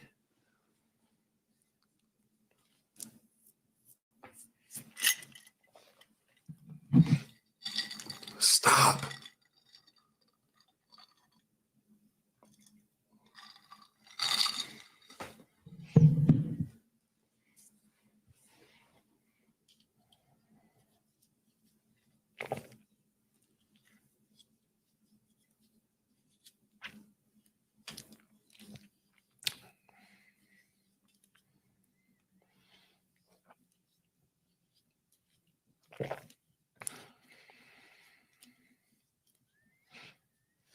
Oh, man. Yeah, for extra help, everything is good for you, though, homie, and you can get back to doing what you're doing. Just, I think you should really look at your surroundings from now on. Real talk. And who's there for what purpose. I've had to. Just don't learn the hard way.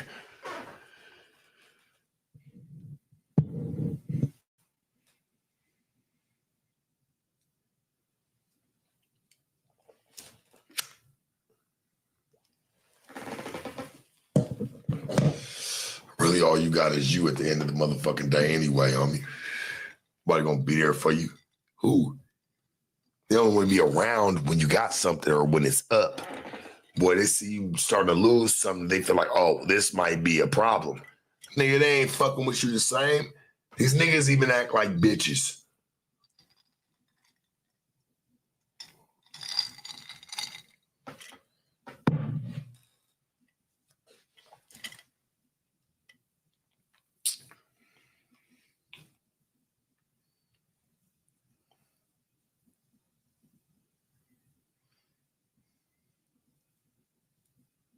When I watched certain company become a revolving door. When I start watching, man, editors, everybody, editors, fucking just cameramen, whoever, like fucking niggas who took pictures that were there for years. When I start watching this shit, even hosts become a revolving door, that's when I knew, bro, this shit like McDonald's game. Like shit, it's always gonna have different people up here serving shit. It ain't never gonna just be classics. It's just the way it is. I wish I would have just stayed to myself, dog. That was the worst mistake I ever made. That's why I don't just go fucking with anybody. Or you don't ever just see me like, oh, well, let me just go jump on this. Or let me go do an interview with this person. Homie, I'm skeptical. I don't even want to fuck with everybody. I'm cool. Because I already had experiences in this shit. People want to take advantage. Or act like you wasn't doing something. Like that shit's crazy. Like, I'm like, nigga, you better off doing it by yourself. That's your best bet, homie. Because at the end of the day, guess what? Guess who's going to try to claim the fame to anybody who ever stepped up there any day in life, from an editor to a nigga who tried to pull something through there. Niggas put blood, sweat, and tears around that motherfucker. Guess what? You will not get the respect. There will be one person that will see to be there. And I think we all know. There'll only be one person. Nigga, ain't no sharing here. Yeah, right.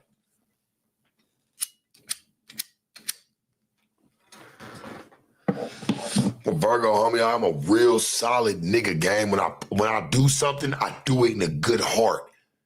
When I watch how some people move and like, I can't believe it. It's fucking crazy. It really is.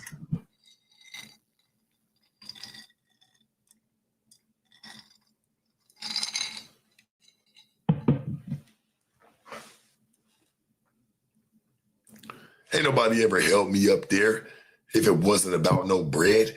And even if they did help me and it wasn't about no bread, I still made sure I shot them something, game. I'm a real nigga. And I don't shoot no little 50s and 60s. I don't play them type of games. Niggas know. Can't no motherfucker ever step to my face, ever work with me and say we ever got some money and say, nigga, you can really touch something fucking with me. Ain't no way. Ain't no way, gang. I'll hold that one dear to my heart.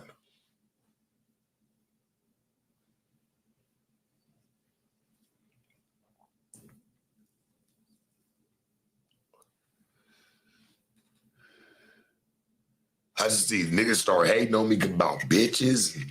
Like, damn. Like, what we mad about bitches for? Yeah, I done had some bitches, for sure. That's why niggas invite me to parties and shit, gang. Because they knew, shit, bitches, they like the type of nigga that I am. I can't be the star. Now I watched how all that shit was happening, gang. I'm living in LA. I'm like, damn, nigga, shit, I'm right down the block. Nigga don't even want to invite me over there. Oh, he's just gonna yell at all the bitches. Man, what the fuck are you talking about? Niggas is suckers, gang. Niggas is real squares. Like, straight up, it's ignorant. I ain't never had that problem.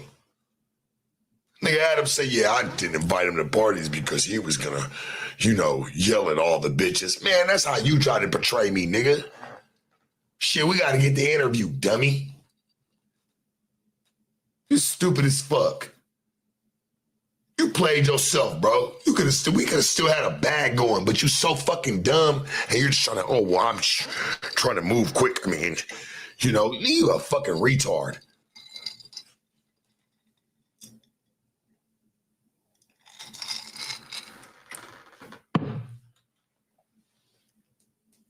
Saying they was scared of me on Plug Talk. What you mean, nigga? Yeah, I was one of the boogeymen around there, nigga, but I'm minding my fucking business. Shit that had nothing to do with me, I mind my fucking business. I never overstepped. So I don't want to hear that shit. I stayed in my bubble, homie.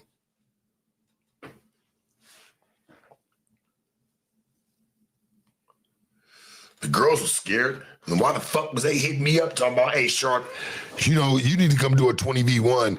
you know, we got a 20v1 going on with some bitch. I don't even know who this bitch was. I'm trying to do one of myself at the time with the company. They hit me up talking about, hey, you might not make no money, but it'll be good exposure for you. Exposure. I said this before. I'm like, damn, exposure. Don't I got enough exposure already on the channel? The fuck am I doing? I want to be on Plug Talk. What the fuck's going on? Shit started to get weird, gang. Same chicks that said they had a problem with me, nigga, hitting me up, talking about come do something for the company. Nigga, I'm not, if that's the case, they would have said, hey, y'all need to hit him yourself. We don't fuck with him. I don't want to hear that shit, homie. Y'all ain't gonna put that shit on me. I never had no problem with them girls. Suck my dick with that shit. I got my own bitches, nigga. Need to press them.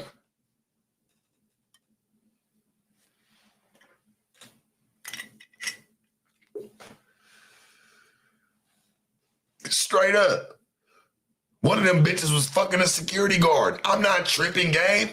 Hey, that's y'all business. Why put that on me? I wasn't popping at him.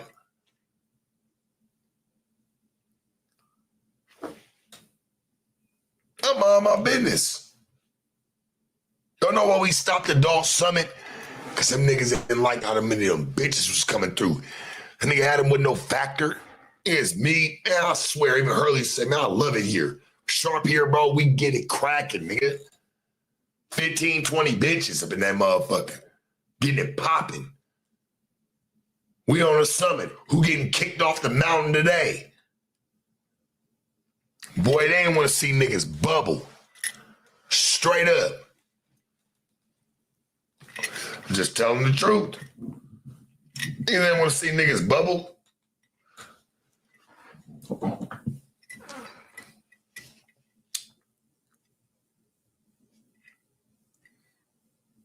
You know, I did that shit because it just made us make more money and do what we do. If I wanted to do that and knock bitches and, you know, fuck them over, just talk bad to them, shit, I would have been doing that already by myself. That ain't what I was into. That's why people don't see me doing it.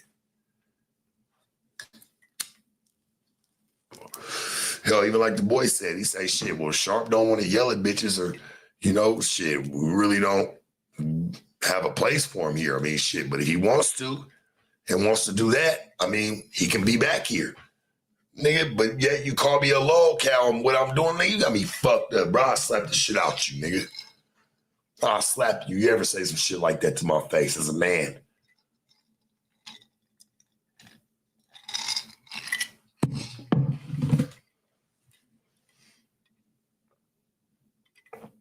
You ever said some shit like that to me? Yeah, well, I mean, you're a low count for us. Like, nigga, fuck you. You buster. You trash as fuck for that. Never looked at you as that, even though I knew you was a white boy, you's a square ass nigga. You don't even know nothing even about the game. You're just trying to eat off of it. I knew what you were doing. That's why I made sure I got mine in the end. Boy, you wouldn't even have played me for no $1,500, no $1,000, nigga. Playing with me, nigga, for three and a half years. You got me fucked up, nigga. Yeah, right. That's why you mad at me the most. You didn't even care about other talents. That's why you was mad about the music. You took the music video down. Boy, you ain't do that shit to T-Roy. Them niggas call you pedophiles, everything. Nigga, you give a fuck. You let them niggas at Chuck E. Cheese on your dog ass. Boy, you never went and waved that video, huh? You not real, bruh. Stand on your word, gang. When you cross niggas, you cross them. You better stand on what the fuck you doing. You bum. Your bitch made you. How do me and you both know, bro? Your bitch made you, gang. You can say mine made me, but I mean, shit, at least they wanted to give me everything, nigga. Shit, she don't want to give you damn near dirt dick of shit. Keep it a band. Tell the truth, shame the devil, brother. You suck like fuck. And you tell. Nigga, fuck you. You talked more about me than I ever talked about you. Want to talk about some dirty ass, bum ass people? What you mean, nigga? We done made hella money, boy. You better go sit there and go pull up them receipts. Bum, shit. You ain't even make that much off fucking with gang members. Stop, gang. Go tell the truth. Stop. Stop, bruh. Don't lie. Don't lie, bro. You know you fucking lying when you say it through your fucking teeth. Nigga, stop. You made more with the pimping than you ever did fucking with gang members. But he feel like shit. He can round more of them up together. Now I was doing that shit as a one person. I know what he's thinking, bro. I know what he moving on. Hell, even got me. There's no pimping in the building. That shit's gone. That shit's over.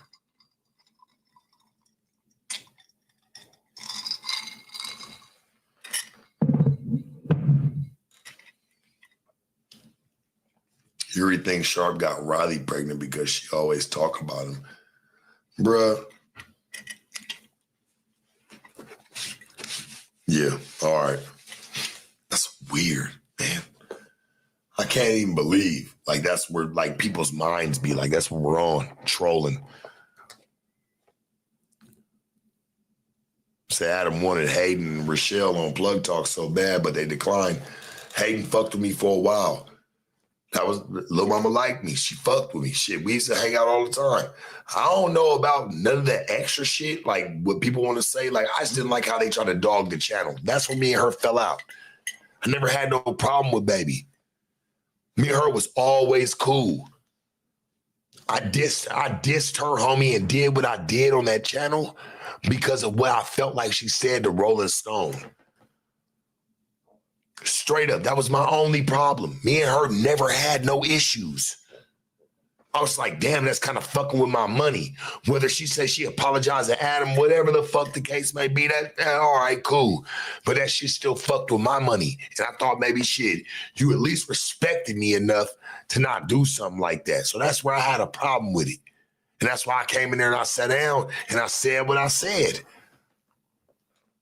That was it. It wasn't no trying to be extra, trying to make some content. I was just like, damn, right now the channel, people are trying to make the channel fall. I'm still there. I'm like, damn, Lil Mama, like me and you, we know each other. Well, for however it is, why the fuck are you doing that? And then she's like, oh, well, I already apologized to Adam, but damn, bitch, I'm making money up here too. Like, what you on? That shit was crazy. That's why I said what I said. That's on my kids. I don't just come fucking with bitches just for nothing. Shit, I'm at home. My feet kicked up, but I seen some bullshit going on. So I got up, got dressed, got fresh, hopped in my Mercedes, and I rolled on down that motherfucker clean. Walked right on in with a bottle. And a pocket full of bands.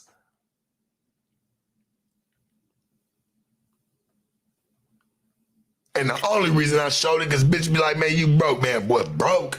Bitch, what you talking about?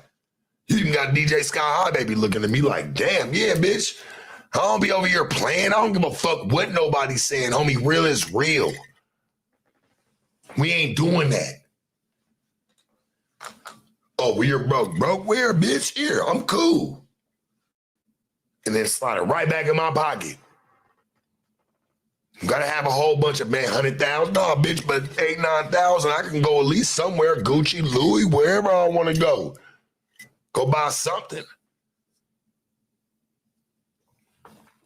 Whatever I got in my pocket that could fit in my pocket, bitch, I ain't tripping. I came outside to spend it.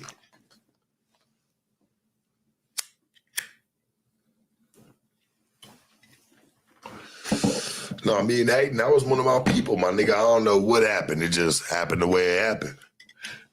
That's all I can say. I saw the shit in Rolling Stone. The bitch is back on the channel. And that shit just kind of bit where it bit.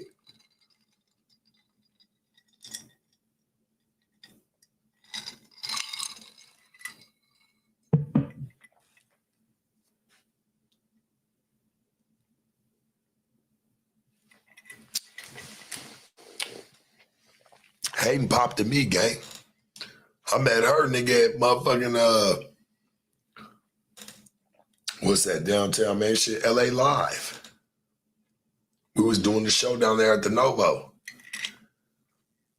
The mama slid right up on me, nigga. Shit, I wasn't popping in nothing. Shit, I'm just hosting. You know? Shit, I'm not Like, nigga, this is facts, game. I don't gotta tell no lies, no extra nothing. Baby popped at me. They all do. All the crazy ones, nigga, they come my way. She's like, Sharp, you low-key fine. Like, nigga, what's up? I'm like, baby, shit, just take my line down. Just shit, me and her, we start chopping it up. It was cool. We good friends, homie, is what I want to call it.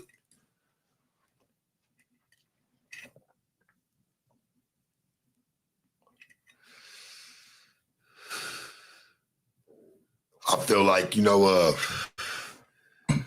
what the company was going through at the time, shit, that shit made it bad. Like, everybody was hopping in on the bandwagon. I just didn't respect it because I still stayed. And I know certain people don't even see that, but like, man, fuck you for that.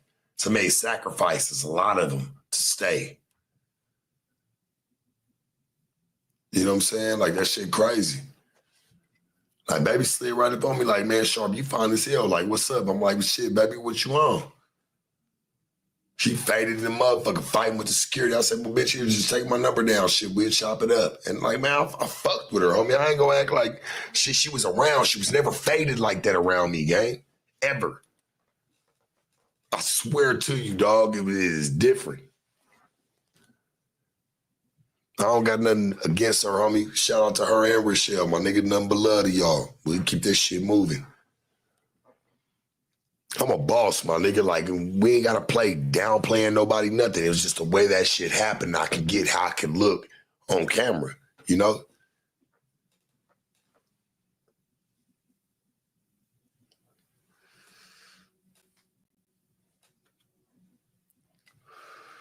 Somebody say you giving out your number like candy, huh? No, when I give out my number, I get the candy, and the candy don't necessarily mean the pussy.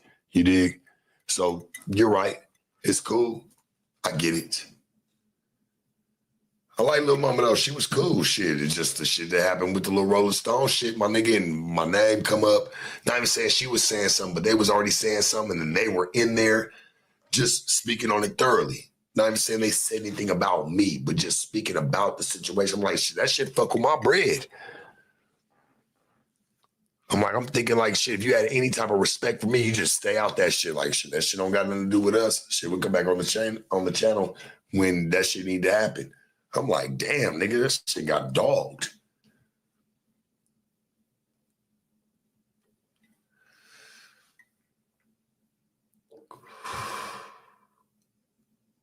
Yeah. Crazy.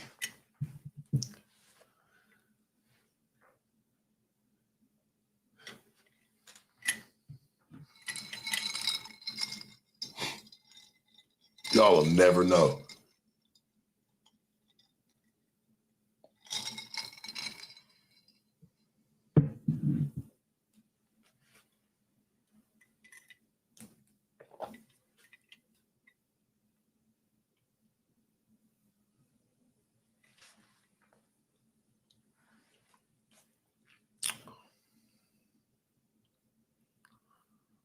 I love you all, man.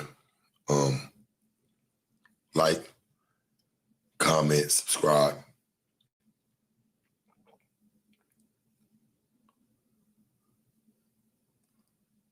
Keep watching, keep supporting.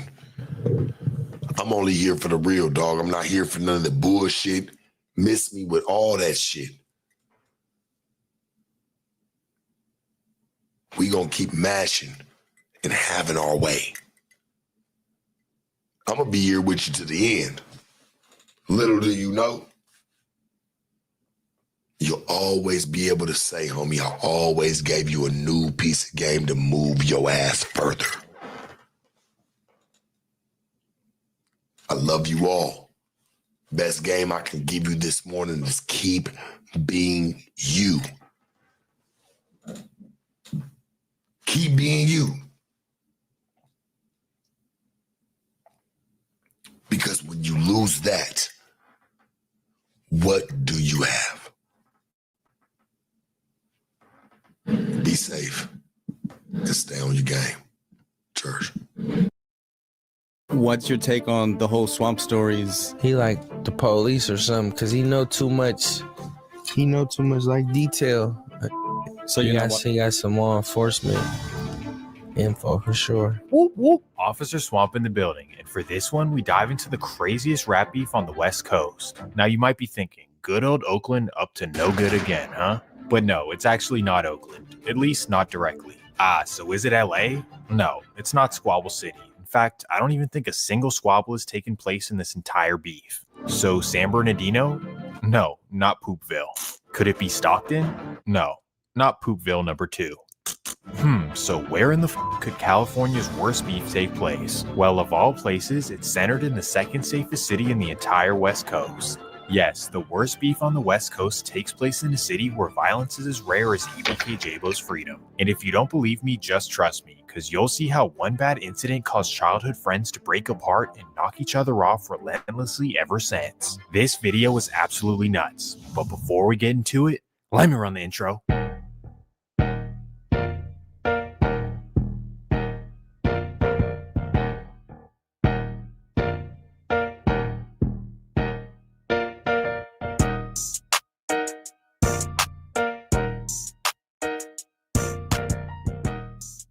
Welcome to San Francisco, truly one of the most misunderstood cities in America. If you live in Middle America and watch Fox News, you probably think that San Francisco is a war zone. You walk out at night, you risk your life there. You get executed. San Francisco, you're executed the minute you walk out. Yes. Just go there and see for yourself. Walk around San Francisco.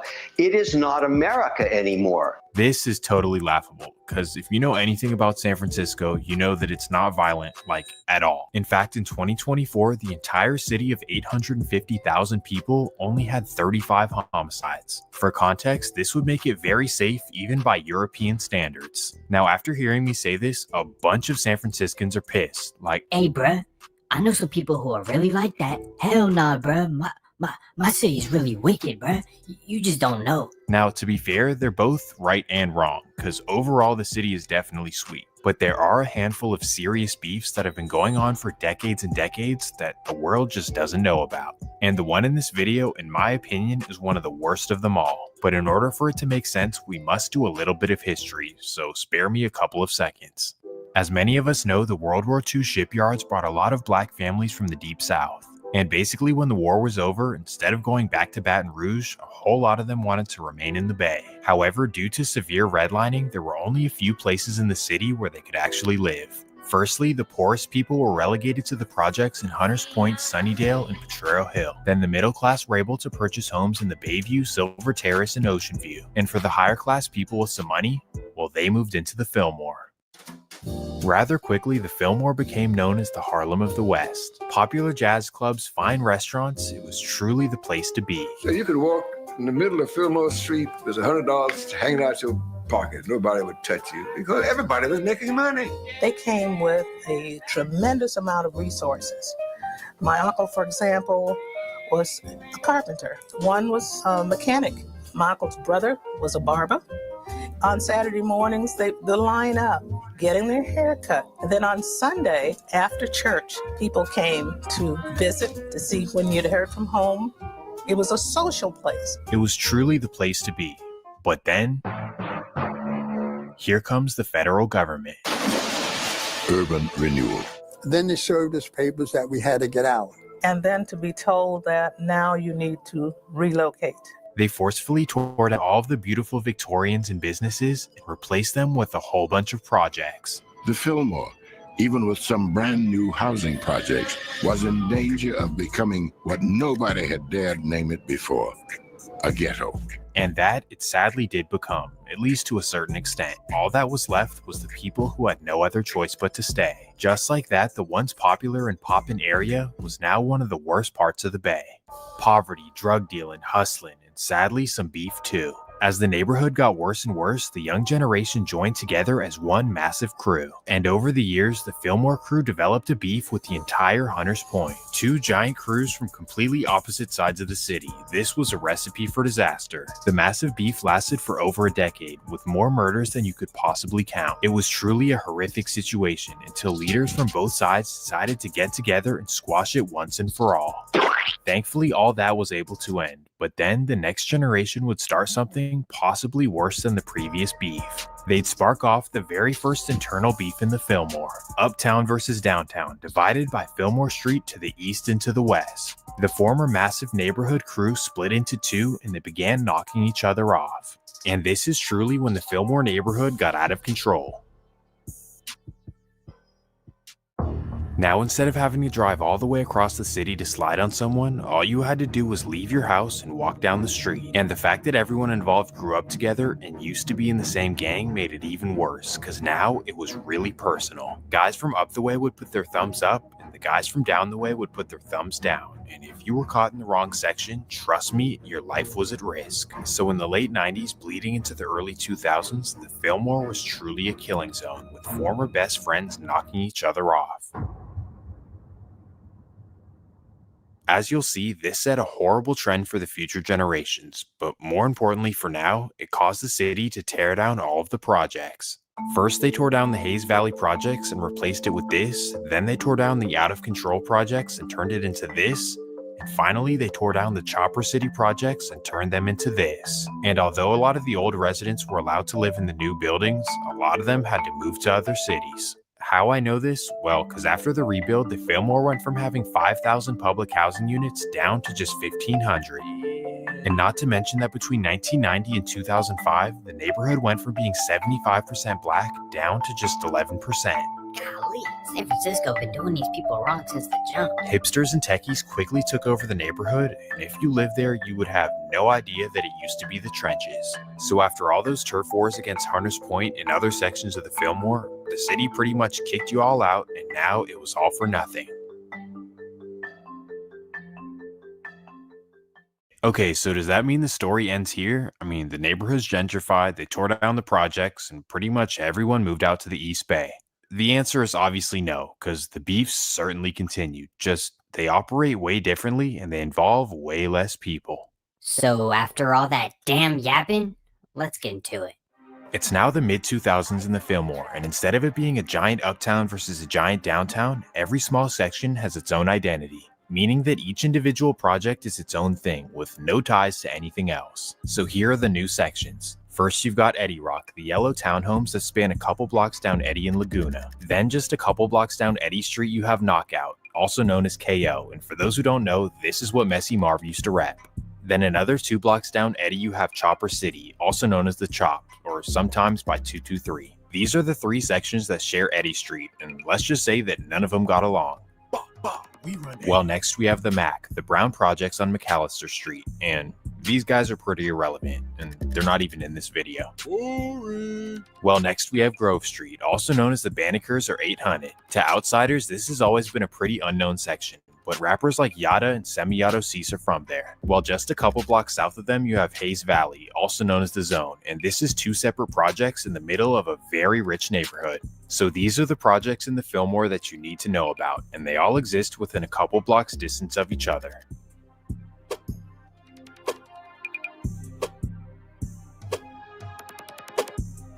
Although all of these sections, except for the Mac, have a long history of knocking shit down, none more have a worse reputation than Eddie Rock. This is because Eddie Rock always saw themselves as the bullies of the area, and they always wanted to kick off beefs. And in the mid-2000s, Eddie Rock were true haters of the only section in Fillmore that didn't have a project. This would be known as CDP, which stands for Central Divisadero Playas. And these guys originate in a section west of Divisadero Street, but their main block is Central Street. And if you're from San Francisco, you're hearing this, and you're like, what? This is a really nice neighborhood full of big-ass, multi-million-dollar houses. How is this the hood? Well, these are the houses the CDP members grew up in, and for that reason, the rest of the Fillmore saw them as silver spoon babies. But truly, CDP didn't care, as they weren't trying to be the toughest guys around, they just wanted to be the richest. And that they were, because they ran up one of the biggest drug operations that California has ever seen. They had the money, the cars, the chains, and most importantly, the women. Well, unfortunately, being the guys having shit in the Fillmore definitely brought some haters, specifically Eddie Rock. So allegedly, Eddie Rock kicked off a beef for no reason and eliminated 4 of their members. Bow, bow, bow, bow. Just like that, the beef was kicked off. Well, Eddie definitely underestimated CDP, as they'd have to go from hustlers to certified demons. CDP would literally go from silver spoon babies to certified hitmen, and they'd knock down a bunch of Eddie Rock members. This situation could honestly be its own movie, but you guys don't have all day. But what you need to know is that Eddie Rock pretty much went to war with every single section in the Fillmore, making them the black sheep of the family. Starting in the mid-2000s, they had bloody wars with CDP, The Chop, KO, Grove Street, and Hayes. This was truly a wild era in San Francisco as a whole, and if you don't believe me, let me prove it to you. In the year 2007, San Francisco had 85 black homicide victims. Mind you, the city only had 45,000 black residents. And if this doesn't stand out to you, let me compare it to Los Angeles, the land of the Bloods and Crips. That same year in 2007, Los Angeles had 94 black homicide victims, but that's despite having 400,000 black residents. I say that to say that being a black resident in San Francisco was 10 times more deadly than being one in Los Angeles. I'm not saying this to glorify anything, I just want you to understand how serious these beefs were. After all this horrific bloodshed, District Attorney Kamala Harris had to put her foot down. In fact, she was so upset with these hoods that she actually sued them, in particular Eddie Rock and The Chop. But even more than this, police began seriously investigating every section of the Fillmore. After Kamala Harris made it illegal for all of them to post up in front of the projects, all police had to do was drive down the block, see them, search them, and take them to jail. Locked away went 12 CDP members, 15 Eddie Rock members, 10 Chop members, a bunch of KO members, and the list goes on. Pretty much by 2012, all of the streets in the Fillmore were shut down. Thankfully, this made the neighborhood very peaceful, a tranquility that it deeply needed. But on the flip side, it also had some downsides. What it did was leave a lot of children fatherless, a whole lot of Fillmore fatherless babies. This meant that the community needed to step up. The guys who were left out of the indictments needed to change their lives around and be there for the younger generation. And thankfully, one person stepped up more than any other, and this would be a man by the name of Lamar Williams, also known as Chi. Chi decided to dedicate his life to steering the youth away from jumping into the streets. This meant constantly checking in with all of the youth and definitely being a shoulder they can always lean on. In addition, he also became a track and football coach at Mission High School, trying to keep kids in sports and off the streets. Not to mention stepping up for his two nephews whose parents were swept up in the CDP indictment. These would be Stacy and Laprelle Gilton, who tried to play sports what were garbage and instead took a different path. They decide to become rappers under the name of Lil Yee and Lil Peep, and somehow they instantly both blow up. This occurs between 2015 and 2016, and this is the exact time where the young generation of Fillmore is starting to come outside. But thankfully this is a quiet period, and on top of this, they're not really representing a section. So they take advantage and create a huge buzz in the Bay. Kid you not, every Filipino girl in Daly City and Vietnamese girl in San Jose was like, "Oh my god, I love Lil Peep." So for the next couple of years, Lil Peep and Lil Yee run the Fillmore music scene. And although they're not really repping a specific project, they're definitely hanging with members of The Chop, Grove, and Hayes. Why I mention this? Well, because this is the time when a new generation of beef starts to brew. And it all begins when a new rapper hits the scene. This new rapper is a shit disturber, and he's bringing up a lot of old beef. Let me introduce you to a teenager named Toriano Carpenter, commonly known as Dex Kruger. Dex is a short little dude raised on Eddie Rock, who was actually a pretty decent basketball player. But anyone who was around him in real life knows that he was a wild dude, even at the age of like 12. Bipping, stealing pizzas from delivery drivers, literally doing anything. But he was also an extremely talented rapper, and the world would find out after he dropped his very first song. Just like his personality, he'd follow it up with wild and disrespectful songs, dissing his ops and heating up old beefs. Dex did not care about Fillmore unity, and he'd even say this in his interview. Dex from Eddie. Don't introduce me as a Fillmore nigga. Some people say this, but some people don't. Like, I don't feel we part of Fillmore. Like, you know what I'm saying? Because we didn't have problems with the whole Fillmore at one point. So why would I claim something if that's them? How is we part of y'all and we beefing with everybody? So we not part of them. We our own thing. That's what I say. Well, some people might say they from Fillmore. I just know me. I'm from Eddie. Dex basically furthers Eddie Rock from the rest of the Fillmore, kind of what the old generation had done. But what he also does is turn up his projects, as people from all over the Bay began coming to Eddie Rock to hang out, shoot dice, and just have fun. So during this era, if you roll down Eddie Rock, you'd see people from Sunnydale, East Oakland, North Richmond, pretty much everywhere in the Bay. People from everywhere except from other sections of the Fillmore, and that's exactly how Dex wanted it. He's cocky and confident, but not only does he talk it, but he also walks it out in the streets. Remember that everyone in the Fillmore hates Eddie Rock, and Eddie Rock hates everyone as well. Now the next generation kicks it off, and that takes us to the fall of 2019. It's a regular Thursday night in the Chop, and a couple of members are outside posted up.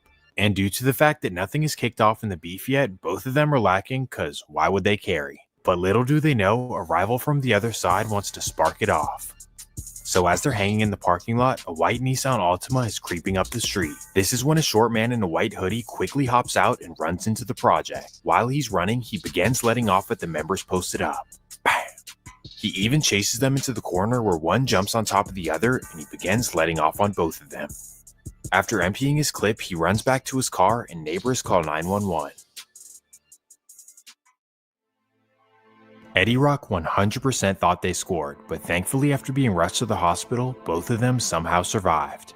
Specifically, one of them by the name of Javon Lee, also known as V's, he was hit over 5 times and doctors were able to bring him back. Either way, this was still a horrible incident, not just because of the shooting, but because it now kicked off the next generation of beef. The older generation tried their best to stop this from happening, but sadly the next generation was repeating the cycle. So now, after this bloodshed, everyone in the Fillmore was forced to take a side. You're either with Eddie Rock or you're with the Chop. Years and years of bloodshed ahead. Here's how everything breaks down.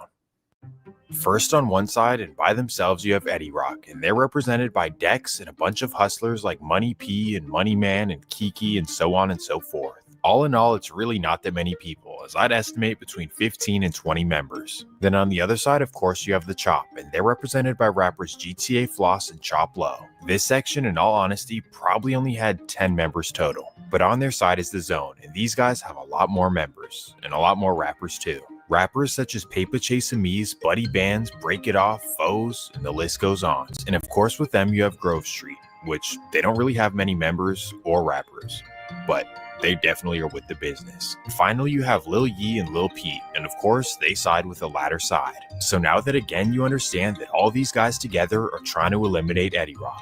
And as you'll see, most of the beef takes place outside of San Francisco, boosting the murder rates in all different cities in the Bay. This is because most of the hood people in San Francisco moved to other cities like a lot of years ago, but still, they kept their beefs. November 6, 2019.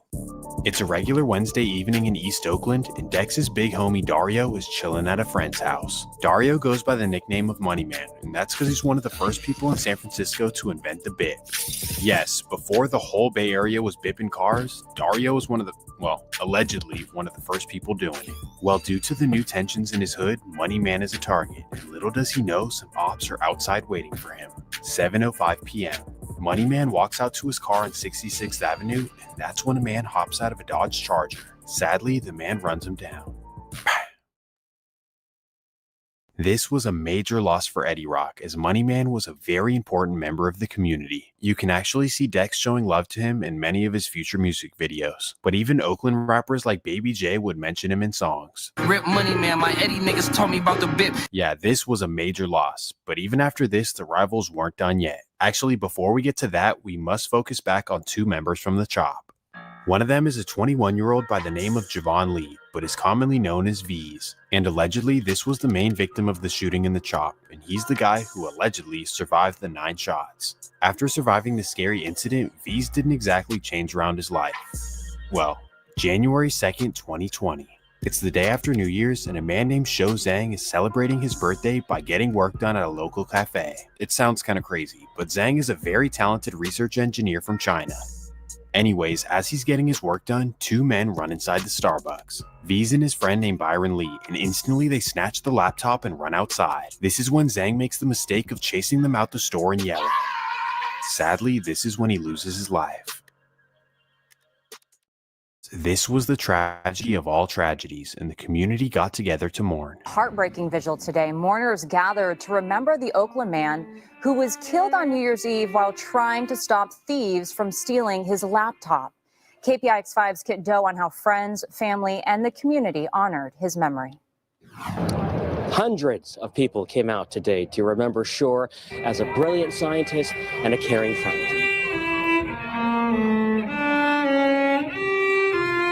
By all accounts, Shore Zhang was one of the Bay Area's best and brightest. Colleagues say he was an outstanding researcher with PhDs in philosophy and physics. Serban Samu hired him to work at Aspera in Emeryville and sat next to him every day. I never got to tell you how much I respect the way you've built your life and your career and your friends. Michelle Munson comforted Shore's family, who just flew in from China, and said her dear friend made important contributions in numerical physics and machine learning. He was a person who was kind and respected by everyone who knew him and worked with him. And he made a habit of being honorable in every part of his life. On New Year's Eve, Shore was working on his computer at this Starbucks in Montclair when police say Byron Reed and Javon Lee, both convicted felons, stole his laptop. Just like that, the two men face up to 10 years in prison. And I know it sounds kind of crazy, but in Oakland, that's actually a lot. However, Byron's sister pleads that he's innocent and he really had nothing to do with it. And he did not have nothing to do with none of this stuff that went on. Let's start with that Beamer. Does he drive a Beamer? Say that again? A car? No, he does not. My brother doesn't even own a car. He doesn't even have a driver's license. What kind of person would you like to vote for? My brother is a very limited kind of person. He is a very family-oriented person. He will never do nothing as serious as this. I mean, people make mistakes all the time. And this is one mistake my brother will not make. Well, the incident swept up the two guys from the chop, and now we focus right back to the beef. Sadly, a couple months later in March, an Eddie Rock member named Tay Thumps would lose his life as well. Things are getting serious for Eddie Rock, but really for the beef as a whole. But trust me, no incident would be bigger than the next one. And now this takes us way back. We head back to the year 2008 and we focus on a teenager named Damari Hampton. Damari grew up in Eddie Rock in a hard lineage of street dudes and sadly losing a lot of family and friends his entire childhood. However, despite these hardships, he happened to be an incredible athlete. Well, because of this, the man I mentioned earlier, Lamar Williams, Chi, well, he decided to take him under his wing, not only in the Fillmore neighborhood, but he was also his football and track coach at Mission High School. Chi wanted nothing more than for Damari to live out his potential as an athlete and to stay out of the streets. Damari was able to do this successfully. As his senior year, he averaged 26 points a game and 21 points a game over his entire career. Not only this, but he was also a star wide receiver and cornerback on the football team and actually made All-City and All-State in both sports. However, due to his height of just 5'9", he didn't receive any Division I offers, so instead, he decided to hit the streets. Oh, hell nah. And sadly, just a year later, he received his first prison sentence. A sad reality of yet another star athlete turned into a criminal. But Damari was able to do his time and get back home, and that fast forwards us to November 18th, 2020. Damari and his young homie Kyotis decide that today we're going to hit a lick. So to do this, Damari allegedly hits up his old football coach and mentor. Not for advice or anything, but instead with plans of setting him up and robbing him. 11 p.m. Damari and Kyotis pull up to Chi's apartment on Bertha Lane in Hunters Point. They quickly walk up to his door, knock hard, and Chi opens up. Boom, that's when he's met with two masked men with firearms pointed directly at him. At this point, Chi has no other choice but to defend himself as he comes up off the hip and begins firing. Bang! Sadly, this is when they fire back as well. Tragically, both Damari and his former football coach would both lose their lives. This was a true tragedy for the whole Fillmore, but really for the city of San Francisco as well. 10 family and friends paying tribute to a high school coach and community leader in San Francisco who was shot and killed a week ago tonight. KTVU's Amber Lee is here now. She's in the city. And Amber, people who knew him say he made a big impact on the community. Frank, there is a memorial honoring the sports coach here along Fillmore Street. His family says the native San Franciscan grew up in this neighborhood and he gave back. Chi-Chi was the heartbeat of Fillmore. Family and friends gathered at a memorial for Lamar Chi-Chi Ali Williams in the Fillmore neighborhood. They describe him as a community leader who grew up on these streets. You just got that smile, you know what I'm saying? Never see that again. That hurts. The 38-year-old is being remembered for his work with young people and the community. But last Wednesday night, shortly before 9, Williams and another man were shot and killed at Williams' home in the Hunters Point neighborhood. Motive unknown and no arrest. This is really hard for the family. He was a wonderful person, one of the best that you can meet. He was giving, he was kind, he was loving. I lived my life complete and better, and because of him, I learned how to be a better person because of him. He's gonna put you on the right path, and that's what he did for this whole community. No matter what, no matter who it was or what age you were or anything. This tragedy hit no one harder than his nephews Lil Yee and Lil Pete, who lost their beloved uncle. This one cut deep and definitely ignited a fire. Man, fuck Eddie Rock. The whole other side was pissed over this one, and trust me, revenge was promised. Just 9 days later, on November 25th, Eddie Rock's Dedrick Tucker, also known as Dada Winnin, would lose his life in Oakland.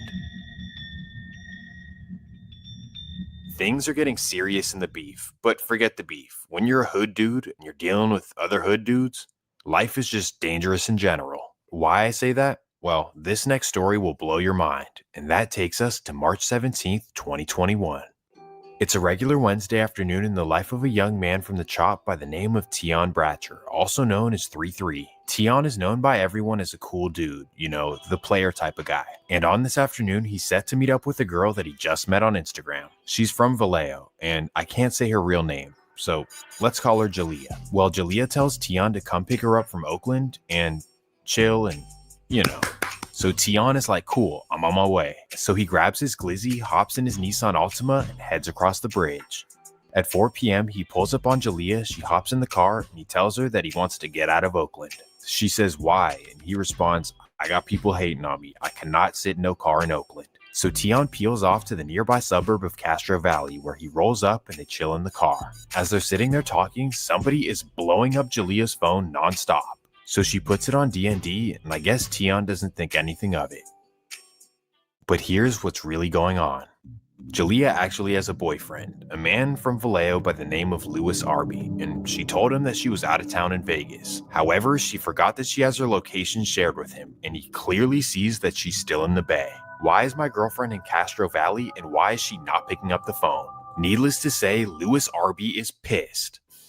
Instantly, he takes all of her belongings out of his house and puts them in a trash bag. He then grabs his .40 caliber, grabs her bag of stuff, and hops in his car. He heads off to her location, speeding through with nothing but anger and revenge on his mind. At 5 p.m., he arrives in Castro Valley and pulls right behind Tion's car. He then hops out with his glizzy and walks right up to the car. What the fuck? That's where he sees Tion and his girlfriend in the back seat doing you-know-what. Instantly, he starts yanking on the door with his glizzy pointed at the window. That's when Tion looks up, sees him, and grabs Jalea and pulls her down. He then grabs his glizzy from under the seat, but sadly, this is when Louis Arby starts letting loose. Jalea opens the door for her boyfriend as he pulls her out to make sure that she's okay. And other than a missing finger, somehow she's completely fine. So this is when Arby takes Tion's chain, his wallet, and his glizzy, and then he and Jalea hop in the car and speed away. They fly down 580 headed for Oakland. Boom, that's when a parked CHP notices them going over 100 miles an hour and he tries to pursue. He then sees them pull off into Oakland in the distance. He calls Oakland police for backup. But unfortunately, Oakland police do not respond or dispatch any officers. So Louis, Arby, and Jalea get away and they head off to the Berkeley Hills. Louis then parks the car in front of somebody's house and he and Jalea begin walking down the street. Whew, we got away. Or at least that's what they think. But little do they know, one of the neighbors saw them, with stains all over their body and decided to call 911. So quickly, Berkeley police arrive and they spot them walking down the hill. Put your hands up. The two stop, they look back, and they sprint away. And because of a no-chase policy, they're able to get away and make their way back to Vallejo. Long story short, the couple would go on the run for 3 months until Vallejo police would finally execute a warrant on Arby's grandma's house. The canines start barking at one of the walls in the closet, so police tear down the wall, and that's when they find exactly what they're looking for. Not only do they find Arby's weapon that he used, but they also find the weapon of Tion Bratcher. So, really a genius here, huh? Louis Arby is now looking at life in prison. Either way, this was an insane and truly tragic story. Tion didn't deserve this in a million years. I mean, can you imagine meeting a girl on Instagram, meeting up with her, having your way, and then out of nowhere, her boyfriend shows up and kills you? That's like the worst way to go out. And unfortunately, even though they had nothing to do with this, Eddie Rock would begin clowning. Specifically, Dex would troll him, and this left a bad taste in a lot of people's mouths, especially one of Tion's closest childhood friends, the rapper from the Zone named Foes. Instantly, he'd send a warning. Speak on 3, I'm through the jets, I'm trying to paint his ass. Yeah, this is serious, and the war continues. You clown someone's dead homie that you had nothing to do with? Yeah, some people are going to take that to the streets. September 15th, 2021. It's a late Wednesday night in North Vallejo, and an Eddie Rock member named Steven Mitchell, also known as ST, is at his girlfriend's apartment. That's when at 10:40 p.m., he receives a text message on his phone and walks outside. As he steps outside, he looks around and doesn't see what he's looking for, and that's when a man with a mask walks right up to him. And sadly, before he can even react, the man lets off. Bam.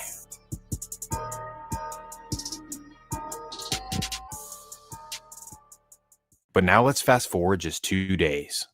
September 17th, 2021. If you're from San Francisco, you know that bike life is a major thing for hood dudes, especially for a man from Grove Street named Baxter Bradley, who's commonly known as Haiti. In fact, his family as a whole is known for it, and tragically, he lost his cousin riding his bike like 10 years prior. Well, on this Friday night, Haiti is riding around his hood doing wheelies and having fun. Unfortunately, this is the exact time where a rival is spinning around the Fillmore looking for an op to catch. The rival recognizes Haiti and somehow targets him and knocks him down while he's riding his bike.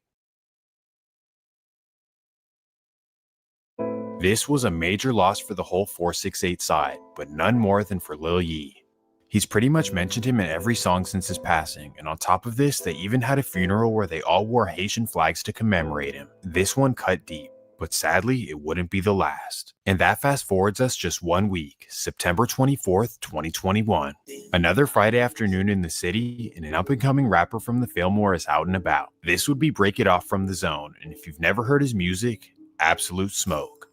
I'm telling you, after this video, go listen to anything that Break It Off, Buddy Bands, Foes, Paper Chasing Me's, and all of them have dropped. Everything goes hard. Well, anyways, it's noon in the Mission District, and Break It Off and Buddy Bands are walking down the street. As they make their way up 17th Street, a car pulls right alongside them. This is when a man hops out of the passenger seat and runs them down. Bang. Thankfully, Buddy Bands is able to run away, but sadly, Break It Off loses his life. This was a huge loss for the Zone, and really sad because of how talented Break It Off was. This dude could really rap his ass off. Well, after losing Haiti and Break It Off back to back, the whole 468 side is ready to make a statement. And that fast forwards us exactly a month, November 6, 2021. Two Eddie Rock members named Kiki and Johnny are at a friend's house on 82nd Avenue in Deep East Oakland. This particular block on 82nd is a known hangout spot for Eddie Rock members, at least known to police. But also the rival Chop members have discovered the hangout as well, and for days they've been spinning the block. Well, for Kiki's friend whose house it is, he's been noticing an infinity spinning the block a lot of times over and over and over, and he's definitely concerned. He's not necessarily concerned for himself, but he's concerned for the Eddie Rock members like Kiki who are always around the block. So he tells Kiki and Johnny about the suspicious infinity, and together they look at the cameras waiting for the next time it comes around. Boom, at 7 p.m., that's when they spot it coming down the block. So instantly they strap up and walk up the street towards the car. Not necessarily to do anything, but just to make sure that nothing suspicious is going on. This is when the Infinity backs up into a driveway and turns around and drives the other way. What the hell is going on? Something isn't right. So this is when Kiki tells Johnny, hey bruh, something ain't right. Let's get the hell out of here. So instantly they walk inside the house, grab their stuff, hop in the car, and head back to San Francisco. But little do they know, the same Infinity is following them at a distance. This would be a car full of Chop members, including the rapper Chop Low. They follow them all the way through East Oakland and onto the highway headed towards the bridge. As Kiki approaches the bridge toll, traffic starts to pile up, and this is when the Chop members begin to creep up on them. According to police, this is when Chop Low rolls down his window, ups an ARP, and begins blowing at the car. Bang! This is when Kiki maneuvers and peels off, and Johnny starts blowing back from outside his window. Thankfully, none of the members would hit each other at all, but sadly, an innocent bystander would lose their life. Developing right now, Bay Area leaders are calling for more security along local highways and interstates after a toddler, this little boy, he was shot and killed over the weekend on Interstate 880 while in his car seat in his parents' car. You can see a photo of him in his Superman costume from Halloween. He was just weeks away from his second birthday. This past Saturday afternoon, his mother was driving him. Sadly, Jasper's father, who is in China, had never been able to meet his son because of COVID restrictions. He is now on his way back to the Bay Area for his son's funeral. This was a horrific tragedy, and a lot of pressure would be placed on Oakland police to figure out who did it.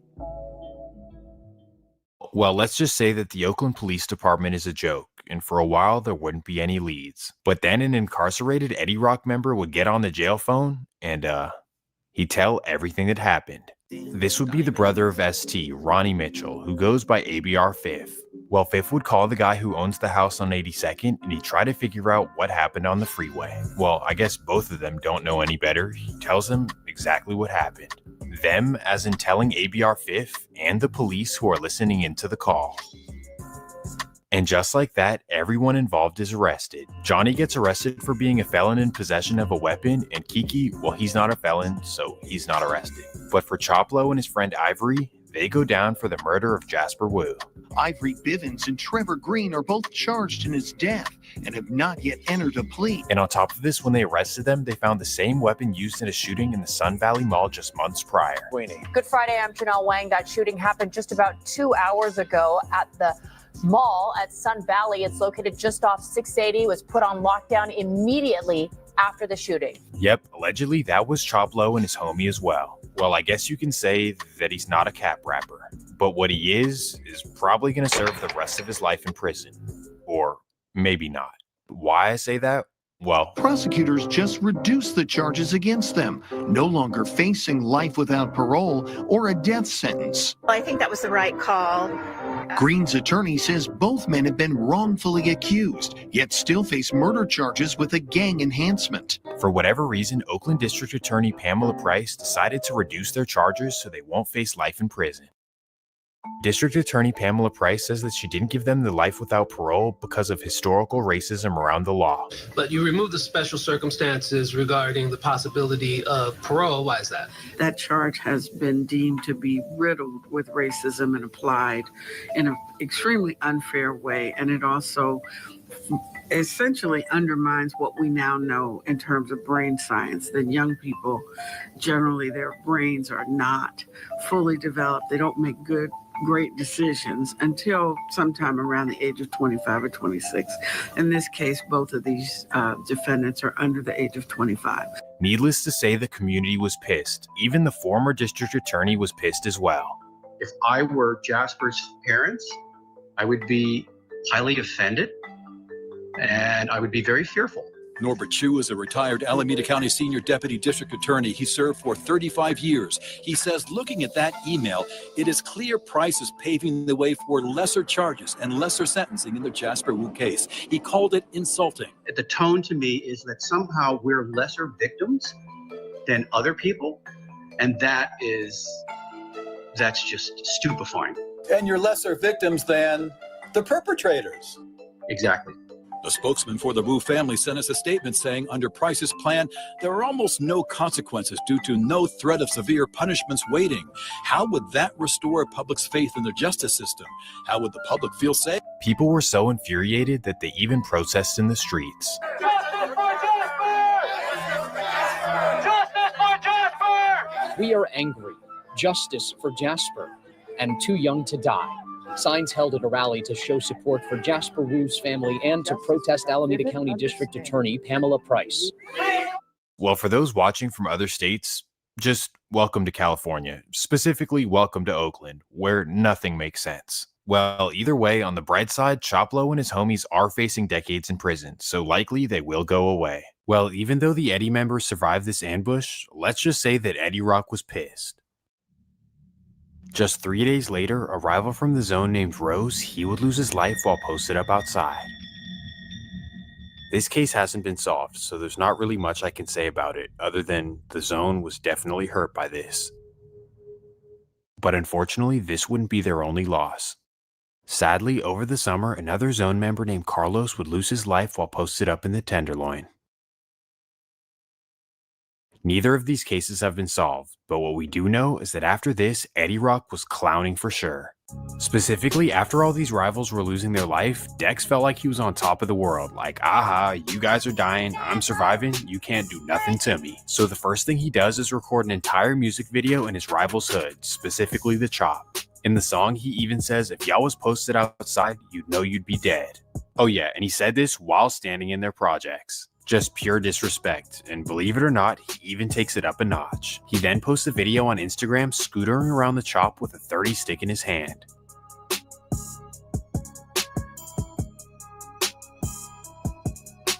Man, just taunting, and more taunting.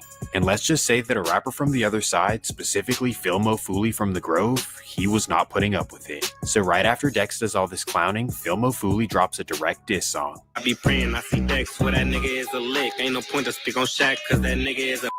The whole song is disrespectful, pretty much clowning all the Eddie Rock members one by one and dissing all of their dead homies. Ooh, this is exactly what Dex was looking for, somebody to finally diss him back. Like, damn bruh, finally someone got something to say. So Dex seizes the opportunity and immediately drops a diss right back. On August 31st, 2022, he drops a song called Ambitious, and immediately he addresses Phil Mofuli. Heard a nigga try to ride me, I don't think it's coming free. A couple stragglers, 2 more they go extinct. A couple stragglers, 2 more they go extinct, addressing the fact that the rivals have been losing a lot of members. But this really isn't the disrespectful part of the song. Instead, it comes in the second verse. And this verse wouldn't even come from a rapper. It would come from a guy who, this was literally his first song. This would be a young dude by the name of Pirus, but commonly known as Money P. Money P isn't really from Eddie Rock, but his dad is a guy by the name of Playa P, who was one of the first Eddie Rock rappers and definitely one of the founding members. But not only is Money P not really from Eddie Rock, but he's also not really in the streets. Like, he's not known for doing anything. Instead, he's just a fly guy, a hustler that pretty much everyone likes, but definitely known for, let's just say, sleeping with the girls of his ops. Well, let's just say that for whatever reason, Money P gets very disrespectful on the second verse of the song. Most importantly, he disses Haiti, the guy who died on his bike from the other side. I know y'all heard about Lil Baxi went out like JoJo. On top of this, in the music video, they even reenact the scene. Needless to say, this song was as wild as it gets, and instantly it hit 100,000 views. But dropping it was not the smartest decision, because the rivals were definitely infuriated, and let's just say they would act quickly. That fast forwards us exactly a week, September 6, 2022, 11:15 p.m.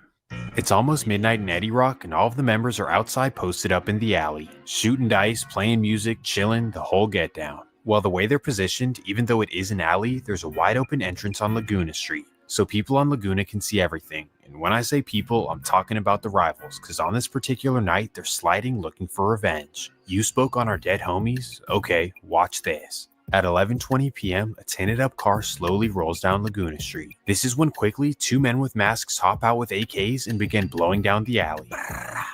Thankfully, the members pull a Game 7 Klay Thompson and they don't hit anything. But sadly, while the Eddie Rock members were blowing back, Dex got caught in the line of fire. This was the biggest loss for Eddie Rock, as Dex was their main rapper and definitely their hood representative. Like, when you think of Eddie, you think of Dex first, no doubt. And given his notoriety, SFPD is offering $50,000 for anyone with information. Well, looking back on it, dropping this diss song was the dumbest decision of Dex's life, because just 7 days later, he had to pay the price for it.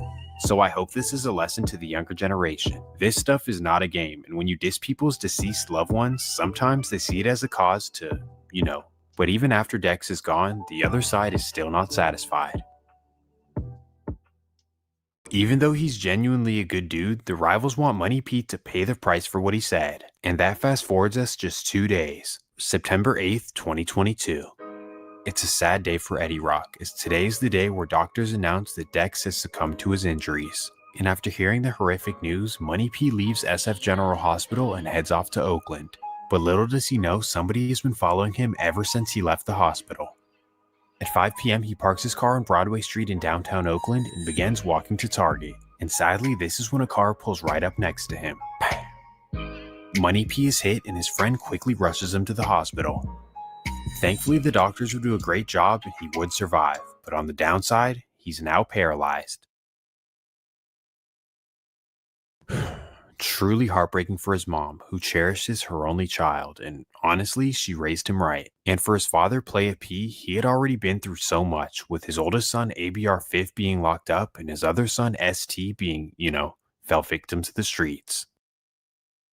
So now Money P would be living at the Lake Merritt Healthcare Center, and this place is gross and depressing, and that's honestly putting it lightly, but he's not there for luxury. He's there so he can relearn how to walk. It's a long journey and there are no guarantees, but at least there's hope. Well, even after eliminating Dex and putting Money P in a wheelchair, the rivals are still not satisfied. For whatever reason, they still want more victims. So now it's November of 2022, and because of the recent tragedies, Eddie Rock members are not posted outside like they used to be. It's a dangerous time to be an Eddie Rock member, so most of them are tucked off in other cities, or at least trying to be. And that takes us right back to Eddie's main hideout on 81st in East Oakland. The same one where Choplo and them followed Kiki and then followed him onto the bridge where they shot, Well, Kiki doesn't seem to learn his lesson, because I guess he assumed that because the guys went down, he could go post up there again. But, obviously they still know about this hangout, and specifically a member named Darius Smith, also known as 50 from the Chop. He's on his way. November 4th, 2022. It's a Friday afternoon in East Oakland, and Kiki is at his friend's house on 81st. As he's chilling in the house, he has no idea that 50 from the Chop is outside, allegedly, and waiting to score. And at 3:30 p.m., Kiki walks outside, not paying attention to surroundings. This is when 50 allegedly hops out of his car and lets loose. Bang. Another tragic loss for Eddie Rock, as the losses are just piling up.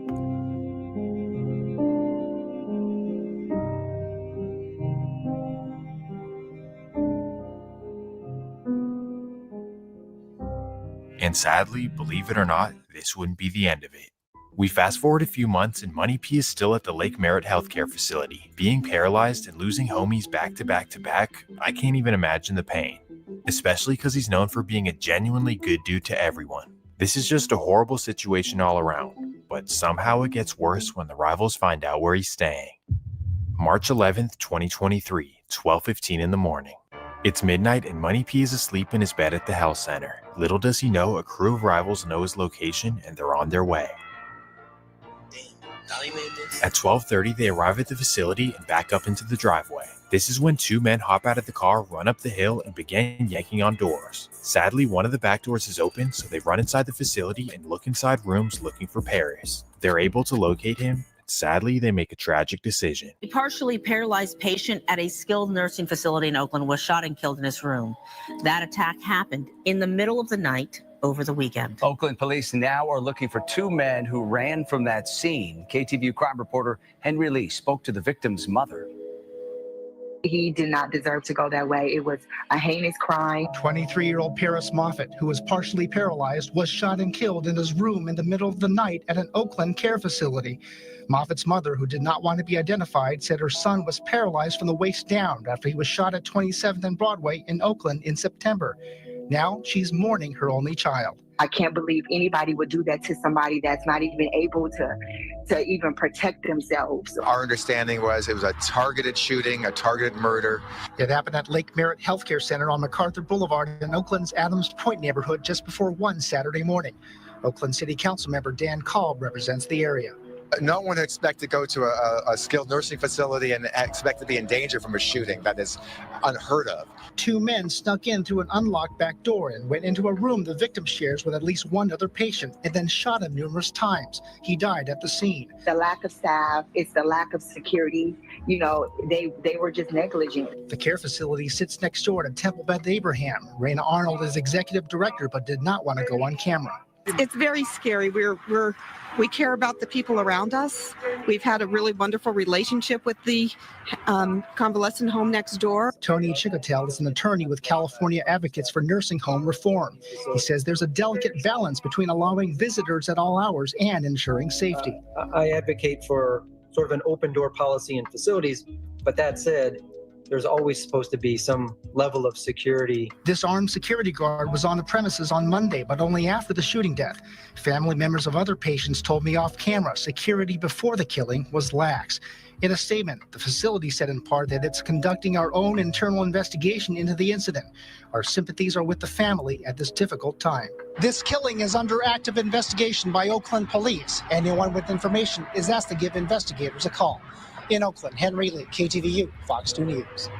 Where was the security? Why was the back door open? Where were the alarms? Just so many questions. And because of this, Money P's dad, Playa P, is suing the facility for negligence and wrongful death. Overall, this is just a horrific situation, and Money P truly did not deserve this. This was a huge loss for Eddie Rock, but also for other sections as well, because Money P was a popular dude. Specifically 2 sections that get along with Eddie, KO and Zoo Block. Allegedly, these 2 sections would join together on a mission for revenge. And that fast forwards us 2 months. It's the summer of 2023, and San Francisco residents are fed up with crime, specifically car break-ins. All day, every day, people roaming around the city, breaking in cars, breaking in businesses, rarely getting caught, and even if they do, they're not getting sentenced. So eventually, residents had enough of the chaos. Voters in San Francisco decided to recall District Attorney Chesa Boudin. Overwhelmingly, more than half of voters say the city, said yes to Proposition H, which was the question, should he be recalled? And now that Boudin is recalled, the next step is to figure out who's going to replace him. After recalling the DA, the city replaced him with a hard-on-crime prosecutor. So now with his stance against crime, SFPD decided to step up as well, with new tactics to take down criminals. May 25th, 2023. It's a Thursday night in San Francisco, and Officer Kevin Burke is bored on duty. He already finished his box of donuts, so he's just driving around looking for anything.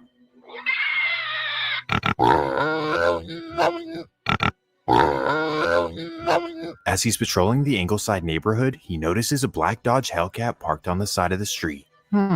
What is that doing around here? So he decides to pull up next to the Hellcat and run the license plates. This is when he discovers that the license plate belongs to an Audi A4 that was stolen in Oakland. Suspicious, right? So then he decides to run the VIN number of the Hellcat, and it was reported stolen in Fairfield. So now Officer Burke could impound the car, run it for fingerprints, and hope there's a suspect. But this officer is smart, and he knows that the car will be used in further crimes. So this is when he decides to put a tracker on it. Just gonna track the car until they commit more and more crimes and we can build a way bigger case. And of course, right away they're off to a fast start.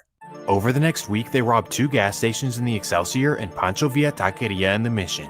Then after this, they'd commit 12 different burglaries that police know of. But even after all this, police are still not ready to arrest them because sadly in San Francisco, 3 robberies and 12 burglaries will not send you to prison. What the hell? So police simply sit back and wait for them to commit more and more crimes. And although this seems like a smart plan, it would also be a costly one. June 5th, 2023. The robbery crew decide that they've hit enough licks and now they want to move on to something bigger. Claiming the life of a rival, in particular anyone from the zone. Being close friends of the fallen Dex and Money P, these dudes are allegedly furious and want revenge. And on this particular night, as they're scrolling through Instagram, they see all of the zone members outside. So instantly they strap up, hop in the Hellcat, and head over to the zone. 8:10 p.m. 8 zone members are posted up outside on Rose Street, the alley where they usually hang. And this is when the Hellcat creeps up to the alley and 3 members hop out. They blow down the alley. 7 of the members are able to duck and run away, but sadly, a 25-year-old named Uera Blaylock would pass away. He was once a star football player at Mission High School and a protege of Chi. Truly a tragic situation for somebody who was just in the wrong place at the wrong time. Now, after committing this tragedy, what do you think the rival's next step is? You'd think that they'd go take the car to Oakland, light it on fire, or take it to the impound, just get rid of it by any means. But no, instead, they still want to use the car, so they take it right down to Eddy Street and park it on the street. Days later, after the investigation, police would spot the car parked on the side of the street, they run the plates and match it to the shooting. This is when Officer Burke contacts the homicide unit and says, hey, I was actually tracking that car, so I know exactly where it was the entire time. So he shows them that the car was tracked on Rose Street at the exact time of the shooting, and they're like, okay, thanks. But who was in the car? And this is when he's like, I never actually figured that out. So together, he and the homicide unit contact the gang unit looking for help. So based on the car being parked in front of KO, the gang unit goes through all the social media pages of KO members, and you won't believe this. This is where they discover an Instagram picture with the KO and Zoo Block members standing in front of the stolen Hellcat. My bad for yelling. I just can't believe they do this. So just like that, the 4 guys would be arrested and now they're facing trial. So we'll see what happens. So much bloodshed over the past couple years, and trust me, there's a lot that I didn't cover. But after this, the beef really had no choice but to calm down, cause in all honesty, there's really nobody left. Over the past 5 or 6 years, the Fillmore projects have basically wiped each other off the map. And at this point, there's really only like a handful of people left. Seriously, in each section, there's maybe like 5 to 10 guys. Over the span of just 5 years, in this very small neighborhood, over 25 people lost their lives and over 50 people went to prison. But still, the hunt for Eddie Rock is not done yet. March 3rd, 2025. It's an early Monday morning in the Fillmore, and on Eddie Rock, they're all posted up in the alley. Everyone is now back outside posted up after a couple quiet years in the beef, even by San Francisco standards, as there's only been 1 homicide the entire year. And because of this sense of safety, Eddie Rock is back posted in the alley, not worried about anything. Well, little do they know, even after already having a ton of revenge, the rivals still want more. And at 3:40 in the morning, they creep down the alley, see everyone posted up, and light it up. Sadly, an Eddie Rock rapper named YT Stunts would pass away. Stunts was Dex's best childhood friend, so for him to pass away on the same exact block that his best friend did is truly tragic. And unfortunately at this point, Eddie Rock is pretty much extinct.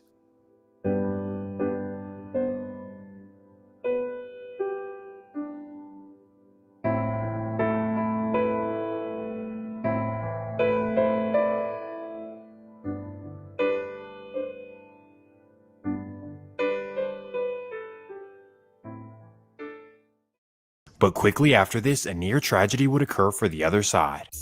Just 2 days later, March 5th, 2025. It's a Wednesday night in Los Angeles, and the Fillmore's biggest rapper Lil Yee is in the studio trying to make a hit. Boom, that's when a masked assailant runs into the studio. He whips out on Lil Yee while he's recording, and he demands his watch. But Yee is not giving it up as he tries to fight the man off, and sadly, the man lets loose. After being hit multiple times, Yee is rushed to the hospital by his friends. He flatlines twice during surgery, but thankfully somehow doctors were able to revive him. Either way, this was a shocking incident, and instantly people started jumping to conclusions. Honestly, I have no idea what this was about, but trust me, Lil Yee is not the person you want to go to war with. Well, either way, we nearly lost yet another Fillmore rapper, but thankfully he was okay. Now the video is down to one last incident. Even after eliminating the majority of Eddie Rock members, the other side is still on a mission for revenge. Now you're probably wondering, who was even left from Eddie Rock to even target? Well, that brings us back to the tragic loss of Lamar Chi Chi Williams. If you can recall, there were 3 people involved in this tragic situation. Obviously, you have Chi as the victim who passed away, and then you have Damari as the suspect who also passed away, and finally you have a man named Lotus Martin. He goes by the nickname Low, and in the situation where they went to go rob Chi, he allegedly started blowing back. Well, technically under California law, he was supposed to be charged with double murder. So technically, if convicted, he was supposed to get like 50 years in prison, but that didn't happen. Because in 2025, he was somehow released back onto the streets. And even though the other side pretty much exterminated Eddie Rock after the loss of Chi, they still wanted this man gone. And that takes us to April 14th, 2025. It's 5:30 p.m. in the Tenderloin, and Lowe is posted up on Turk and Mason. And because it's been 5 years since the Chi incident, I guess he assumes that time heals all wounds. I say that because he's outside posted up with no mask in one of the busiest parts of the city. Well, little does he know, a rival had spotted him and he's on his way. At 6 p.m., a car slowly pulls up, a man hops out of the back and runs up on Lowe. Bang. This was the ultimate nail in the coffin for Eddie Rock. And hopefully it's the nail in the coffin for the beef as a whole, because this cannot continue. I mean, seriously, the Fillmore pretty much wiped each other out, and that's on top of all the gentrification and displacement. I'm telling you, there's so few people left in each section that it's honestly tragic. Like in 5 to 10 years, the Fillmore as we know it could be completely gone, and I'm not exaggerating. And then you have to ask yourself, what was the point of all the beef? Now, obviously there is no point, but still, you're killing and dying over hoods that in 10 years most definitely will not exist. Well, I hope you enjoyed the video, or at least learned something from it, because a lot of this San Francisco history is not reported in the news. So if you enjoyed the video, please make sure to leave a like and subscribe, and let me know in the comments what you want to see next. Peace. Because the RICO was dropped and they used the RICO against him not to grant him his $100 million bail, right? They're going to give him his bail until sentencing, right? I believe once he's sentenced, and I'm thinking 33 months if he gets sentenced. Okay. But at the time he's sentenced, I believe at that point, their legal is going to file appeal. And they're going to file appeal and show he's been out on bail a month, 2 months, however long it is. He's not a flight risk, right? And we're filing an appeal. And based upon us filing an appeal, he should remain to be out on bail as if they allowed Tupac to get out on bail. I think that's what's going to happen. That's why this bail is that important, because if that wasn't going to happen, anybody doing a time, you just want to get it over. He just got used to doing time. So to come home 2 months and have to mentally prepare yourself to go back into that, and your time kind of stops, unless they're going to give you an ankle monitor and let the time on the street count. So the time you got to do, it really don't make no sense. But I think that's what's going to happen. Okay, I see a Molly Mall got 33 months for kind of the same type shit. Really? So, and you know, he'll be home in a year. Okay, this is my question is, what will his place in the industry now be, given that he's, I mean, it's pretty unique. I don't think it's not affected at all. Because, okay, he's had so many people from Meek Mill to everybody else, like just, you know, running with the no Diddy thing.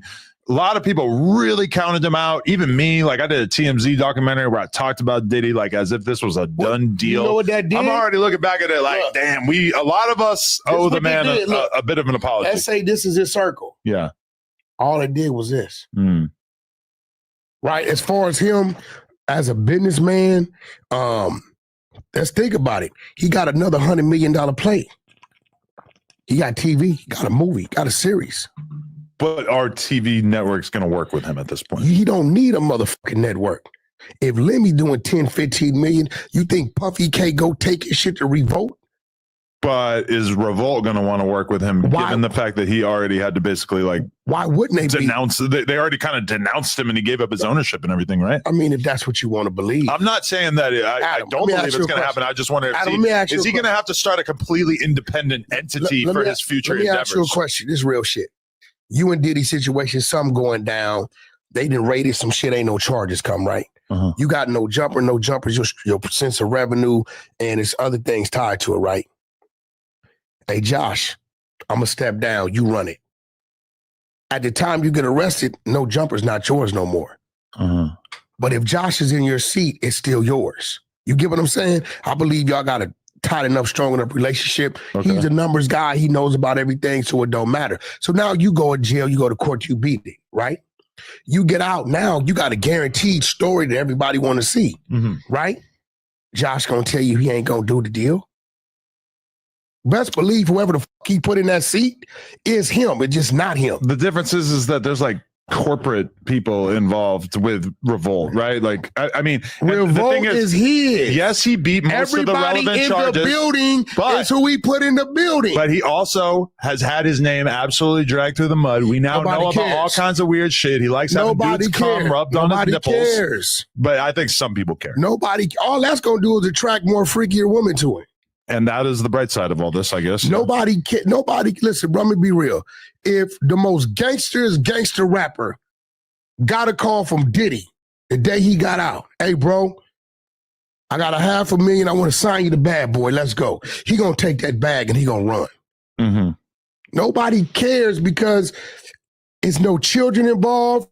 And it's no involved. And that's the thing, is that originally it was kind of like promised to us that this case was going to involve children and rapes. They said that. And it didn't really ever pan out. And you got to imagine that they didn't leave any stones unturned. No, they would have. You know, like they definitely went as hard as they could. That dude with the civil suits. Yeah. The bozo Jay-Z beat out. Right. He said that. Uh-huh. He guaranteed that. It never popped up. Right. Now, you got to remember, the two names involved in this, bro, only one of those names we look at Diddy on some bullshit, right? Half the world looking at it and ain't saying nothing because they didn't put their hands on a woman too, right? Now, 50 Cent, Baby Mama, and Cassie, we don't look at them like Diddy raped them. No. We don't look at them like Diddy violated them. They were with it. That we don't see that. It's one thing if this is a lady that he met in the club and she woke up in the morning and this happened, right? We don't see the people involved as it was any foul play. Some freaky deaky shit, all right, but no foul play. I mean, really, like, I can acknowledge, yes, Diddy seems like an abuser. He has issues with domestic violence, etc. 100%. In that regard, I see Cassie as a victim. However, a lot of these allegations that she was forced into these multi-day long freak-offs and everything, I mean, if anything, this case convinced me that she was a willing participant in all of that. No, it was no doubt that she was a willing participant. Bro, after she cheated on Diddy with the trainer, she still came back and gave Diddy some sex while she's answering the FaceTime with the trainer. I know the guy who owns the escort agency that was supplying men to them for these freak-offs at times. And I asked him, I said, so who was calling? He said, Cassie. It was Cassie every time. So, I mean, even that right there, like, I don't see it. So I'm talking, and then you just start winking at her as if anybody gives a fuck about your little flirtation across the room. No, I'm just trying to tell you how bad you suck at this. Baby, what did I tell you? And then you just start winking at her. You suck. I'm not kidding. No, look, you Adam, suck ass at podcasting. No, listen. You got to get it together. Let me let the cat out the bag. You need an intervention about how annoying you are on this podcast. Let me let the cat out the bag. I told R&B, I give it 7 seconds. That if I start doing that, he's going to blow a fuse. And I'm counting in my head as I'm doing this shit. I thought you'd have been up on me. It's like, I got to tell you, nobody thinks this is funny besides you. This is like the gayest shit possible. It's gay that I was winking at my woman. It's the same thing, though, with you fucking having to obsess over your phone the entire podcast. Like, how hard is it to just block everything out and just have a good conversation? Instead, you're doing your weird little inside joke with her that nobody cares about. You're talking on your phone. It's like, bro, I put my phone on Do Not Disturb for this shit, and I focus on the conversation. You're distracted by your phone. Listen, you're looking at her. Adam, you're fucking up the product. Let me tell you something. No, I'm not, because this is why people watch. I'm going to be real, Adam. No. Nobody wants to see you winking at her. You know why? Nobody thinks that's funny. Nobody wants to hear you make sex jokes at me. No, they do. They do. Because we all know you're fucking gay. You're gay. You're gay. You're gay. You're gay. You won't do a session with Diddy. You get it? There you go. Fucking weirdo. No, okay. As long as we're doing this, let's talk about this. Okay, so. Oh, man, gonna get me in trouble right here. What? This. I want to just acknowledge this. When I look at the comments on this, which one is this? This is the most recent episode. This is episode 99. Okay. We're just going to look at random comments. I haven't. Okay. I'm going to read these. If whack talking, he lying. That's simple. What I'm lying about? You got to tell me that. I'm not going to acknowledge this one. Call in. Listen, we should do a call in what I'm lying about. Okay. Every time they tell me I'm lying about something, I show them the shit. I'm going to ignore all the ones about me. I woke up quick at about noon, just thought that whack had to be lying soon. Hey, what am I lying about? Let's see how many times the whack turns the focus on him and mentions his girlfriend. Bro, they can listen. I'm 30 seconds in and whack lying. What I was lying about? It just feels like there's been a little bit of a shift in public opinion where they all think you're a liar. Like, so many of these comments are about that. Now, granted, a lot of the comments are about me saying that I'm basically like deflecting and not taking responsibility for what happened between Uncle and 4Extra, which is obviously not true. But I think a lot of the comments about you have some validity. What? You said I'm lying about what? Whack is so biased. You don't even be saying none because he rides so hard for his side, which is great. But when you're on a podcast, it's kind of lame. What side are they talking about? Whack got an F in the Bloods report card. I did see that. I wasn't going to bring that up. I'm glad. LAPD gang unit, please pay attention to that F on the blood report card. That just means you're bad blood. Doesn't mean you're not blood. That was done by a non-gang member. Okay. So fuck out of here. Whoever did that report card, I guarantee if they were standing in front of me, I'll slap the shit out of him and he wouldn't do nothing. Whack's kryptonite is telling the truth. Whack's what? I find it interesting that so many people think you're lying. Yeah, you know why? 8 minutes in, Wack has told 8 lies already. This fool literally tells a lie a minute. I don't even know what they're really saying that you're lying about in this episode. Point. They listen, because they can't call me a dope fiend. They can't call me broke. They can't say my woman is ugly. They can't say my kids is You already ignorant. did this rant. No, this real shit. They got to come up with something. Listen, if I tell you, Adam, you lied, I'm gonna tell you what you lied about, right? Yeah, I would appreciate tell you what you lied about. Yeah. So what I lie about? I think half the shit that I say, they don't want to believe it. The Nipsey shit is the main thing. I'm gonna be real. I don't really see anybody questioning that one anymore. No, whenever people question it, they end up looking kind of silly, stupid as right. So at the end of the day, I mean, I don't really talk about nothing but give my opinion on what our little bullet points. Other than that, I mean, shit. Okay, so we are looking for slightly more detailed conversation comments about on this episode. If you're going to call Wack a liar, we need details of what you think he is lying about. Now, one thing that absolutely nobody is bothering to lie about is that T-Rel is broke. Let's talk about it. Well, how you know that, bro? Well, he accidentally revealed his YouTube dashboard, and it turns out he was on stream and he had his YouTube analytics open in one window, and he accidentally showed it for a split second. One of the fans screenshotted it, and it basically shows that in the last month, his entire operation has earned $7,500. Now, keep in mind that money from that has to go to his wife, Heather, as well as Smack. And then they also have to pay for the place where they record. They also have to pay a couple of employees. So a lot of people... There's no money to pay anybody. A lot of people... I've been to a spot. My estimation, he's podcasting for free. He's basically breaking even, maybe even losing money. No, he's losing money because his spot... If he's getting some love, he's 5,000 to 7,000. And this is the problem with that too, is that at first it was like a warehouse for his girl's clothing line, but the clothing line is basically like bankrupt now, or they're non-operational anymore. I thought it was merch. But so at first he was just paying a percentage of the bill for the room in the back. Now he's got to cover the whole rent because the whole business is done. They're not selling clothes for girls anymore. Because looking at the building is like in a... like Chatsworth, kind of Willing Hills type Canoga Park area. Okay. Nice build, not too far from 101. Right.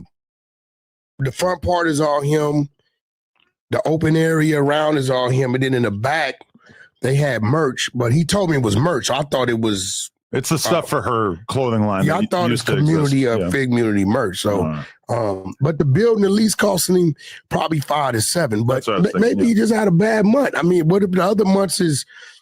The thing 60, is, 70, 80. The thing is that if you go to Social Blade and look at his views per month, this was a normal month. This is like, he doesn't really do a lot more views than he's doing right now. So does he have any sponsorships or ad revenue? Think so. I don't really watch. They used to, but they lost them. Because of the... Well, because there was a whole controversy where Heather and T-Rel basically at one point were kind of like grooming Kylie Jenner before she was a full-grown woman. Like they were going on double dates with Tyga together. Hold on, bro. But you know, Tyga was dating Kylie Jenner. I know that. And T-Rel was his assistant. No, he's his manager. And Heather, he was his manager. Heather was her good friend, and they went on double dates together when she was underage and stuff. So I feel like a lot of brands would kind of shy away from doing ad deals with them because of the fact that How old was she when she was with Tiger? 16. Maybe 15, I don't know. Not 15. I'll get to. I mean, 16 is still kind of crazy too. Maybe ChatGPT knows. So they're blaming because he's managing Tiger. They get to blame for who he's. Didn't he have a? Well, but they were going on double dates together. Isn't there a kid involved over there? Or am I tripping? Tiger? No, he don't have a kid by her, does he? No, he doesn't.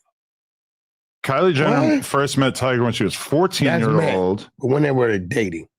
However, their relationship didn't begin until 2014. I guess she was 17. But that's still I a feel violation. like I've seen 16. That's still a violation. Noted as when they started. Now it's a little blurry because they didn't really like publicly admit it. Here's the publicly. thing. Did the mother, which I'm thinking, give consent? I don't know. Somebody would have to give consent.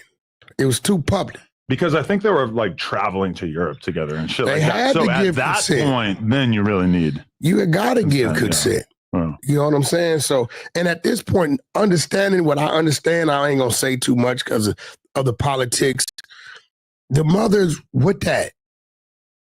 You know what I'm saying? The mother's with that. Because any normal person, you wouldn't have went for it. Right. I wouldn't have went for it. No. You're not taking my fucking teenage daughter. We're not doing none of that, right? So you got to understand, like you said, when they're traveling to Paris, he's not just, bro, like, now, I'm not saying it's right for Tiger to do, but if Tiger had consent, then he's within the means of the law. A little distasteful publicly, but growing up, when I grew up, that was normal.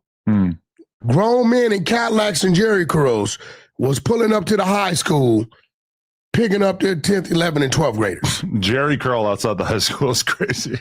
Bro, we talking the 80s and 90s, bro. No, I believe it, yeah. No, this real shit. I'm not saying it's right. When I was 13 and I was in 7th grade, I have the intense memory of realizing that all the girls that I thought were hot in my grade were dating guys who were like 17, 18, etc. Yeah, They'd pick them up in their cars. And this was like crazy. 4 years before I got a car. What's crazy is even back then, I don't think no documented consent was going on, but they pulled up to the houses and dropped them off, picked them up, probably looked out for the parents. That's just what it was. But in this situation, I think you just saying that, bro. I don't think they call backlash over this dude going somewhere with his client. No, they did. And actually, T-Rail responded to it, and he said, "We grooming billionaires, bitch."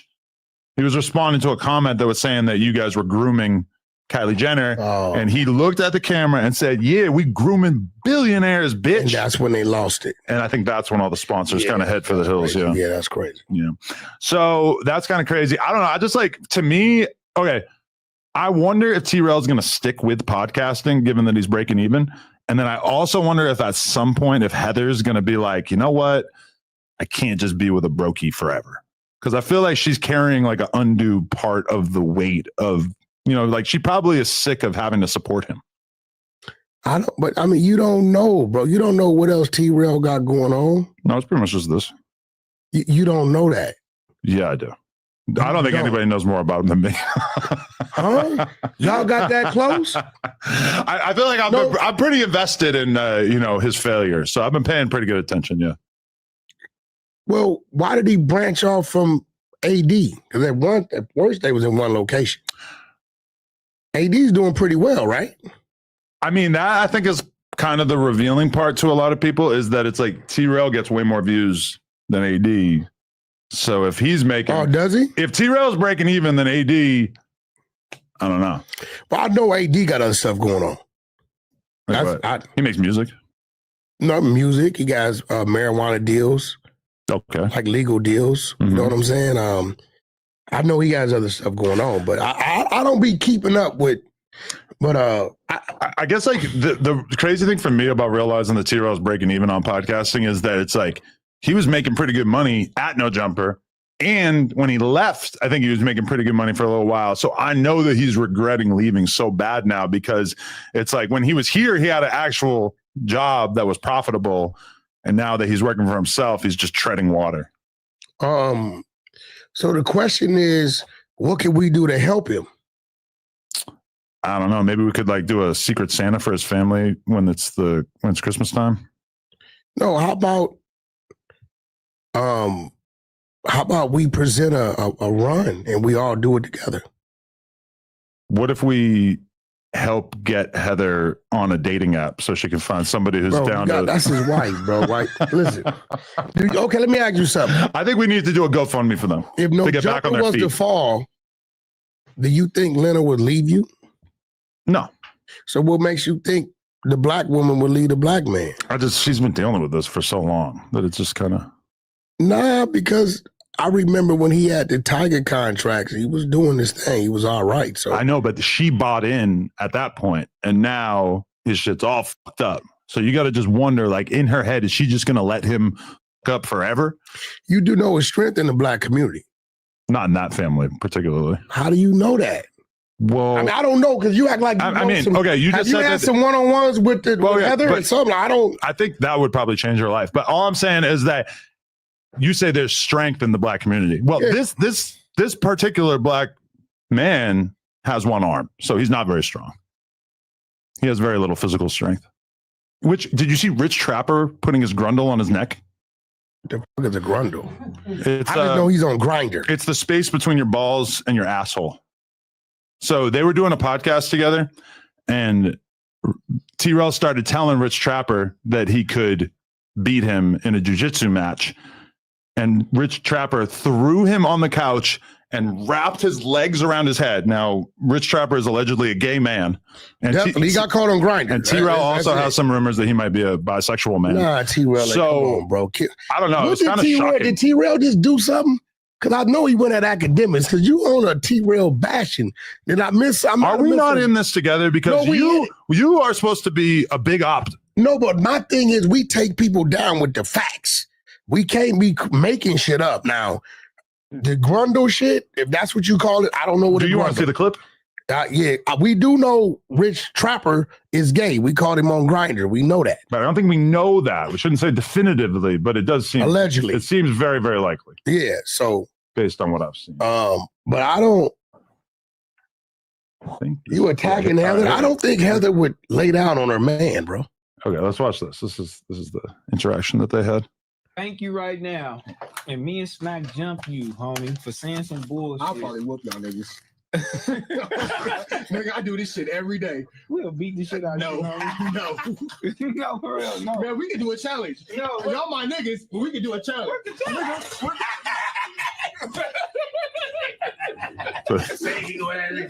Look how he throws him on the couch, wraps his legs.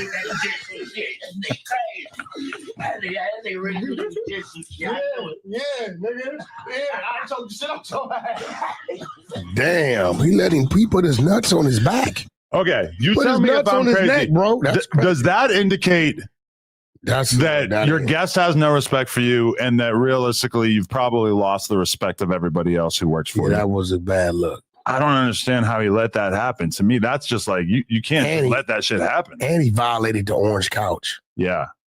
Yo, I'm gonna ask you a question because you mentioned the name, and I know him. Sure. And I met him about 10 years ago. Mm-hmm. I've never had a chance to ask him, what's his thoughts about T-Rail? Who? Gucci. Gucci Mane? Is that his name? The dude from Hoover. Oh, Gumby. Gumby. What's his thoughts about? We've had some conversations, but I'll leave that until we actually do a podcast. Yeah, I've never, I know him. I met him like right when he first got out. I mean, it's got to be weird for anyone who really like has lived and died by the fucking Hoover sword over the years to have somebody who's really kind of like a wishy-washy participant in that kind of stuff out here, really like doing a podcast, acting like they are a member in a way that, to me, I really don't think they are. So no, he's definitely from Hoover. Well, he's from the street Hoover, but he never got put on to become an actual member. He was kind of living off his brother's name. T-Rail from what, Five Deuce? Well, he grew up around there, yeah. His brother is a real member. Gumby, I don't know, from A-Tray 107. He was something over there. Okay. Gumby's a real motherfucking Hoover, though. No. Like, I know him. We didn't talk business. He did a bunch of time. He sued him, got a bunch of money out the state. No, I was just one. I've never asked him how, and I've never heard them applying any pressure. Like when T-Rail was up here, did that ever go on with, it was a possible No, because why problem? would they really care about that? But I think that once you start a podcast that is really kind of like repping the back on feed, because they have the orange couch. They're doing interviews with people. They're the name of it really infers it. Definitely people feel a way about it, but it hasn't really come to a head. And I don't want to be the one to push that issue. So, are they tripping? I hear that somebody got tripped on for going to interview with him.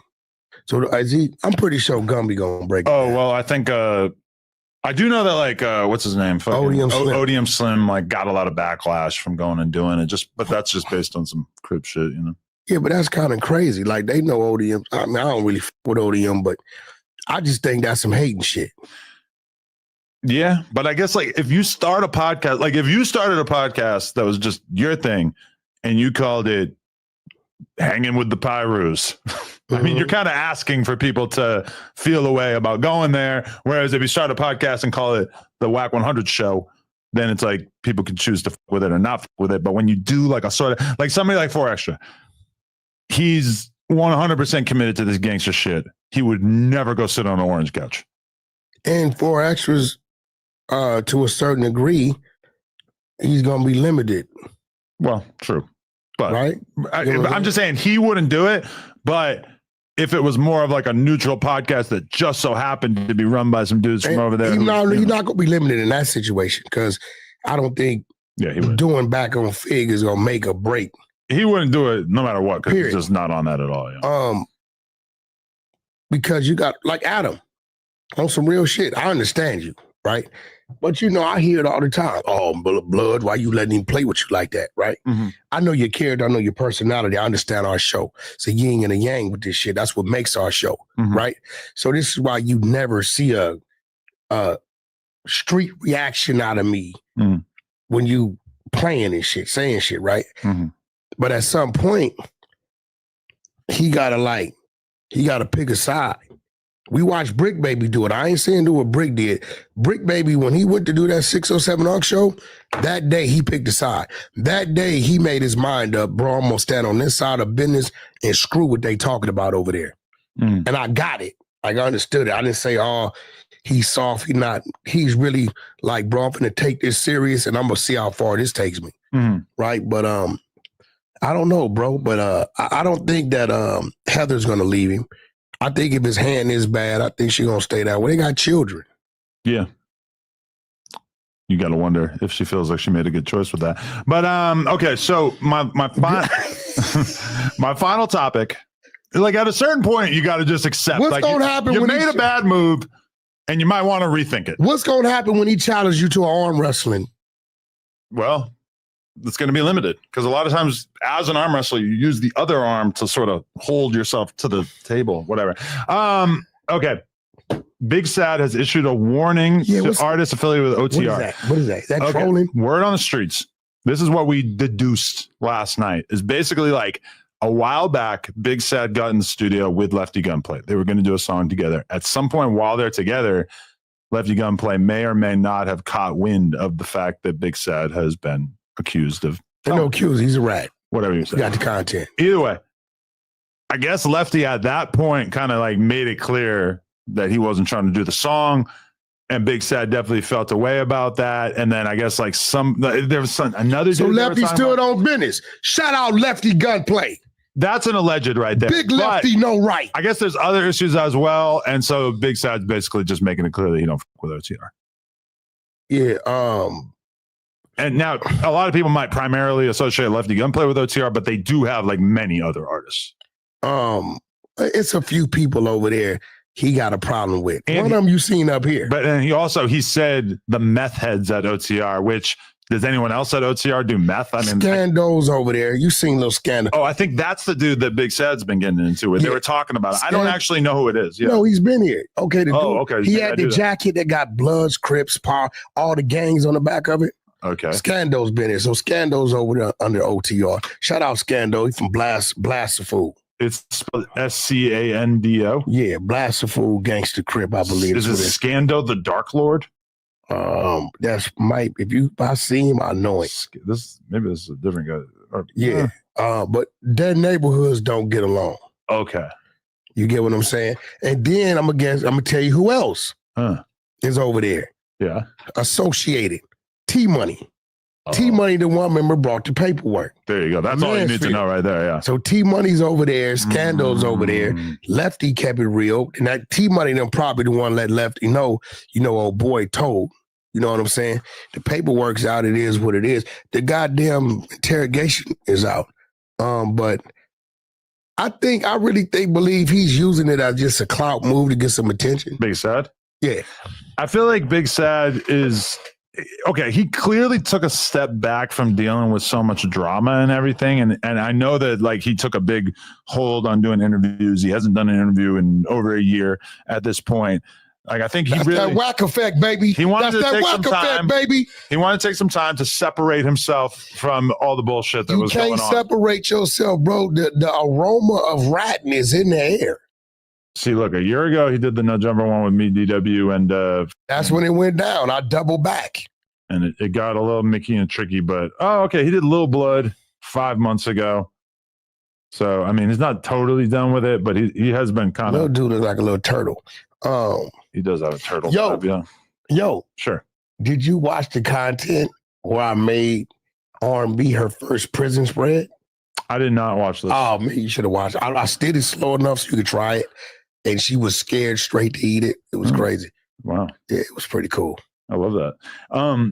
How do you feel about the Lil Brazy stuff that's been going on? I feel you're an asshole. Wait, why?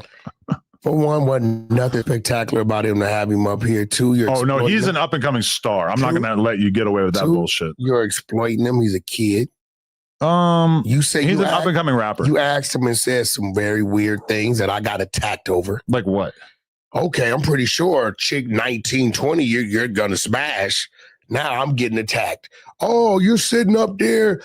First, they said the dude was like 12 years old. No, 15. He was talking about all the chicks that he wants to bang and how he wants to be introduced to porn stars. You shouldn't have that conversation with him. Well, I didn't want to, but I had to deal with it. No, you should shoot shit. He comes on here. He wants to learn about the birds and the bees. No. I'm going to give it to him. That's not your place.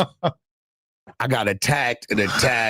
I'm like, bro, he's just answering. He's not insinuating. He's not grooming. He's not telling it. He didn't bring a chick in to sit on his lap. Like, get the fuck out of here. I mean, bro. He's basically like telling me he wants to bang my wife.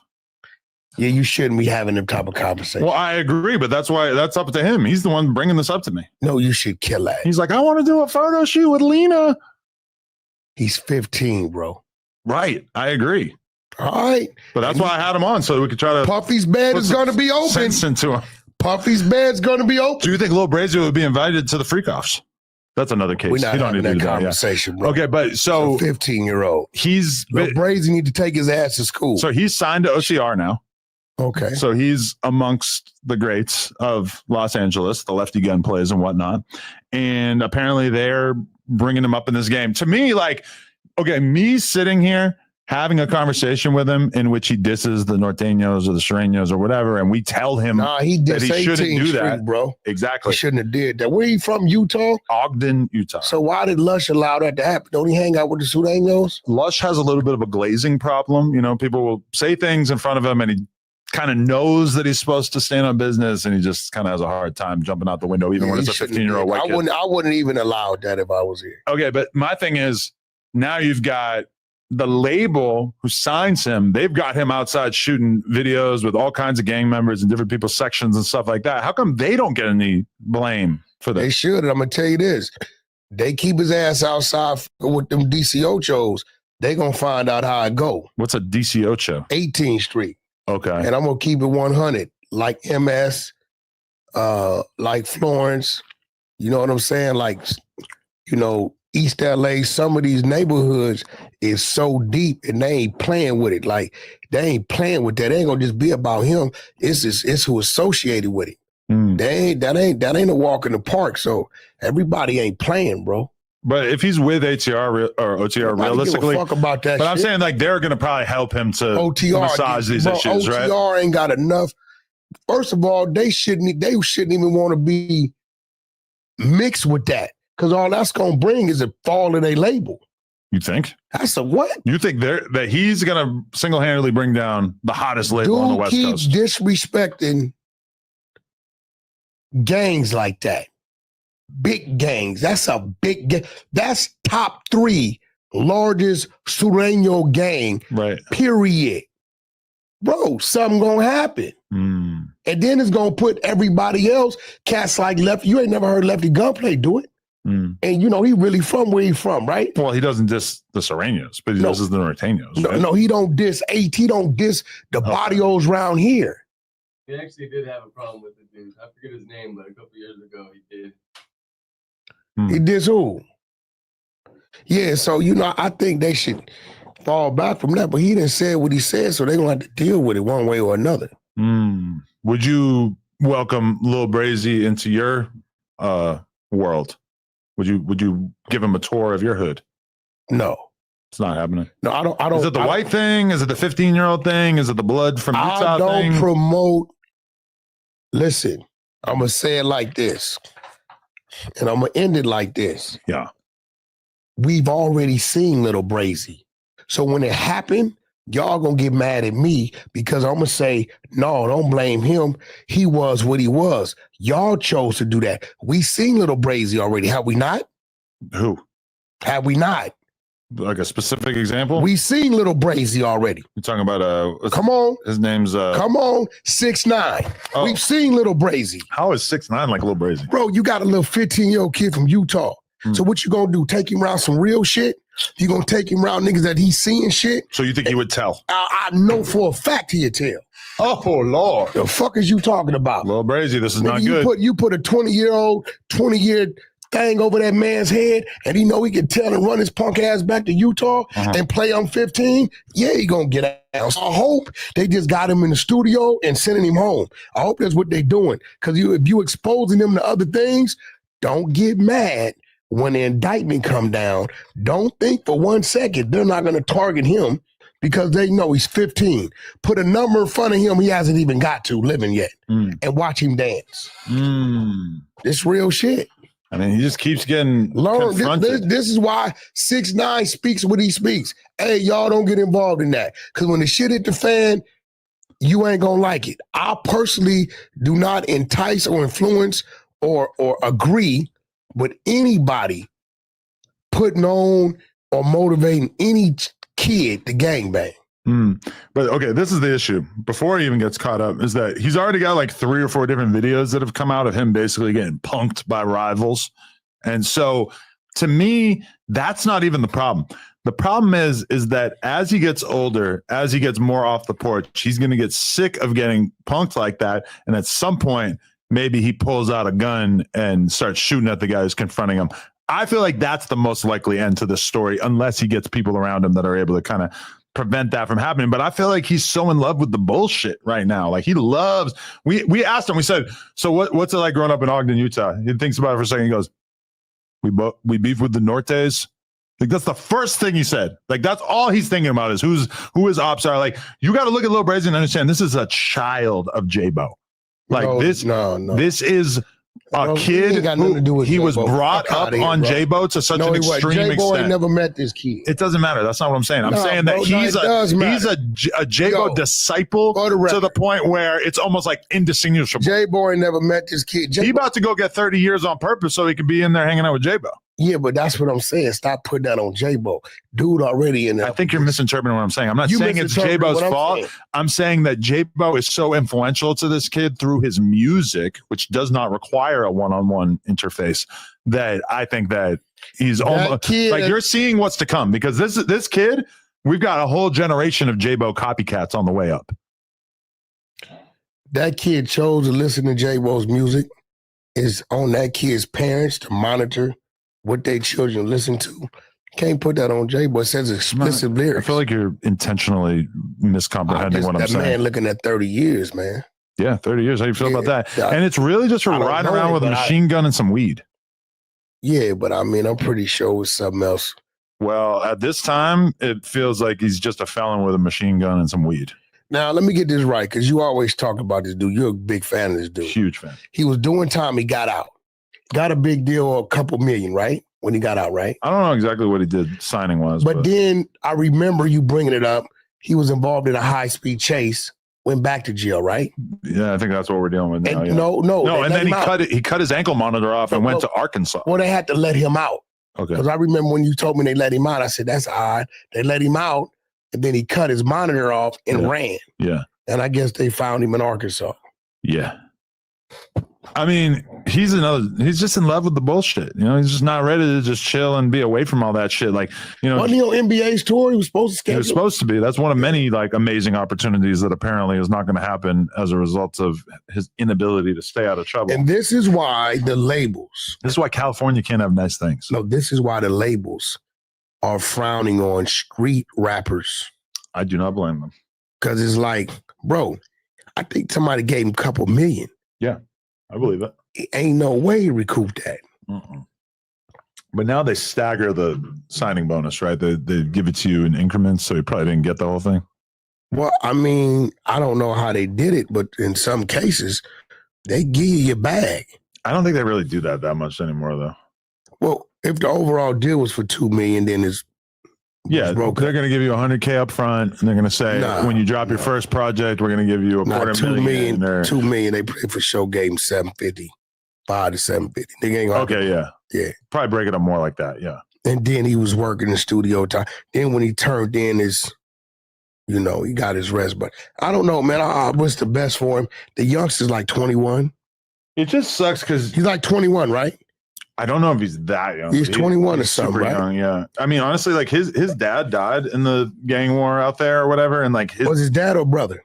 His dad. His dad's Instagram. Somebody sent me a link to his Instagram the other day. Like he died in 2015. So you can see his dad's whole life on his Instagram. And it's pretty crazy just because like his lifestyle is not really all that different than how J-Bo's been living. Yeah, 21, dude. That's so crazy. 21. So what I will tell you, even if they give him the 30, he'd be 45 when he come home. Damn, look at that. Stunner Girl's 27. She's a predator. Huh? Just kidding. But that was his boo thing for a little while there. Oh, Stunner Girl. Okay. Yeah. Wait, is he a Crip? No. He a Blood? Big Blood. Ain't no Crip in me. Okay. All right. I just started listening to his music actually yesterday. Hard, like the hardest music. He got one song that's hard. The one got all the views. I mean, that's a simplification, yeah, but it's tons of good music. Like really. On the way down here, my Bluetooth hooked up. It was his shit on there. I watched R&B start kind of bobbing her head to it. That's what I'm saying, bro. She didn't know who the hell he was. This guy was supposed to be the face of California going forward in terms of street music, and instead it might just all be over before it really got off the ground. I'm gonna tell you. Remember, I told you this time next year, Zoe Osama is gonna be on some next level shit. Ray Vaughn as well. Shout out to Ray Vaughn. He just got his major deal done. Okay. And Ray Vaughn been cooking for at least, I know of, forgive me, nephew, if I'm off, at least 4 or 5 years. He's been waiting his turn. So Ray Vaughn was just on the freshman cover. Shout out to TDE and Ray Vaughn. And he just got his, I want to say, I don't know if it was Sony, somebody, of course, through TDE. But Ray Vaughn and Zoe Osama. Those are your draft picks. I think with this time next year, they're going to be making some serious noise. Well, we'll have to revisit that claim. But Zoe Osama, the pressure's on because he's saying that you're going to have a banger year. R&B side. Is it just me or is he not dropped in a while? Jadon McQuarrie. Okay. On the R&B side. Y'all go check out Jadon McQuarrie. Go check him out. No, okay. Zoe Osama, he stayed working. Let's take a little look here. He dropped a music video 2 months ago with 47K. And with the thing about him, I got to go see him. He's all the way independent. But then this one from 9 months ago has 1.3 million. And he does crazy when he drops his project. I hesitate to put too much emphasis on YouTube views because they are a little Mickey and tricky sometimes. But yeah I mean, and I want to know what his Osama project sounds like in 2025. I'd like to see what he's got at this point. He's doing great. He's doing great on I the screen. His last project was 6 months ago. So realistically, I could just go listen to that. But I think has it been 6 months? Yeah. What kind of description is this? Usually I'm drug free, but shit, I'm the homies. Does he mean I'm with the homies? Probably so. He's all the way indie. I think it's time for me to go sit down with Zoe and put him in a situation so he can step it up. What, you think you're the X factor that can take him over the top? Yeah, definitely, because he trusts me, and I got an obligation to him. I can't do nothing but good business with him. Okay. I'm fact checking you in real time. Is Osama signed to a label? Yes. No. Okay, he does. He has a joint venture with Empire to release music under his that's label. You know, that's what that is. Figured. That's not a major though. But shout out to Ghazi. Okay. All right. I got to go finish some stuff up. I'm about to go to take a few days off. But you just going around the corner though. I thought you was leaving. A few hours. Yeah. What the you doing over there? It's so boring over there. Listen, the Armenians like to hang out in extremely hot places that are not near the ocean. So, what are you saying at the Hard Rock? They got a little Hard Rock over there. I don't know. It's boring. It's like 105 right now. Yeah, I mean, unless you're gonna be going, it's a casino like 20 minutes up the road, though. You know, just going to the casino when you have a kid just doesn't really do it for me. Yeah, well, I mean, shit. You know, it's nice homes over there. You know, I used to have to go over there every year. My daughter used to do a cheerleading competition over there. Really? A big one. So I was stuck over there 3 days at a time. From your perspective, is cheerleading a good thing to get your daughter into? Definitely. Okay. Because my kid's showing a lot of interest in it. Yeah, take her to the competitive cheerleading. Put her in the competitive cheerleading. Okay. My daughter started like 6, 7. And you're going to be traveling, but it's great being a cheer dad. It's real cool. You want to hear a gay child story that I can tell you real quick? Gay child? Not gay, but like what are corny dad tale. Corny dad. There we Okay, go. that's better than gay. Yeah. Last night, I'm putting her to bed. I'm laying there. I'm on my phone. I wait till she falls asleep. I wait like 15 minutes after she falls asleep. And then I go to creep out of her room. As I'm getting up, I pick up my water bottle off her desk and it kind of clinks against her water bottle and it makes like a almost bell style noise. She starts freaking out. She wakes up. Dad, don't leave. You can't leave. Like she doesn't like me leaving her room until she's already fully asleep. I'm like, Parker, you got to go sleep. Like you got to be able to fall asleep without me here. She runs after me and goes, you broke my heart. Like she doesn't really know like what she has broke my heart means or infers, but she said, how like, old is I Parker thought it was, now? I'm trying to tell you a fucking anecdote. You don't even react to it. No, you need to put her, bro. You need to get her agent.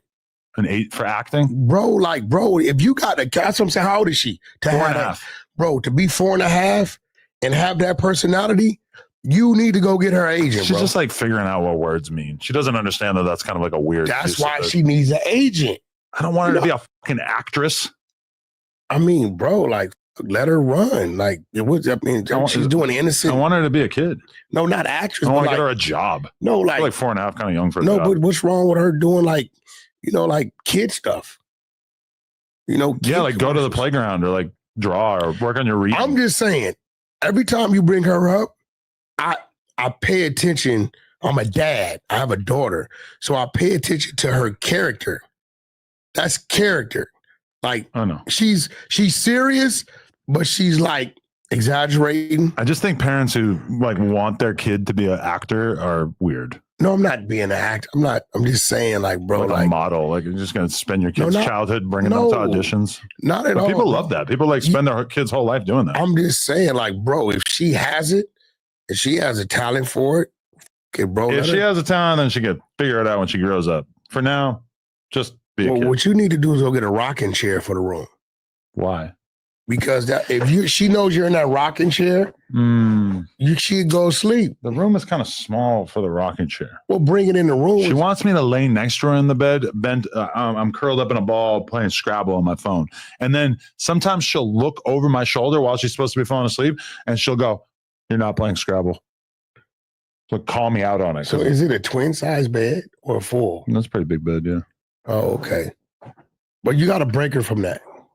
No, right, yeah. And that's what pisses me off too, is that if we tell her, hey, we're not going to lay with you tonight as you fall asleep, it won't really matter. She'll fall asleep on her own. But if I'm nice enough to lay there for a while next to her and then I try to leave, it's a 5-alarm fire. You got to break her. See, the big difference between white people and black people, right?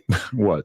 Your ass start crying. You guys go in there and say, Parker, black people, I'm going to really give your ass something to cry about. You don't shut the fuck up. I kind of know that deep down inside, but I felt a little racist if I said it. But yeah, it is a little bit of a different I'm just saying, bro. We them kids know it. Yeah.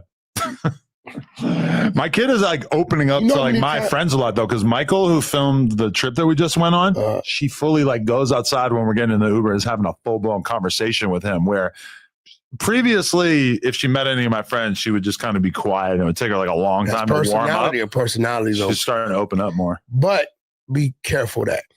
Why? Teach her stranger danger. Don't let her get too comfortable with nobody. She's still at a young, vulnerable age. And some of these people, although you know them from this and know them from that, you don't know how weird some of these people are. So be overprotective of your kids with any of that shit.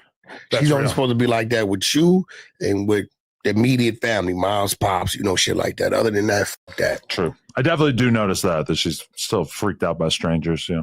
That's a good thing. Yeah, you got to hold on. Stranger danger, but shout out to Parker. Shout out to Parker. Shout out to Diddy. Shout out to R&B. Donnie on the boards. Adam and Wack. We made it to episode 100. If you want to see episode 101, cop the membership. It'll be out in like a couple days, I think. Appreciate y'all. We out. Smack that like button. Grainger knows that if you're a lineman in charge of keeping the lights on, you go to great lengths and sometimes heights to ensure the power is always flowing, which is why you can count on Grainger for professional-grade products and next-day delivery, so you have everything you need to get the job done. Call 1-800-GRAINGER, click Grainger.com, or just stop by. Grainger, for the ones who get it done.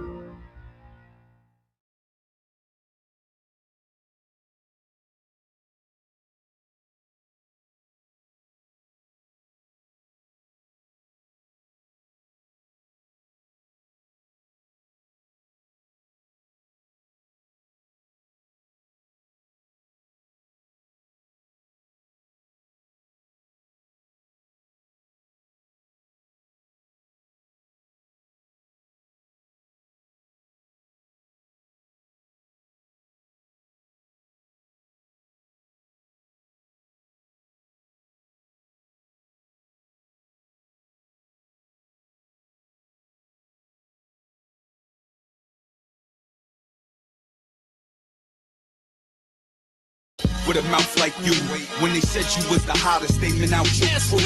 I'm the hardest in New York City. Think not, I got a Glock, she Luke style. You walk with me, you bitch niggas die lyrics. I keep the 9 and the 5 series. Once you come work a 9 to 5 with me, see the bricks move, the stick up fold. I got the killers laying flat down and pick up too. Pop up and put a clip in your mug. Hate is different than love, but spread fast as you get me, cuz shit.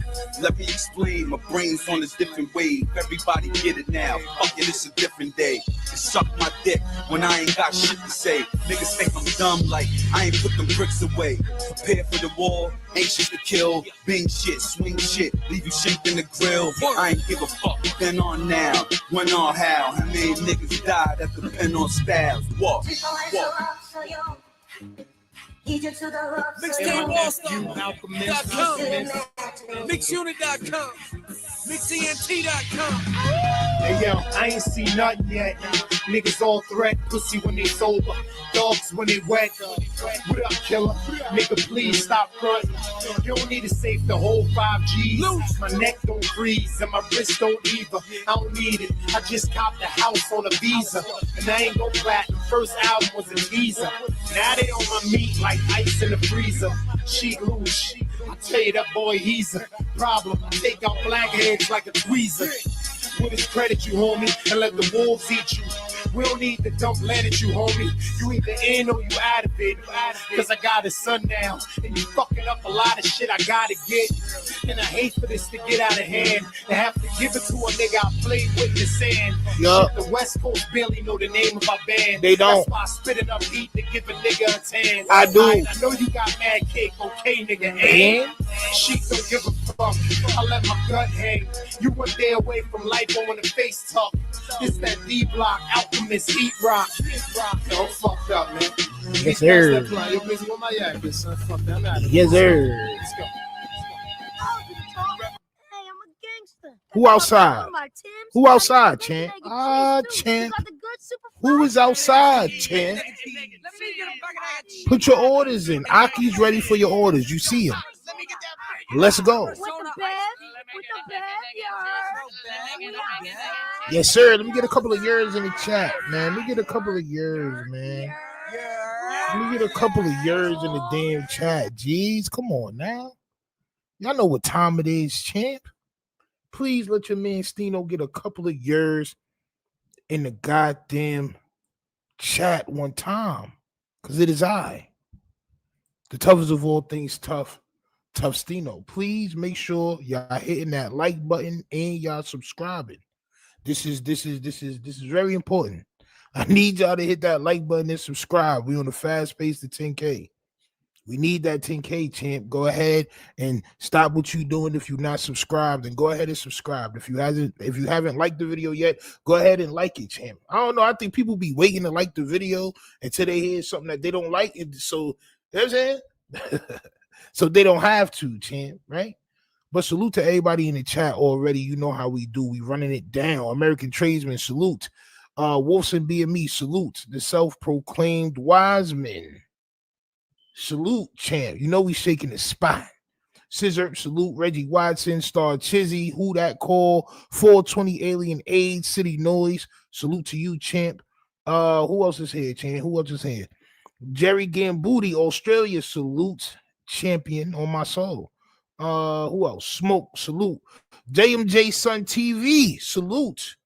That's my brother, Jason. Salute, champ. Glad to see you. Who else? No Heart Mo, salute. SK Reloaded.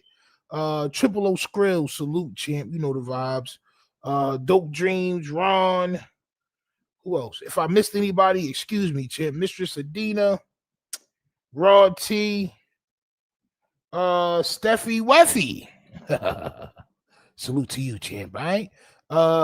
Gary, salute to you, champ. All right. Eddie Matrix, salute to you, champ. All right. So look, man, it's a lot of things going on today, and we are going to talk about it here in just one moment. All right. Some new photos emerges of 4Extra in the hospital.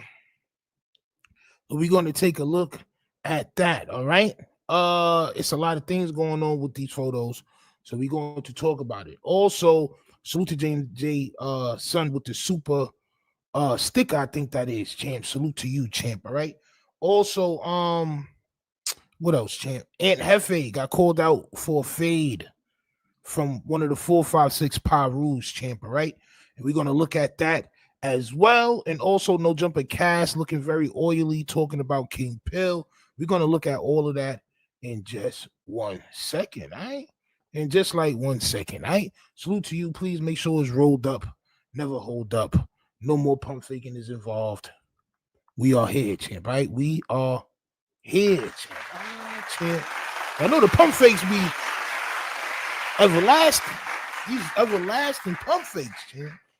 All right. But you got to ignore that. All right. Because we're going to get to what the nittiest of all gritties is, champ. Let me go ahead and move this shit over real quick so we can show y'all what's going on with your man 4Extra. All right. So 4Extra posts these pictures from the hospital earlier today, and he definitely has the internet going crazy for these pictures. All right.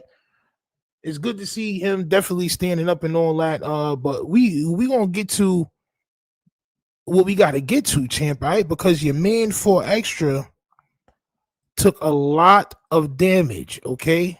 He took a lot. I want to go close up on these pictures, champ. He took a lot of damage, all right? He took a lot of damage, bro. I don't know if y'all can see, but the skin to the left side of his face, the whole left side of his face, that skin was gone, champ, on my soul. So when they say he blasted his eyesight away, he didn't have his eyesight, I believe that. Now seeing these pictures, seeing that his face took punishment, if you will. Man, this shit crazy, bro. This is crazy, bro. All right. And he also looks like he injured that left hand too as well. It doesn't like it's hurt too bad though. On my soul. Eddie Matrix says his face looks burnt. Yeah, son. Yeah. Yeah, man. It do. On my soul. You know what I'm saying? This shit is crazy. All right. Then he has another one, champ, and this is the picture that everybody has been posting and everybody has been talking about. The picture of 4Extra's right hand, and like we said in the live a couple of days ago, bro, I believe it was, right? 4Extra hand wouldn't have healed that fast. His hand wouldn't have healed that fast. On my soul. This is still casted up. It's still wrapped up. What do y'all think is under there, champ? Yo, it's nasty. Whack 100 said it was going to be sawed off at the wrist. That's what Whack 100 said, champ, right? But now we seeing it's not sawed off at the wrist. I believe they gave 4Extra an option. Do you want us to saw this shit off at the wrist? Or you want to keep whatever appendages you have left? On my soul. It looks like it may be about a half a thumb and maybe 2 fingers on the end. I don't know how they put this shit back together. They Humpty Dumpty something. They took something. They made something out of nothing. Let's salute the surgeons, even though we haven't seen it yet, right? Let's salute the surgeons because they made something out of nothing. I'm not gonna hold you. From the pictures I saw to that, bro, I thought it was gonna be nothing at all. I see a bunch of people saying he looks sad. I mean, but wouldn't y'all be sad too, champ? Wouldn't y'all be sad too, champ? Triple O Skrilla says he got plenty of right hand left to still fight. And that's what it looks like to me. My son James my son Jason Wiley right now in the chat. On my soul, he said, yeah, I think he got the cowabunga. So, I mean, I think he probably got something like this. From what it's looking like, or he may have something like this. He may have some shit like that going on, champ. You know what I'm saying? From what it's looking like, champ. But what y'all think is going on underneath? That's a crazy decision when they ask you, yo, do you want us to try to save a couple of fingers or do you want us to take everything off?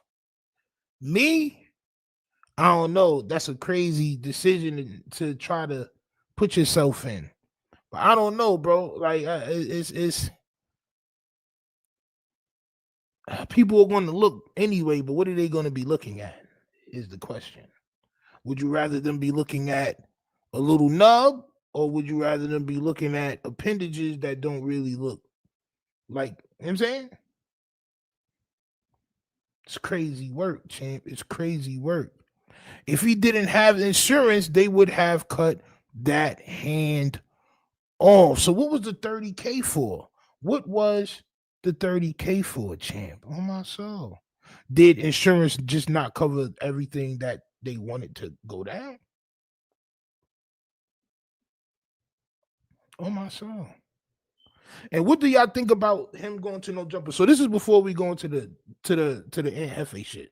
Y'all niggas know we got the Hefe shit popping. We also got the no jumper shit going on. And look at this nigga Brandon Legs. On my soul. We gonna get to Brandon Legs in just a moment, champ. All right, but I just want to ask y'all, champ. What do y'all think for extra career is at no jumper? Now, Adam wanted to do an interview with 4Extra for $1,000. This is what King Pill said, and 4Extra's turned down allegedly. As a matter of fact, Adam has said this too as well, that 4Extra turned down the interview. But 4Extras was seen with the homies, champ. It seems like it's more than enough space. It seems like it's more than enough space. Do you think 4Extra's seen some content that he didn't like out of Adam? Or what, champ, right? Is he really still rocking with the 22-ster, champ? The 16er, as they say, right? They saying Kevin Gates healed his hand. That's nasty work. That's nasty work. Salute to Kevin Gates, though. Yeah, that's a decision I don't want to make, bro. It's nasty work. Somebody says permanent lobster claw. Nasty work. It's just crazy. It's California. We have great medical insurance since Obama. Salute to Obama, champ, for whatever reason. Mac Millie says it's like when kickboxers purposely break their legs to make them stronger. It might not even hurt when he throws the right hand. Damn, so you think it's numb? You think his shit just numb? It's crazy work. Oh my soul. It's crazy work. Just got home from Chile. Salute, champ. Salute to Chili's. For extras need to turn that down. Yeah, glad he did. Needs to heal and stay out the limelight. Yeah, champ. I don't know, man. I hope For Extra is going to take his life a little bit more serious. But then you see in this picture, it don't really got no like fingers though. I don't know. In this picture, it don't got no fingers though. Hold on, champ. Wait. Hold on, wait. Wait. In this picture, it don't got no fingers though.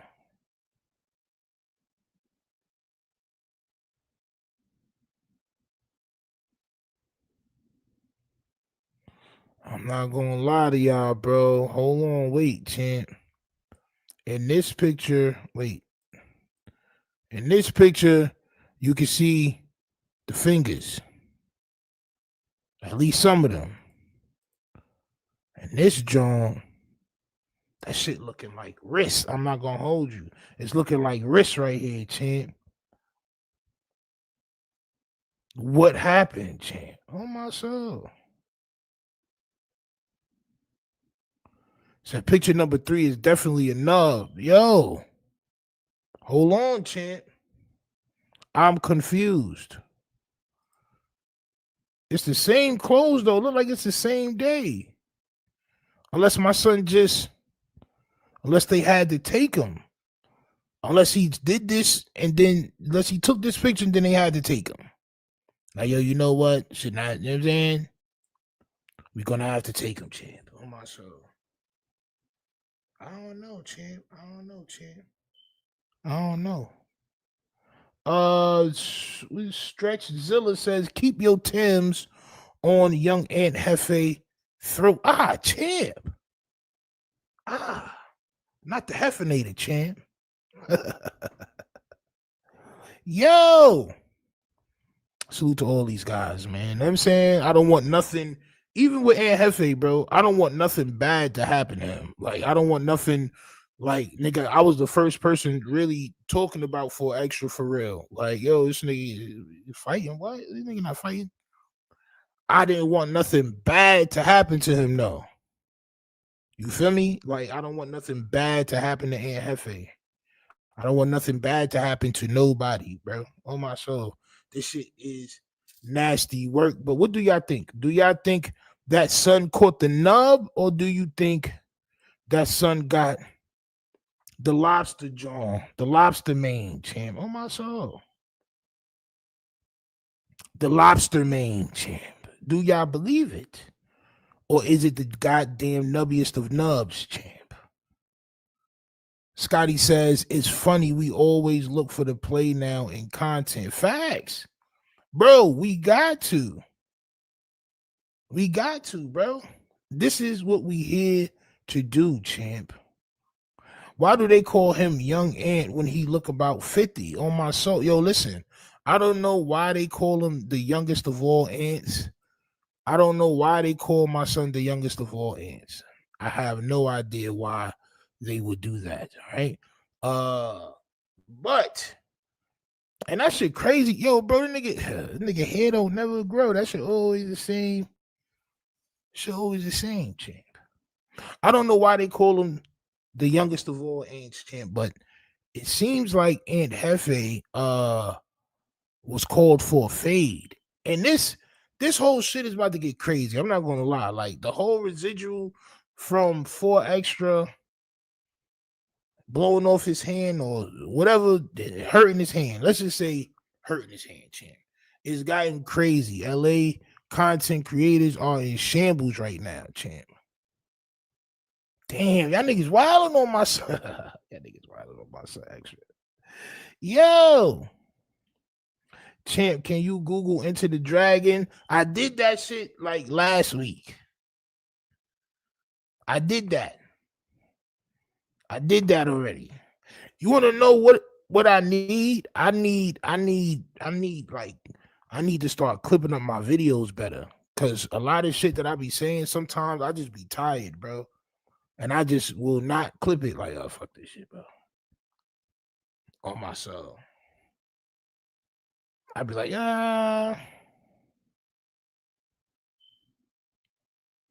Nasty word. Why do they call him Ant when he yeah, niggas is nasty work. Yo. But listen, man, some niggas from King Pill Hood hit up Whack 100 and wanted to fade Aunt Hefe. And this was Aunt Hefe's response to said fade invites. All right. Hit that like button, subscribe, salute the 4 extra. I hope him well. I mean, I wish him well. I hope his hand heals up great, champ. All right. But let's take a look at what this Aunt Hefe situation is talking about, champ. Let's go. I'm gonna bring you mail. Champ. Is it me? Yeah, it's me. What's the good old big deal with the good old people? It's Hot Topics with your boy Young and Hefe, and I'm here to deliver you another one like the other one. The recipient of Hot Topics is Time Bomb from 456 Paru and Whack 100. Salute. So a few days ago, I had been hearing about something of people telling me that Whack 100 got me a pass or got somebody not to trip with me or about me or something like that. So I really wasn't giving into it because I know how the social media space get, and I know how these Yo, why is everybody saying Aunt Hefe was eating boogers, bro? Somebody send me the footage of Aunt Hefe eating boogers so I can make fun of him, champ.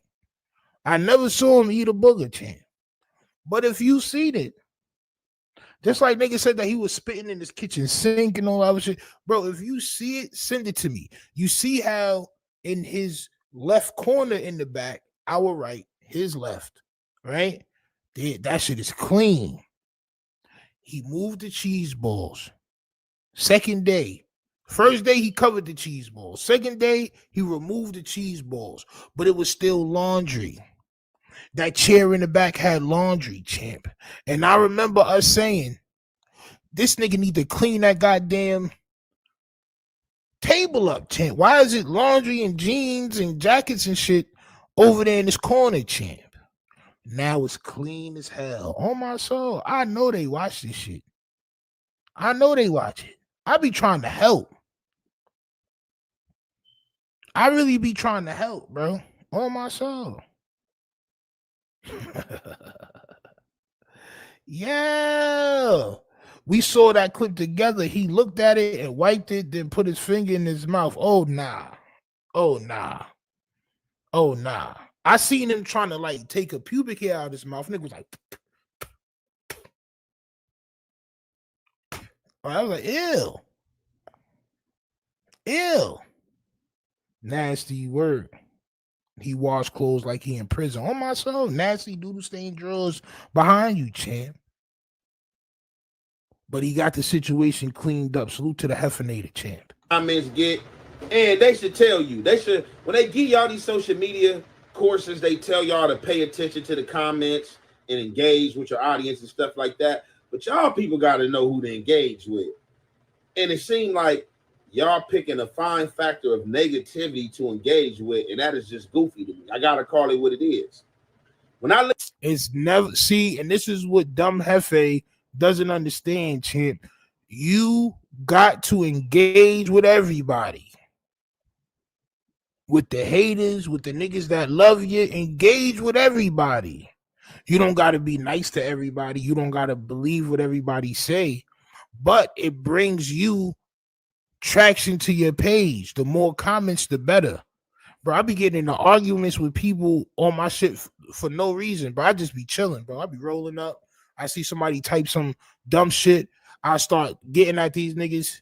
Niggas be going forever. Like, all right, cool, nigga. It's just engagement. It's called engagement, Hefe. Y'all niggas said Hefe don't got a neck. Remember yesterday, right? The nigga had the Adidas joint on. And I'm like, bro, this nigga look like, let me say he pulled the shit all the way up to the top. Today, I don't know what type of neck shirt that is. My son look like a turtle coming out the shell. On my soul. Why your shit so high, champ? You trying to show niggas you got a neck, champ. On my soul. You trying to, you know what I'm saying? What type of neck shirt is that, champ? That's a hula hoop neck shirt. On my soul. care about what everybody else say, bro. He act like he don't care and he don't watch this shit, but that's a nasty shirt neck right there, champ. Not gonna lie. That's a nasty necked shirt right there. Like somebody grabbed you and threw you in the dean's office. On my soul. Like you was fighting and somebody grabbed you by your neck and threw you in the dean's office. On my soul. It looked like you put that shirt on feet first. On my soul.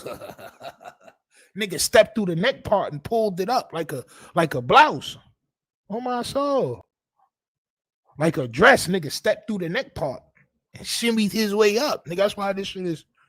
All right.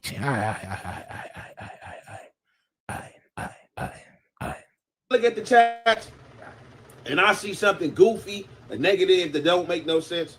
I'll just look right over it, man. Sometimes you got to shake your head at these trolls, man. Nah, love them, champ. Love them. That's love the stuff them. we answer to. Love the them. fans. I love the trolls. Just make sure you subscribe first. Oh my soul. Just make sure you subscribe first. I'll argue with you all day. Just make sure you subscribe first, shit. Oh my soul. Supporters. Them the people we listen to. Them the people that you're supposed to pay attention to in the chats. Everything else, man, is just an opinion. It's like an a-hole. Everybody got it. So everything else except support is an opinion. So everything except positivity is just an opinion. Nah, bro. Sometimes some of them negative comments be there to help you, bro. They be there to help you. I'm not gonna lie. They be there to put you on top of your game, champ. Especially if they coming from me or anybody here at the Republic, champ. Oh my soul. Like, take that damn shirt off.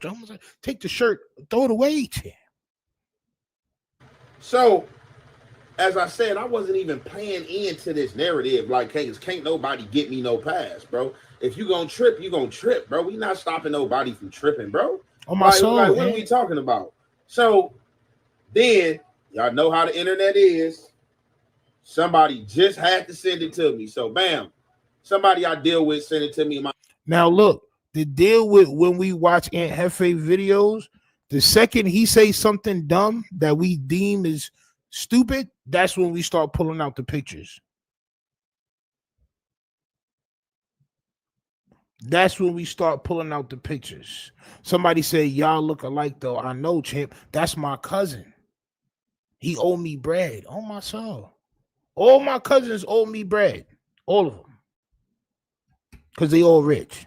I need bread, champ. Oh, my soul. Pass me the bread, champ. You are my cousin. And look like those little brown monsters you jump. Those are the Goombas, champ. The Goombas. Like in my inbox, you know, I guess people always want these segments. And once you hear on social media, this is what they want you to do. They want you to answer everything. They do. I'm not a person to answer everything.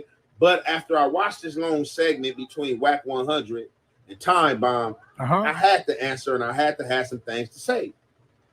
But to my guys, to my people, y'all already know how to hef step, man. We gonna always keep it classy because it ain't even really nothing disrespectful to say. We just gonna keep it real. You know what I'm saying? So doing this segment, Time Bomb acknowledged that it was almost time for them pictures, champ. It was almost time for them pictures, champ. It was almost time, champ. I'm not gonna lie. You caught yourself. Salute to you, champ. I was a good dude from what he perceives and what he's seen and how I conduct myself. And a good dude. He seemed like a cool dude, man. No, he a gangster. He stand on business. He did what he was supposed to do. And all that, he say he pushing blackness. Man, you know, I don't even really want to be around no bud that's dissing no Crip, vice versa. And, you know, Peel shouldn't have said that. And, you know, Peel not even really from Pomona. Peel from San Bernardino, you know what I'm saying? By the way, we just try to embrace him as a homie and all this stuff. Y'all gonna hear what he got to say. But he say he need a fade with me because the chats is saying that I marked out 456 Piru. 456 Piru never once came out of my mouth. And how did I mark out 456 Piru? And this is the thing. If the chats got y'all that mad, like as gangsters, we be saying we gangsters and dudes hold themselves to these high standards from the accolades they got in the streets. But are driven by civilians in the chats telling you what happened and what y'all let happen. Where we do that at? Because in that case, the civilians in the hood, the civilians in the street should be telling you, oh man, your homie got smacked and this and that happened. And wooty wow, they should just be reported all to you, just like when a million hits bring it to you. Y'all should just be getting mad, going dumb, and going crazy. Like, y'all gotta understand, like, as men and dudes that saying that they're hierarchy dudes, that you gotta hold yourself to some type of standard. And when you hold yourself to some type of standard, you gotta have some type of sense behind that. Can't no chat motivate me to trip. Period. It can only be the recipient. I wasn't gonna even speak on the King Pill situation because I didn't even feel like I punked him. I just was firm with him. But being that he spoke up and tried to interject and ask me, who disrespecting you and how I'm disrespecting you, and he wasn't hearing what I'm saying. You know what I'm saying? Look, the conclusion of it all, you said the same thing I was saying, but what we on? It was left quiet. After that, man, there's nothing else to even talk about. See, and bro, I be trying, bro. I be trying to rock with you, bro. Cause I know you dumb. So I be trying to rock with you, bro. Cause you know what I'm saying? Like, bro, like I know you put your shirt on 1 foot at a time, champ. On my soul. I know you put your shirts on 1 foot at a time, champ. But come on, champ. Come on. Come on, bro. You did not ask him what we on. I proved this yesterday. I dropped the video earlier, chopped up. It's going good, champ. Bro, you stop trying to, like, so you saying that you don't let the chat hype you up. That may or may not be true, but you live for what niggas think about you, bro. You live for it. That's all you GB gangbanging bagels, champ. Y'all niggas live for what people, public perception. This is what y'all live for. This is why you live. What are you talking about, bro? This nigga's crazy work. Oh, bro, I left it to him. Like, either we gonna be good, you lying, or we gonna get to some action. It was left at that. No, it wasn't. Time bomb. You out of pocket. You out of pocket if you is who you say you are, as a person, as a man, and that's who you supposed to be from 456. You out of pocket. I'm not turning down nothing. If you want that, you can get that first and foremost. Yeah, have. Tell him, champ. Tell him, champ. You're not turning down no fades. On my soul. That shirt is already ready for fades with that shirt on, champ. That shirt is already stretched out and all that, champ. You in the right attire for it. You're not turning down no fades. Your ears is pinned back. We can't see your ears. They pinned back like a goddamn Doberman. You ready, champ? Oh my soul, you ready? Tell him you're not turning down nothing, champ. Oh my, have. My son look like he got dialysis in the morning. Oh my soul, son look mad tired. Yeah, but I gotta wake up and go to dialysis. They gonna hook this nigga up to a chocolate milk machine. On my soul. They gonna infuse this nigga blood with chocolate milk, nigga, on my soul, every morning at 7 a.m. Fuck is you talking about, nigga? Chocolate milk machine, on my soul. Tell a nigga, you not turning down nothing, champ. Fuck is they talking about, F? Let's go. Second, how you gonna call me out based off what the chat is saying? In that case, if you want to fight me, you gotta have a problem with every person from 456 that was up there at no jumper. If you going off what the chat was saying, but let's get into a whack 100 and time bomb was saying. And y'all already know, man, it's the half weight and the half effect. We gonna commentate. Punks like that shit right there. This nigga Whack is talking to goddamn Lionel Richie. On my soul, yo, Whack, use a cornball. Real talk. I don't understand the part of content where if we cool and we do content together and somebody don't like me, y'all do content with them. I will never understand that. If we cool and we doing content and somebody don't like you, I'm not going to put that out. Like, I'm not going to have them and give them a platform to put that shit out. I'm not going to do that, especially a nigga that look like the youngest of princes. Come on, champ. The nigga like Young Prince, bro. The nigga look like Young Prince with the afro, champ. Hold on, champ. Where my son Young Prince at, bro? I don't like this, bro. And Lord knows I don't like Hefe, son. But goddamn, Whack 100 on my soul. Come on, bro. Come on, bro. I know what the fuck I'm talking about, bro. On my soul, bro.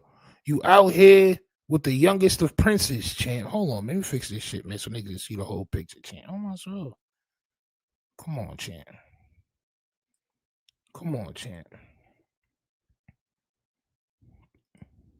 Come on, bro. Look at this nigga, bro. That's not the youngest of princes, champ. I don't know what's going on right here. God damn. Looks just like him, champ. Not gonna hold you. My son Prince Rogers, champ. My son, my son Prince Nelson Rogers, champ. On my soul. Nasty work. That shit right there, bro. Like, extreme. And suppose the homies was in the backstage, right? Suppose, because I know that. Suppose even if King Peel or something would have hit Adam 22, right? Any nigga that still talk with an earpiece on and it's attached, those niggas have not been home for a long time or don't really care about nothing that's going on in life. On my soul, they wear socks for 3 days straight. Socks be hard at the bottom. On my soul. You take off the socks, you can see individual toe slots. On my soul. You can see the individual toe sections in them, champ. Beware of anybody that uses an earpiece, like an earbud, that's still attached. On my soul. I know for a fact that Ant wasn't gonna let him, and other people wasn't gonna let him. You would have put the homies in a war with the A-Trace over your stupidity, or even if it didn't have nothing to do with the A-Trace. Let's say you hit Adam and Adam shot you, and the homies would have been like, they didn't do nothing, right? Some of the homies were like, well, he did some stupid shit, or one of the homies. This nigga Whack 100 look like a loofah. Oh my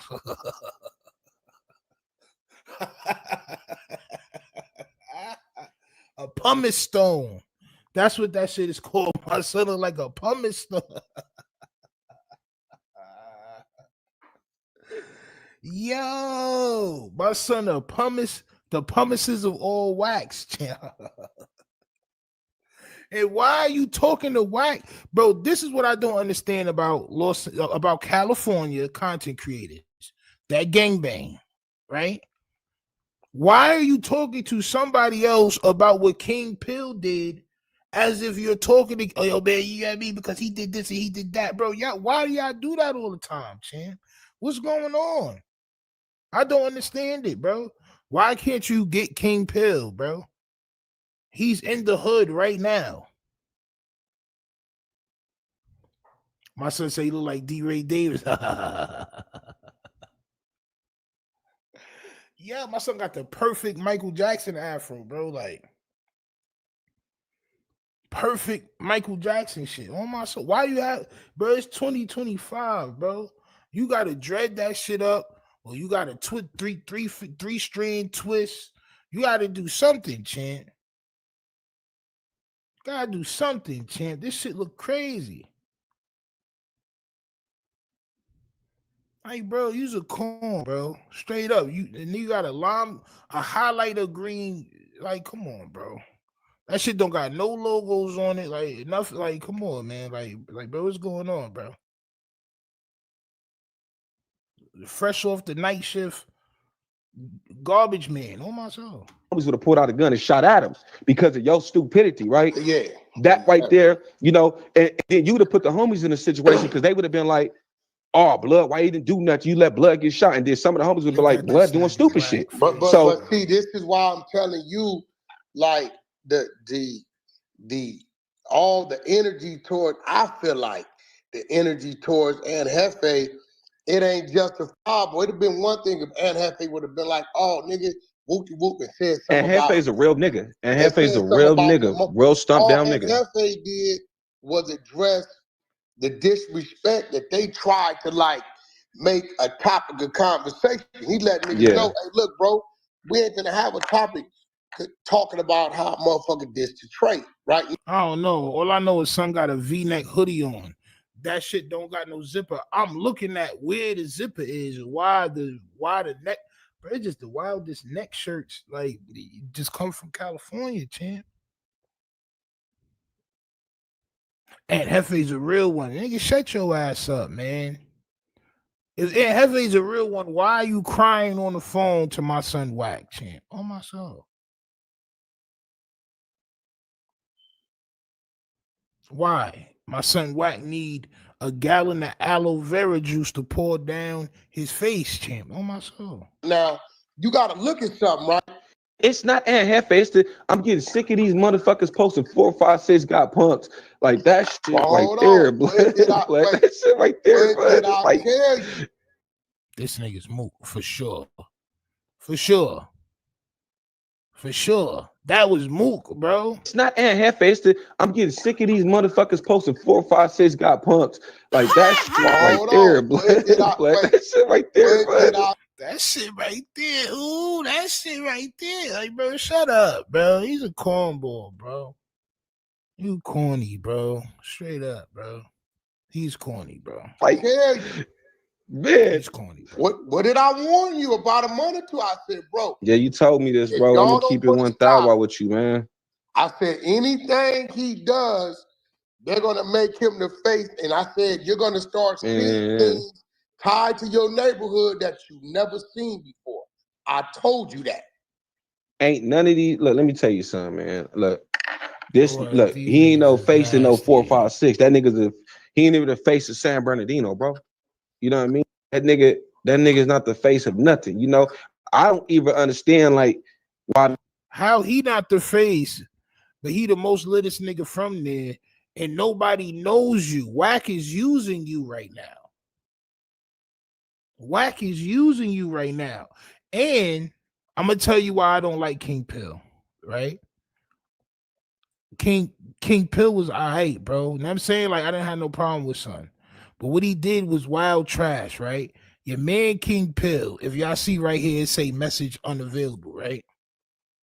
Right? So this is where I store all my content and all that. You know what I'm saying? I store all my content here. I just be sending content to myself. So I went on King Pill page. And King Pill had a video of this guy right here, my son Prince Rogers, right? Going crazy on Whack 100 a couple of years ago. Going crazy. When I see Whack, I'm gonna put 2 in his chest and Ray going crazy. I don't know why he took it down. I don't know why he removed the video, son. Maybe niggas asked him to remove it. Maybe he didn't want to. But, bro, I swear to everything I love, I was waiting for tonight, bro. I got to start screen recording videos. I just be sending it to myself because I be outside. I got to start screen recording videos. When I seen that shit, I said, oh, it's lit. Wack do that shit with everybody. Y'all talk about Wack, and then a couple of months later, a year later, Wack got you manipulating fire out your shit, trying to get King Pill put off the set, champ. It's not Aunt Hefe, champ. It's King Pill. King Pill is the person that y'all need to put off the set, champ. This person was just talking crazy about you last year. So both of y'all is weird. Oh, my soul. So both of y'all is weird. He was just talking crazy. Prince Rogers was talking crazy about you, champ. Why do people be talking to Wack like it's a confessional, like it's confessional time at a Catholic church? Bro, listen, they all do this. You saw Baby Runner call Aunt Hefe talking about Munchie B. Like, it's just, bro, all these niggas pillow talk about niggas, but they don't say it to the person that they want to say it to. Like, bro, just say it to the person. You grab your camera, make a video, and put King Pill, and do your video. Do a thumbnail. This is what I don't like, bro. This is why people can use y'all, but they can't use me. I do my own thumbnails. I do my own thing, bro. I got my own camera. I got my own equipment, lights, and all that. Niggas can't use me for shit. It's not gonna work. Homies even let him go so far. I was trying to reach out to the nigga. I called scream when I seen him go to no jumper. When I seen this nigga go to no jumper, you was hating with oil and a shirt off. I was like, what the fuck is this nigga? I was like, what the fuck, blood? Like, that's J-Cat stuff. Yo, Wack, you can't laugh because you got a picture with your ass in the air, bro. You can't laugh, champ. You got a picture on the internet where your yams is in there, champ, feet crossed, leg, the goddamn yams, and back in the air, champ. Your back was to the ceiling. Your yams and back was to the ceiling, champ. You can't really laugh at nothing that nobody else doing. Your yams is out here somewhere on the internet, champ. Bro, I told you the same thing. I said, look, bro, I'm just letting you know. When you called me, I told you, yo. I said, I'm just telling you right now, bro. He's the face to your neighborhood. Now, if y'all, that's what y'all wanted to be. And didn't this nigga just say that he not no gangbanger and he don't do, but behind the scenes, he calling niggas, telling people who gonna be the face of their gang and whatnot. Like, come on, man. Bro, listen, y'all right. I probably wouldn't survive in Cali. I wouldn't, bro. My attitude too crazy, bro. Straight up. I don't like nobody. Like, it's just nasty work, bro. I couldn't work with him. I couldn't work with Adam, bro. Like, I don't know who I would be able to work with. And I said, as soon as something happens, you're gonna start seeing your neighborhood tied to stuff. Bro, he could have got the homies to some bullshit, bro. The young homies, and all they want is an opportunity in life, homie. All they want is to be rappers. All they want is to be singers. They felt like no jumper was an opportunity to make this happen. You know what I mean?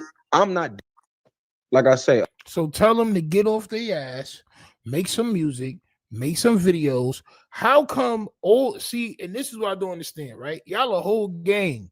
This is what I didn't like about being in a gang when I was a part of them, right?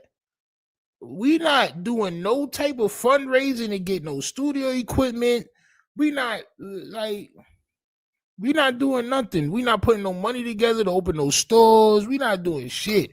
Why do y'all need no jumper when it's 30 of y'all? That doesn't make sense to me.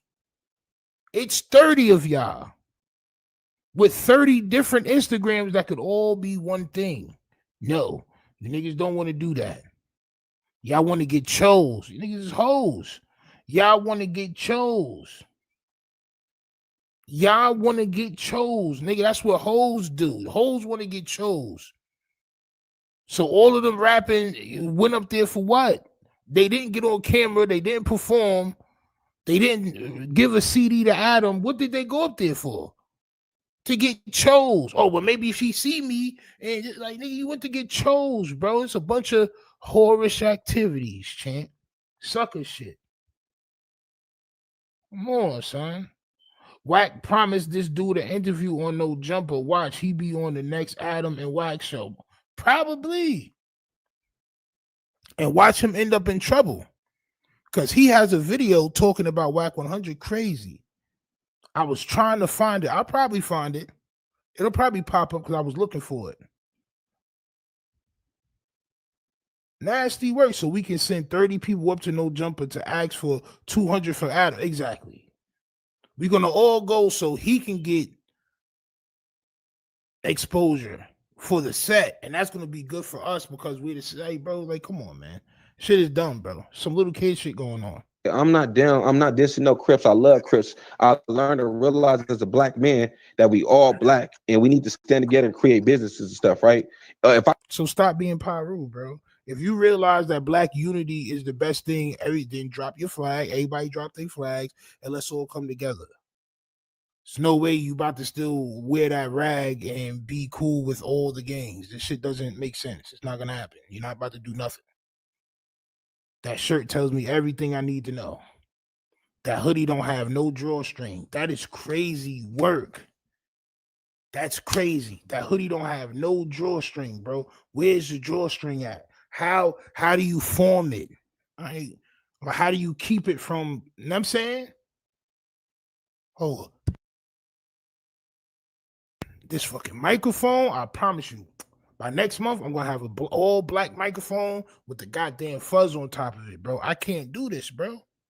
Every episode, bro, is like static. Or goddamn dust or whatever, champ. I don't know what the fuck it is. Stino, I ain't got work tonight. I'm on. Salute to you, champ. We here. This is nasty work. Where's the drawstrings, champ? Where's the strings? If I got a personal problem with you, I got a personal problem with you. I'm not disrespecting no Crips. I don't even want to see no blood disrespecting no Crips. You know, and this is my thing. And we need to stand together and create businesses and stuff, right? If I got a personal problem with you, I got a personal problem with you. I'm not disrespecting.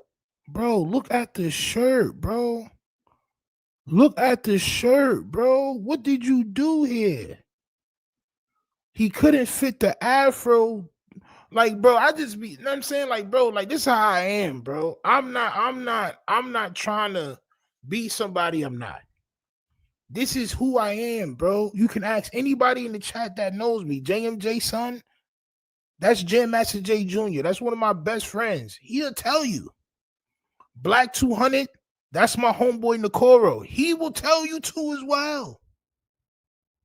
I've always been like this, bro. This is how I watch TV. This is how I watch movies. This is how I react to things, bro. What's going on with this nigga shirt? Why did you cut that shirt like that, champ? Why did you do that? Raw Dog in the hoodie is nasty. He got no t-shirt. I didn't even see that. Champ. You got your nipples on the inside of that shirt, champ.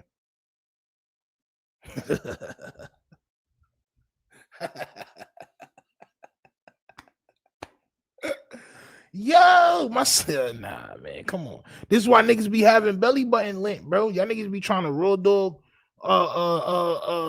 sweaters and hoodies and things, bro. Put a goddamn, at least put a wife beater on underneath that shit. At least put a tank top on, champ.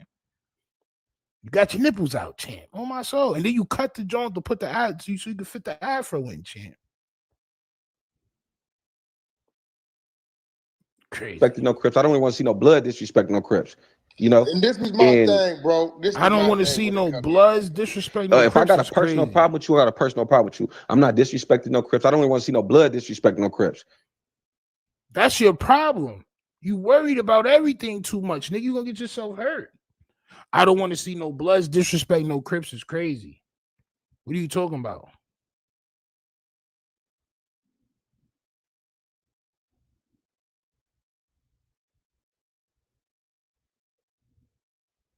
I thought them niggas was, I don't know, champ.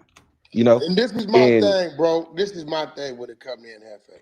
You know, me and NFA been politicking maybe 6 months, but I kind of gotten to know the brother, right? And you know, he's a good person, very good person. He didn't been everywhere we didn't been. He didn't get top, fed, state, county wide, all that, right? So what I don't want to happen is people saying, "Oh, Ant, they calling you out." I'm telling you as a homie, right? The violation is as what type of homie, champ? A blood homie, a Piru homie, because he's Piru and you Piru. So now you Piru again. All right, cool. Every time niggas act stupid, this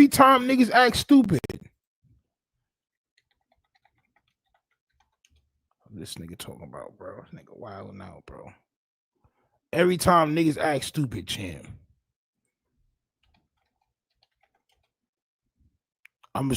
I'ma just get the fucking tweaking on my soul.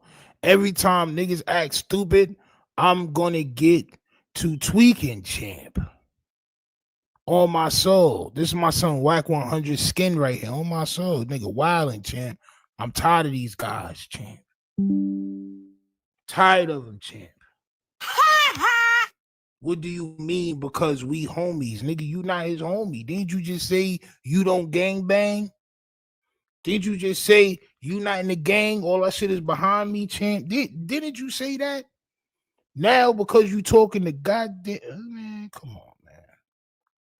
Now, because you talking to goddamn Prince Nelson Rogers champ. Is on King Peel side. And I'm not even calling the violation because he dissed.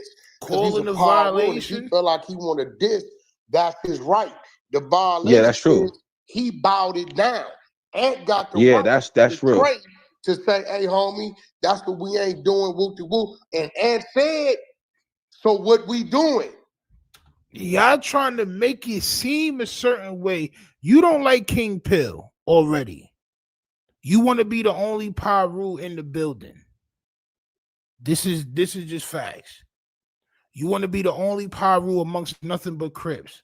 This is what that is, bro. This is why you don't really get along with Munchie B. You get along with all the Crips is your nephews. AD, all these niggas your nephews. But you can't get along with Munchie B.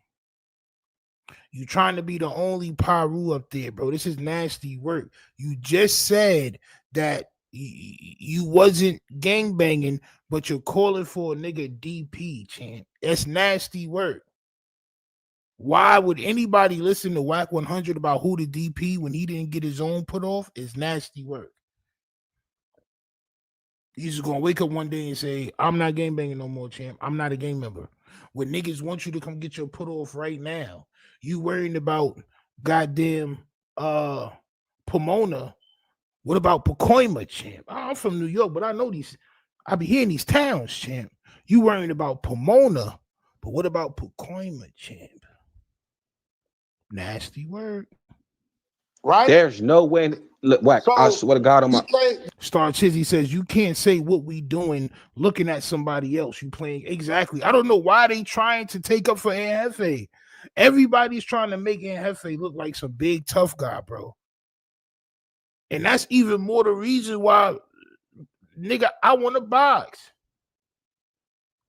Adam, if you see this, before I get too crazy and I pass Aunt Hefe, set it up, bro. Niggas, so I can, like, bro, these niggas is not, bro, no, bro. Get the fuck out of here, bro. It's not happening, bro. It's not happening, bro. It's nasty work. I don't know why they trying to save this guy, Hefe. And I played this shit last night over and over again. He wasn't looking at King Pill at all, champ.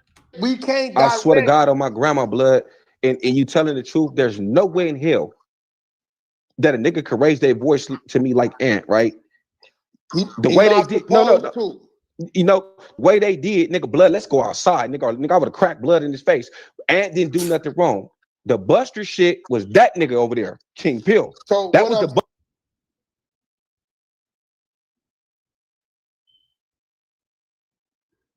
You would have socked Aunt Hefe in his face if he would have raised his voice. See, I don't know. There's some people you just don't believe. I just don't believe this nigga. My son Prince Rogers, champ. I believe you know how to play the piano and guitar, champ, and in platforms. Oh, my soul. Buster shit. Now, here's the thing. And King Pill, as a homie, he got the right to do it how he want to do it. He just got to stand on it. His problem he got to stand on it. Standing on it, right? So look, watch this.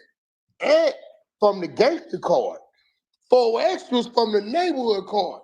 Them two dudes are neighborhood of size as enemies. This dude coming into the game, he violating everybody, right? In the name of 456, right? Because y'all wasn't addressed. This nigga letting Whack 100 manipulate him. He didn't understand what Whack 100 just said just now. He violating everybody, right? In the name of 456, right?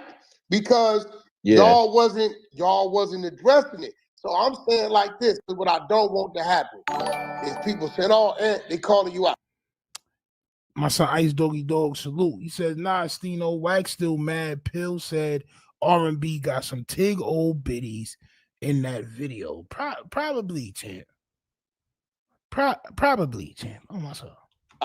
Should be no call out when Ant ain't But turning she down do, nothing. But as a brother to Ant that I become, he ain't He ain't Oh, do nothing. well, he ain't, and I okay, ain't copping no okay. pleas for bro. Well, None what of I'm that. what I'm gonna do? What I'm gonna do with the He situation? ain't. He I'm ain't. gonna drop the He ain't ant like if he fade. would I'm have. gonna drop. He didn't say you promote ass nigga, or he didn't say. He ain't said. He just said, homie, we ain't finna be doing none of that disgusting disrespect. He ain't say homie shit because he wasn't talking. He wasn't talking to no. He was talking to Adam. He said, "What we not gonna do is blah blah blah blah blah blah." Stop saying y'all making it seem like he was talking to King Pill, and that's really bothering me, bro. Y'all niggas be biased. Y'all like certain people, but where I'm from, that's called sucking. Y'all niggas is getting crazy with it. Y'all niggas is getting way out of control. Oh my god. Yo. You niggas like somebody, bro. Them niggas can't do no. Y'all niggas can't see what's right and wrong, bro. Y'all be blinded. Maybe this is why a lot of y'all be getting into the gangs. Cause y'all big homies, y'all niggas be fascinated by them, son. And they can't do no wrong. Probably, bro. This is a nasty trait. Where y'all can't see something and rewatch it and be like, yo, hold on, rewatch it the third time. Nah, this is what really happened. That's crazy. That's crazy. Bro said that's a crossing guard hoodie. Yo, if I had to wear that hoodie, I'm not wearing it, champ. It doesn't have any strings. It's nasty. And he shouldn't have wore it, champ. To the trade. Now, Ant was in a bad situation because we rather niggas said a trade or the disrespect to the trade. It's a diss to your hood anyway, right? It's disrespectful, yeah. Right? It's disrespectful. So bro, the nigga knew that, bro. If you did, first and foremost, right, me being from 456, I can't let a Trey yell at me like that. I'm gonna get active. I don't give a fuck if it's 100 niggas. Let I'm gonna get a nobody bracket, yell right? at you like that. Yeah, I'm gonna get active, my nigga. But this the thing though, right? Ant didn't do nothing. You're not gonna do nothing, bro. On my soul, you soft. I just want to say that. On my soul, you soft. You're not about to do nothing. And that's only for the mere fact that not only do you resemble Nelson Prince Rogers, champ, on my soul, the young version, but also there's a video of you going around where you was talking crazy about Whack 100 about a year ago. You was talking about when you seen him, what you was gonna do when you see him, just like Loose Cannon. The same exact thing, bro. So I don't believe you're gonna do nothing, champ. I believe you're all for that Clouded Team Max 5,000 and that nasty goddamn hoodie, champ. On my soul. Shit is nasty, bro. It's stumped down, nigga. Off the respect of you, Whack. I'm just gonna leave that fade alone with Ant, because you know Ant can do nothing, bro. But or for respect of Whack, you gonna leave the fade alone. But you would just talk about how you was gonna OD Whack when you see it. This what I be meaning about this shit. And they be saying, oh, it's not everybody from Cali. Cool. It's just the niggas that decide to turn their phone on and come on YouTube. I'ma just say that. Pause. It's the ones that turn their phone on. Every single one of them that turn their phone on or a camera and upload to YouTube is corny. I'm sorry. Not one comes out and don't do no corny shit, bro. It's always corny. Always cornball shit. On my soul. Saying is not. So y'all heard it right there. So look, I don't pose no threat to nobody that don't pose no threat to me, nor no gang or community that don't pose no threat to me. You know what I'm saying? Nor trying to harm me. That's first and foremost, bruh. Like, as this dude that you say you are, but you got the name Time Bomb, so that name speaks for itself. If you act on what the definition is. But you seem that you senseful, like you got some sense, that you grew out of some things. And if you grew out of these things, I think you have grew out of, how can the chats motivate you to say that you want to get down with me as if you defending the honor of 456? That's because Son is corny and FA. Son is corny. Y'all y'all got something in common. Both of y'all niggas is corny, except he's a little bit more cornier right now, champ. On my soul. You will only be playing into what they said that I marked out 456 when I didn't. Although this got to do with communities being dissed, as far as I'm concerned, this wasn't no 456 situation. This was a situation that came out of that dude's mouth and him standing correcting and speaking on what he meant by it. That's all. Y'all niggas be moving the flag though. I'm not gonna lie. Because if somebody feel like I disrespected Ed Hefe, which they do, niggas would be in my inbox like they do. Oh, Miss A-Train, listen, I don't care about none of that, bro. But this is what they do. So, because Son felt disrespected by what King Pill did in your situation, Son said he wanted to box. He taking up for his gang member friend, champ. I thought that's what y'all do. Maybe I'm wrong, champ. Maybe I'm wrong. 456 was never mentioned. None of that. The word community was mentioned. He said all of us are not hoes, you know. Listen, if you not trying to get chose, then you not a hoe, champ. I'm talking about the ones that turn their camera on, turn on YouTube, and press go live. That's what I'm talking about, champ. I haven't ran across. Matter of fact, it's a couple of them, bro. I'm not gonna lie. Me and the nigga ODM Slim buried the hatchet, champ. Me and ODM Slim did bury the hatchet, champ. I gotta respect niggas that's actually upgrading their equipment and doing better type lives and working, bro. But man, like, bro, this shit is very, very few and far in between, champ, where I'm gonna see somebody from out there that I'm like, yeah, bro, this nigga solid. It don't really happen like that for me, champ. Did anyone else from last night notice Hefe did a second video and unbutton that salmon? No, he did not. Bro, if I go to this video and Hefe unbutton that salmon John, I'm probably going to end stream, bro. I'm probably going to end stream, bro. If I go on here and I see another video from last night, is this the video? Listen, if I click on this video and Ed Hefe has his shirt zipped down a little bit, I might end stream. Hefe is Bad Bull from Mike Tyson KO on my soul. Let me pull that up for my son real quick.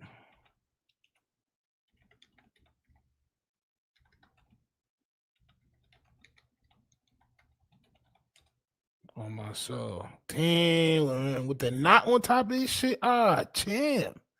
You right, champ. You right. My son do got the knot on top of his shit. Just like that, champ. On my soul. Bro, if I go on this video and this nigga has his shirt different than what we saw in this shirt, this means that he definitely watches our lives, bro. And I don't know why niggas just won't comment. Like, you know what I'm saying? Comment if you here, champ. I know you here though, champ. I know you are. If I go on this video and his shirt is different, I might have to end stream.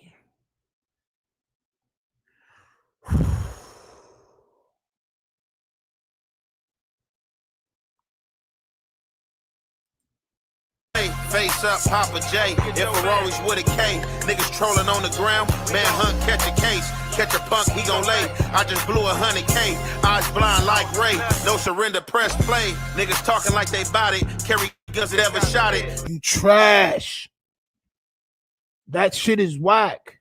I hate niggas that just rhyme the last word of the ball. The play. And then the stay. AK. Around my way. Like, that shit is whack, bro. That shit whack. Try 5 words. Bitch ass nigga.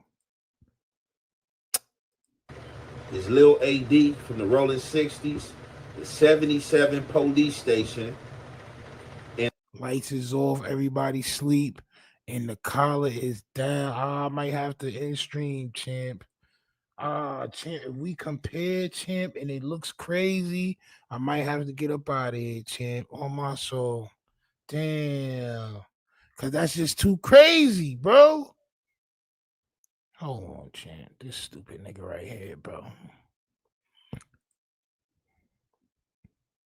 Bro, where's that, bro? So it's book your next home. Shut up. On my soul. Hey, if a That shit trash. disrespecting you, I don't know, son. I don't know. It do look a little bit more. It do look a little bit more down. I think he had to. Yeah, bro. I think this nigga watch. I think he watches the stream, champ. On my soul. All that gossip he do, why not promote your music on No Jumper? Nah, bro, niggas is corny, bro. It's all about what that clout say, champ. And about what we say. Straight like that. On my soul. Nasty work. Nasty Adidas shirt. Nasty work. But let's continue. See, and then you know what I'm saying? The nigga went from us violating the neck on his shirt to him scissoring off the neck of this shirt, champ. Oh my soul. This is a mock neck shirt right here, champ. Oh my soul. no. But it is what it is. But what we not about to do is act like Whack 100 got me a pass. Are you doing this for Whack 100, brother? You not doing nothing for Whack 100, bro. If you got some smoke with me, then you got that smoke. If you don't got the smoke, you don't got the smoke. Be a man and leave that alone, because it ain't even no smoke with Fiend Pill. I don't have no smoke with him. I just don't have time for the goofiness. And that was a goofy situation. See, dudes always fancy in their mind. Fancy in their who they mind? are. And a lot of these dudes really. Nah, come on, Hef. Come on, Hef. Dudes always fancy in their mind. I don't like that. I don't like that at all. So we're going to pull up a few pictures for you to snap out of it, champ. On my soul. We're going to pull up a few pictures so you can snap out of it, champ. On my soul. We have to pull up a few pictures so you can fancy in your mind that we're not playing with you, champ. We're not playing with you, champ. On my soul.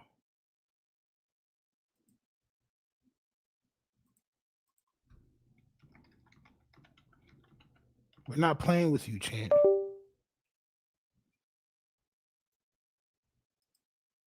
On my soul.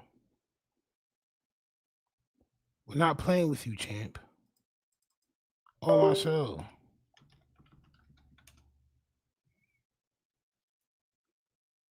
Me in the chat are not playing with you, champ. On my soul. I'm tired, bro. Tired of this nigga, bro. We always fancy in our mind. Like, bro, come on, champ. Come on, champ.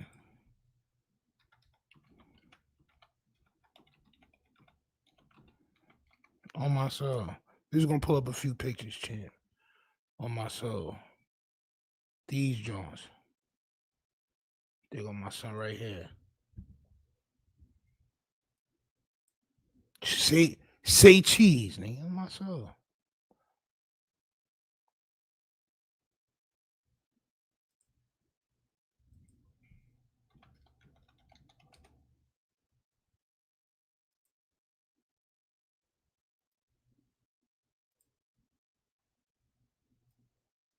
As long as you know that we not playing, bro.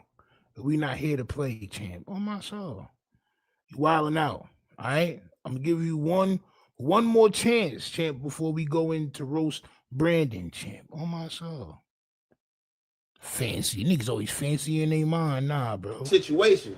See, dudes always fancy in their mind who they are. And a lot of these dudes rarely walk these steps. I'm not one of them persons to call myself, hey, I'm this, I'm that. The people gonna tell you. The people gonna always tell you how they feeling. That's true though, bro. A lot of people do love Hefe, bro. I'm not gonna lie. A lot of people do love Hefe. Now that I've been talking my talk, it's a lot of people that's starting to see Hefe, you know, it's not all say it's not all good, champ. It's not what it's cracked up to be. But people do show Hefe love, champ. I'm not gonna lie to y'all, man. But that was goofy to me, bro. I gotta call it what it is. That was goofy, bro, for you like to even be up on here on camera talking about you want to squab with me because of the chats, bro. Like as a grown man, I don't know if you got kids, but you know you talking about you on some blackness. How can you let that come out your mouth? How you know who in these chats? What if all them chats was the police?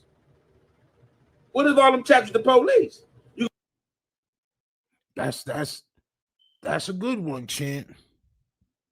What if those chats was police? But what if Adam is police, champ? And what if he tried to do the same thing that you're saying the chat tried to do to him with you and King Pill, champ? You still got no smoke for the real police, champ. Oh my soul. You gonna do the police work? Then on top of that, you got videos like this coming up. Yeah! King Lil Pill, nigga! I can't wait to catch that pussy ass nigga slipping.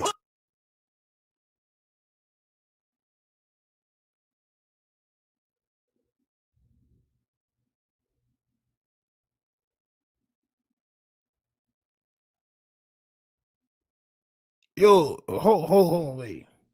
Is this the diabetic pill? This is King Pill with a red and blue flag on, champ? I'ma walk down on this pussy. Is that a Haitian flag? Somebody let me know if that's a Haitian flag, champ. Ass pistol gripping. Let's slide. Let's slide. I think that's a Let's Haitian slide. flag, Let's champ. slide. Let's slide. Let's I think that's a Haitian flag, champ. ass nigga slipping. I'ma walk down on this pussy. Hold on, champ. I think that's listen. Hold on. Ass pistol gripping. Yeah, but that's a Haitian flag. King Lil Pill, nigga. That's the Haitian flag, bro. I can't But wait my to son catch that. looked like he got a doo-doo. I'm not gonna lie. He looked like he got a doo-doo, champ. My son definitely walking around like he has to doo-doo, champ. That pussy ass nigga slipping. I'ma walk down on this pussy ass pistol gripping. Yeah, I see the little Haitian logo in the middle of that flag, champ. I do. Let's slide. Let's slide. Let's slide. Let's Switch all slide. my zone Let's niggas slide. and all that. Look at my son. God damn, nigga. Son, God damn, bro. Let's slide. Let's slide. Ain't no more talking about shit, bitch. I'm slide. Come on, Pill. Come on, Pill. Come on, Pill. Come on, Pill. You was talking. Why you with wild little kids, bro, with your goddamn titties out? Champ. Bosoms. All that shit. Now you dying. Let's slide. Let's slide. Let's slide. Let's slide. Let's slide. Let's slide. Let's slide. Let's slide. I think California is the home of the nastiest jean t-shirt combination. I jumped off the porch and I've been sleeping outside. Smoke you like a Newport in your eyes and watch you die. Let's slide. Let's slide. Let's slide. Let's slide. Let's slide. Nah, my son is goddamn portly, champ. Sheesh. Let's slide. Let's slide. Look at my son. I've been smoking weed and sipping lean. I'm hypnotized. Nigga disrespect me and that nigga getting fried. Kill you for your Rolex. I call that shit killing time. Yeah. This is King Pill, Lil King Pill, or whatever, Lil King Pill, with a blue and red rag tied around his neck. I don't know if That's a hate. See, you always say some dumb shit. Now, I said that too, but we all have the opportunity to run back footage, slow it down, zoom in, and do whatever we got to do our due diligence to understand that that was not a blue and a red flag tied. That was a Haitian flag. That was a Haitian flag. Okay? It was a Haitian flag, champ. The song was trash. He looked at trash. We can joke on that. My son thought he was Queen Latifah, champ. He had the Queen Latifah hips. Oh my soul. But at the end of the day, that was a Haitian flag, Hef. But of course, you didn't look at the video twice. So with that being said, we must pull up some more pictures of my son and Hefe. On my soul. Who said CeeLo Green, champ? I saw CeeLo Green. Champ. Who said CeeLo Green, champ? Hefe. On my soul. On my soul.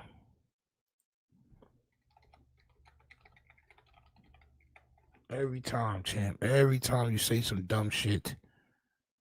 I didn't even know they had a golden bullet. That's nasty word. I didn't even know they had a golden bullet, champ. But every time you say some dumb shit, champ. Champ. Every time you say some dumb shit, Hefe. Oh, shit, champ. God damn it. Yes, champ. Every time you say some stupid shit, we are on your ass, champ. With PatriotSoftware.com, accounting and payroll, keep your time and money. Easy to learn, easy to use, small business software tailored just for you. With PatriotSoftware.com, accounting and payroll, keep your time and money. Pause. We got to take it there. On my soul. My son said, Pug. On my soul.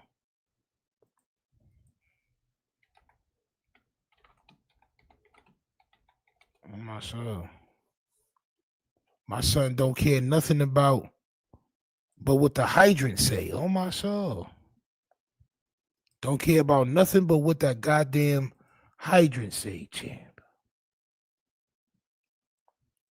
Nasty word. If he was cripping and blooding or if he did this video on some camaraderie, I don't know how long he been banging 456, bro.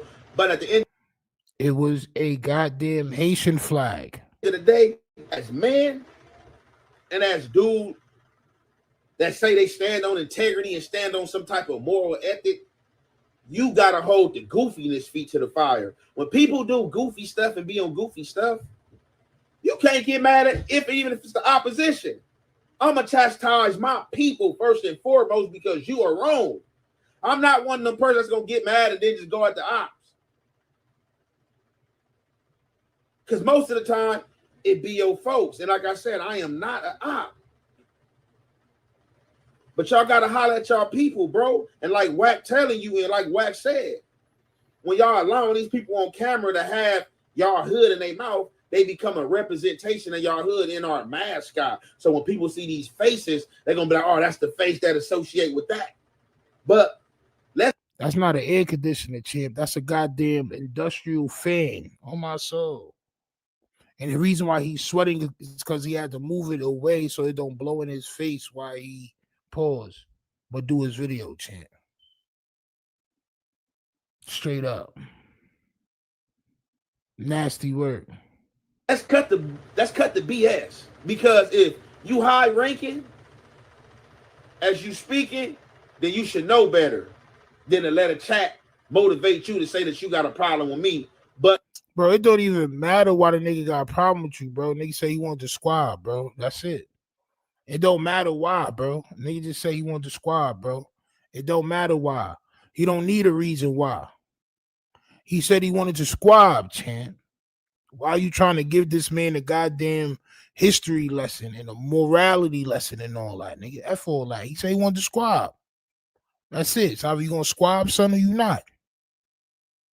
Now he's a goofball and a corny guy, so you probably not gonna squab him. He said because of Wack, he gonna let you walk off, champ.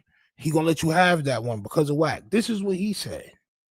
But do it matter why he wanted to fight? If it was because of the chat, it was for whatever. No, you niggas are gangbangers, bro. It don't matter. Doesn't matter, bro. In all sense, recognize that I'm a real one or a solid one, bro. That don't make no sense at all, bro. As man, we gotta cut the goofiness, bro. Sit back, contemplate, and really think on what you saying versus this chats versus what you've been through in game banging and how it really go, bro. Whack 100 don't get me no passes, bro. Ain't nobody getting me no passes, bro. What are you talking about, bro? If you gonna trip, you gonna. This nigga got people talking in his background. I'd have been spazzing on them niggas, bro. I got 30,000 subs. How much subs you got? Shut up real quick to let me do my video for my goddamn fans. The reason why we got Zion shit right now.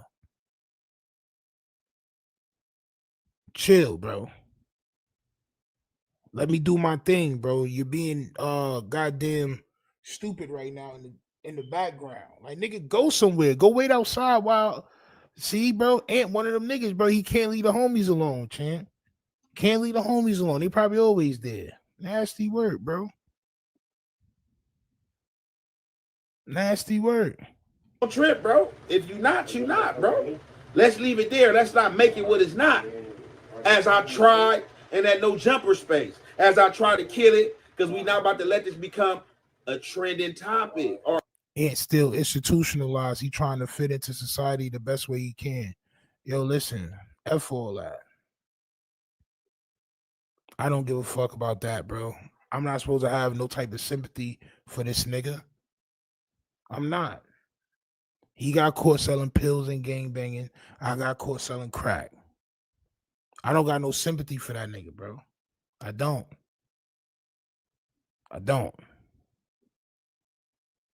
He got to learn sooner or later, bro. These niggas is grown men. They not 12. Or a butt of a no jumper joke. That's all. Now, with that being said, I'm going to leave it right there. And we're going to conclude it there. It's your boy, Young and Hefe. Don't care about number what the check say. Make sure you go ahead, like, and subscribe. Because it don't. Remember, he ain't been locked up his whole life. Nigga, no. You remember he's been locked up his whole life, nigga. I don't need to remember that. I don't care about that. I did my whole life outside.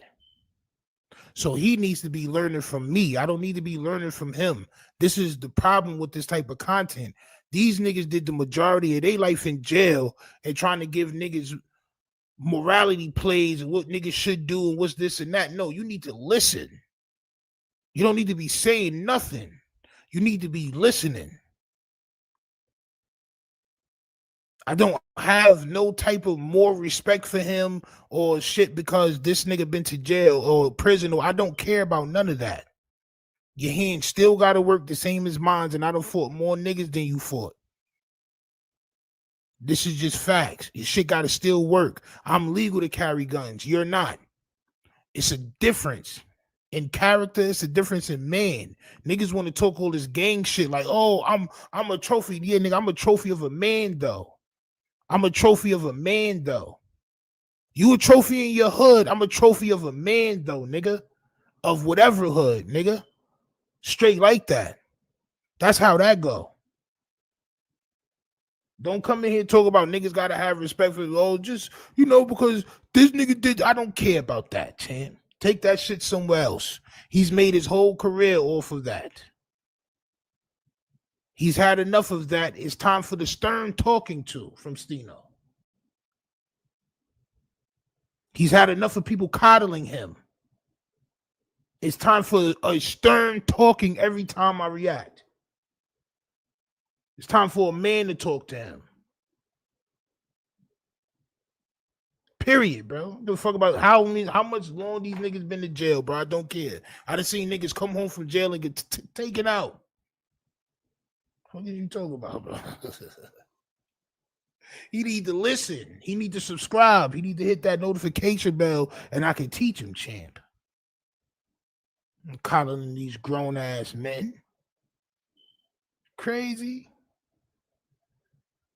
Yo, and Streamlabs is a bot, champ. Don't argue with Streamlabs. Streamlabs is a bot. I forgot to pull the plug on Streamlabs, champ, on myself. Salute to Hefe though, man. Stand on 10, Hef. You heard? Keep standing on 10 and keep putting your shirt on 1 foot at a time, champ. On my soul. Keep putting your shirt on 1 foot at a time, champ. On my soul. Yo.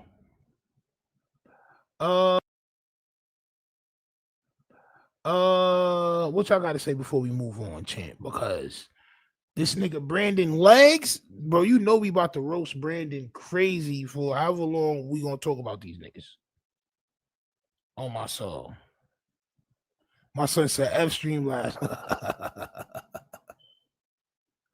But it let that shit rock though. Yo, that's crazy work, champ. Oh my soul. Yeah, and I'm saying, bro, niggas gotta set niggas straight sometime, bro. I don't feel like these niggas is more important than me because they've been to jail. That shit don't even make sense to me. That shit don't even make sense to me, bro. Like, these niggas been to jail, so I should have more patience and all. Nigga, listen, man. The Lord didn't have patience with them niggas. Why should I, champ? Reggie Watson says, keep it real, Stino, because that's facts. A lot of us done time at some point. You got to accept reality. Facts. That's a fact. The difference is these niggas make their image off of that. They make their image off of being in a gang, and that's supposed to make them some type of higher person. It don't. It don't. You got a bunch of people that'll probably ride for you, and a civilian has a bunch of people that'll ride for them. However way you want to cut it. Doesn't matter, bro. The second you call your gang, I'm calling mine. Or we can handle it like gentlemen. Straight like that. But I don't believe this nigga. Like, come on, man. I done seen niggas get booked coming straight home from jail, champ. It's nasty work. Ain't look like Eddie Levert. Nasty work. Free Habibi. Yo, I think Habibi just left, bro. Because I didn't ban him. I timed him out for like 10 minutes. I wanted to give him a stern timeout. You know what I'm saying? But I think he just wanted to troll and just write stupid shit in the chat. So whatever. F Habibi.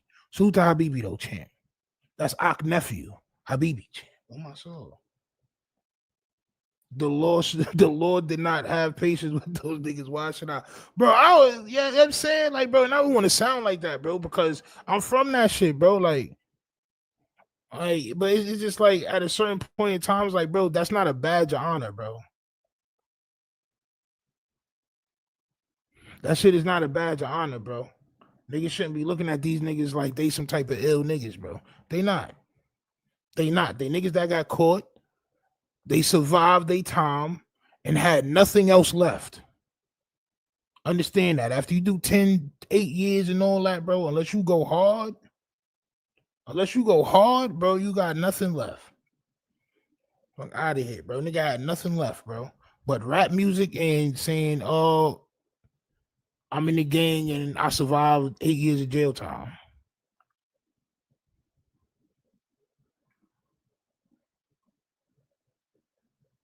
Nasty word. I heard this is the last week people get paid off reaction videos. Nope, that's not true. They talk about AI videos and people that's re-uploading videos without doing anything to them. That's what they're talking about.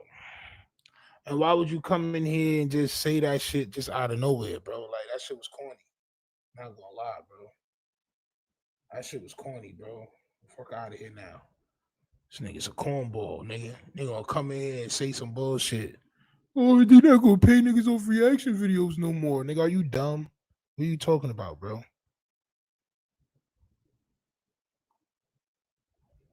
What are you talking about, bro? I hate niggas that, like, bro, y'all niggas be around, y'all niggas be watching, but y'all niggas just be wanting to say negative shit.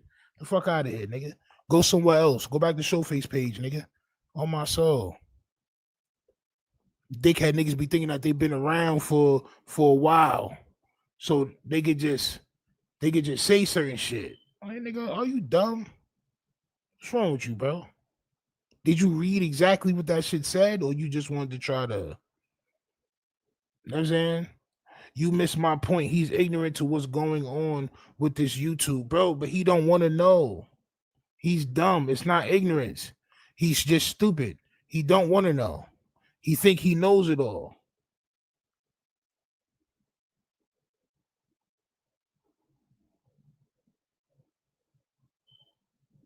On my soul. On July 15th, YouTube switching it up, bro. I read the whole thing, bro. I got sent this shit before niggas start talking about it, bro. A lot of y'all niggas don't even have a YouTube studio. Y'all niggas see what other people are saying and bro, no, bro.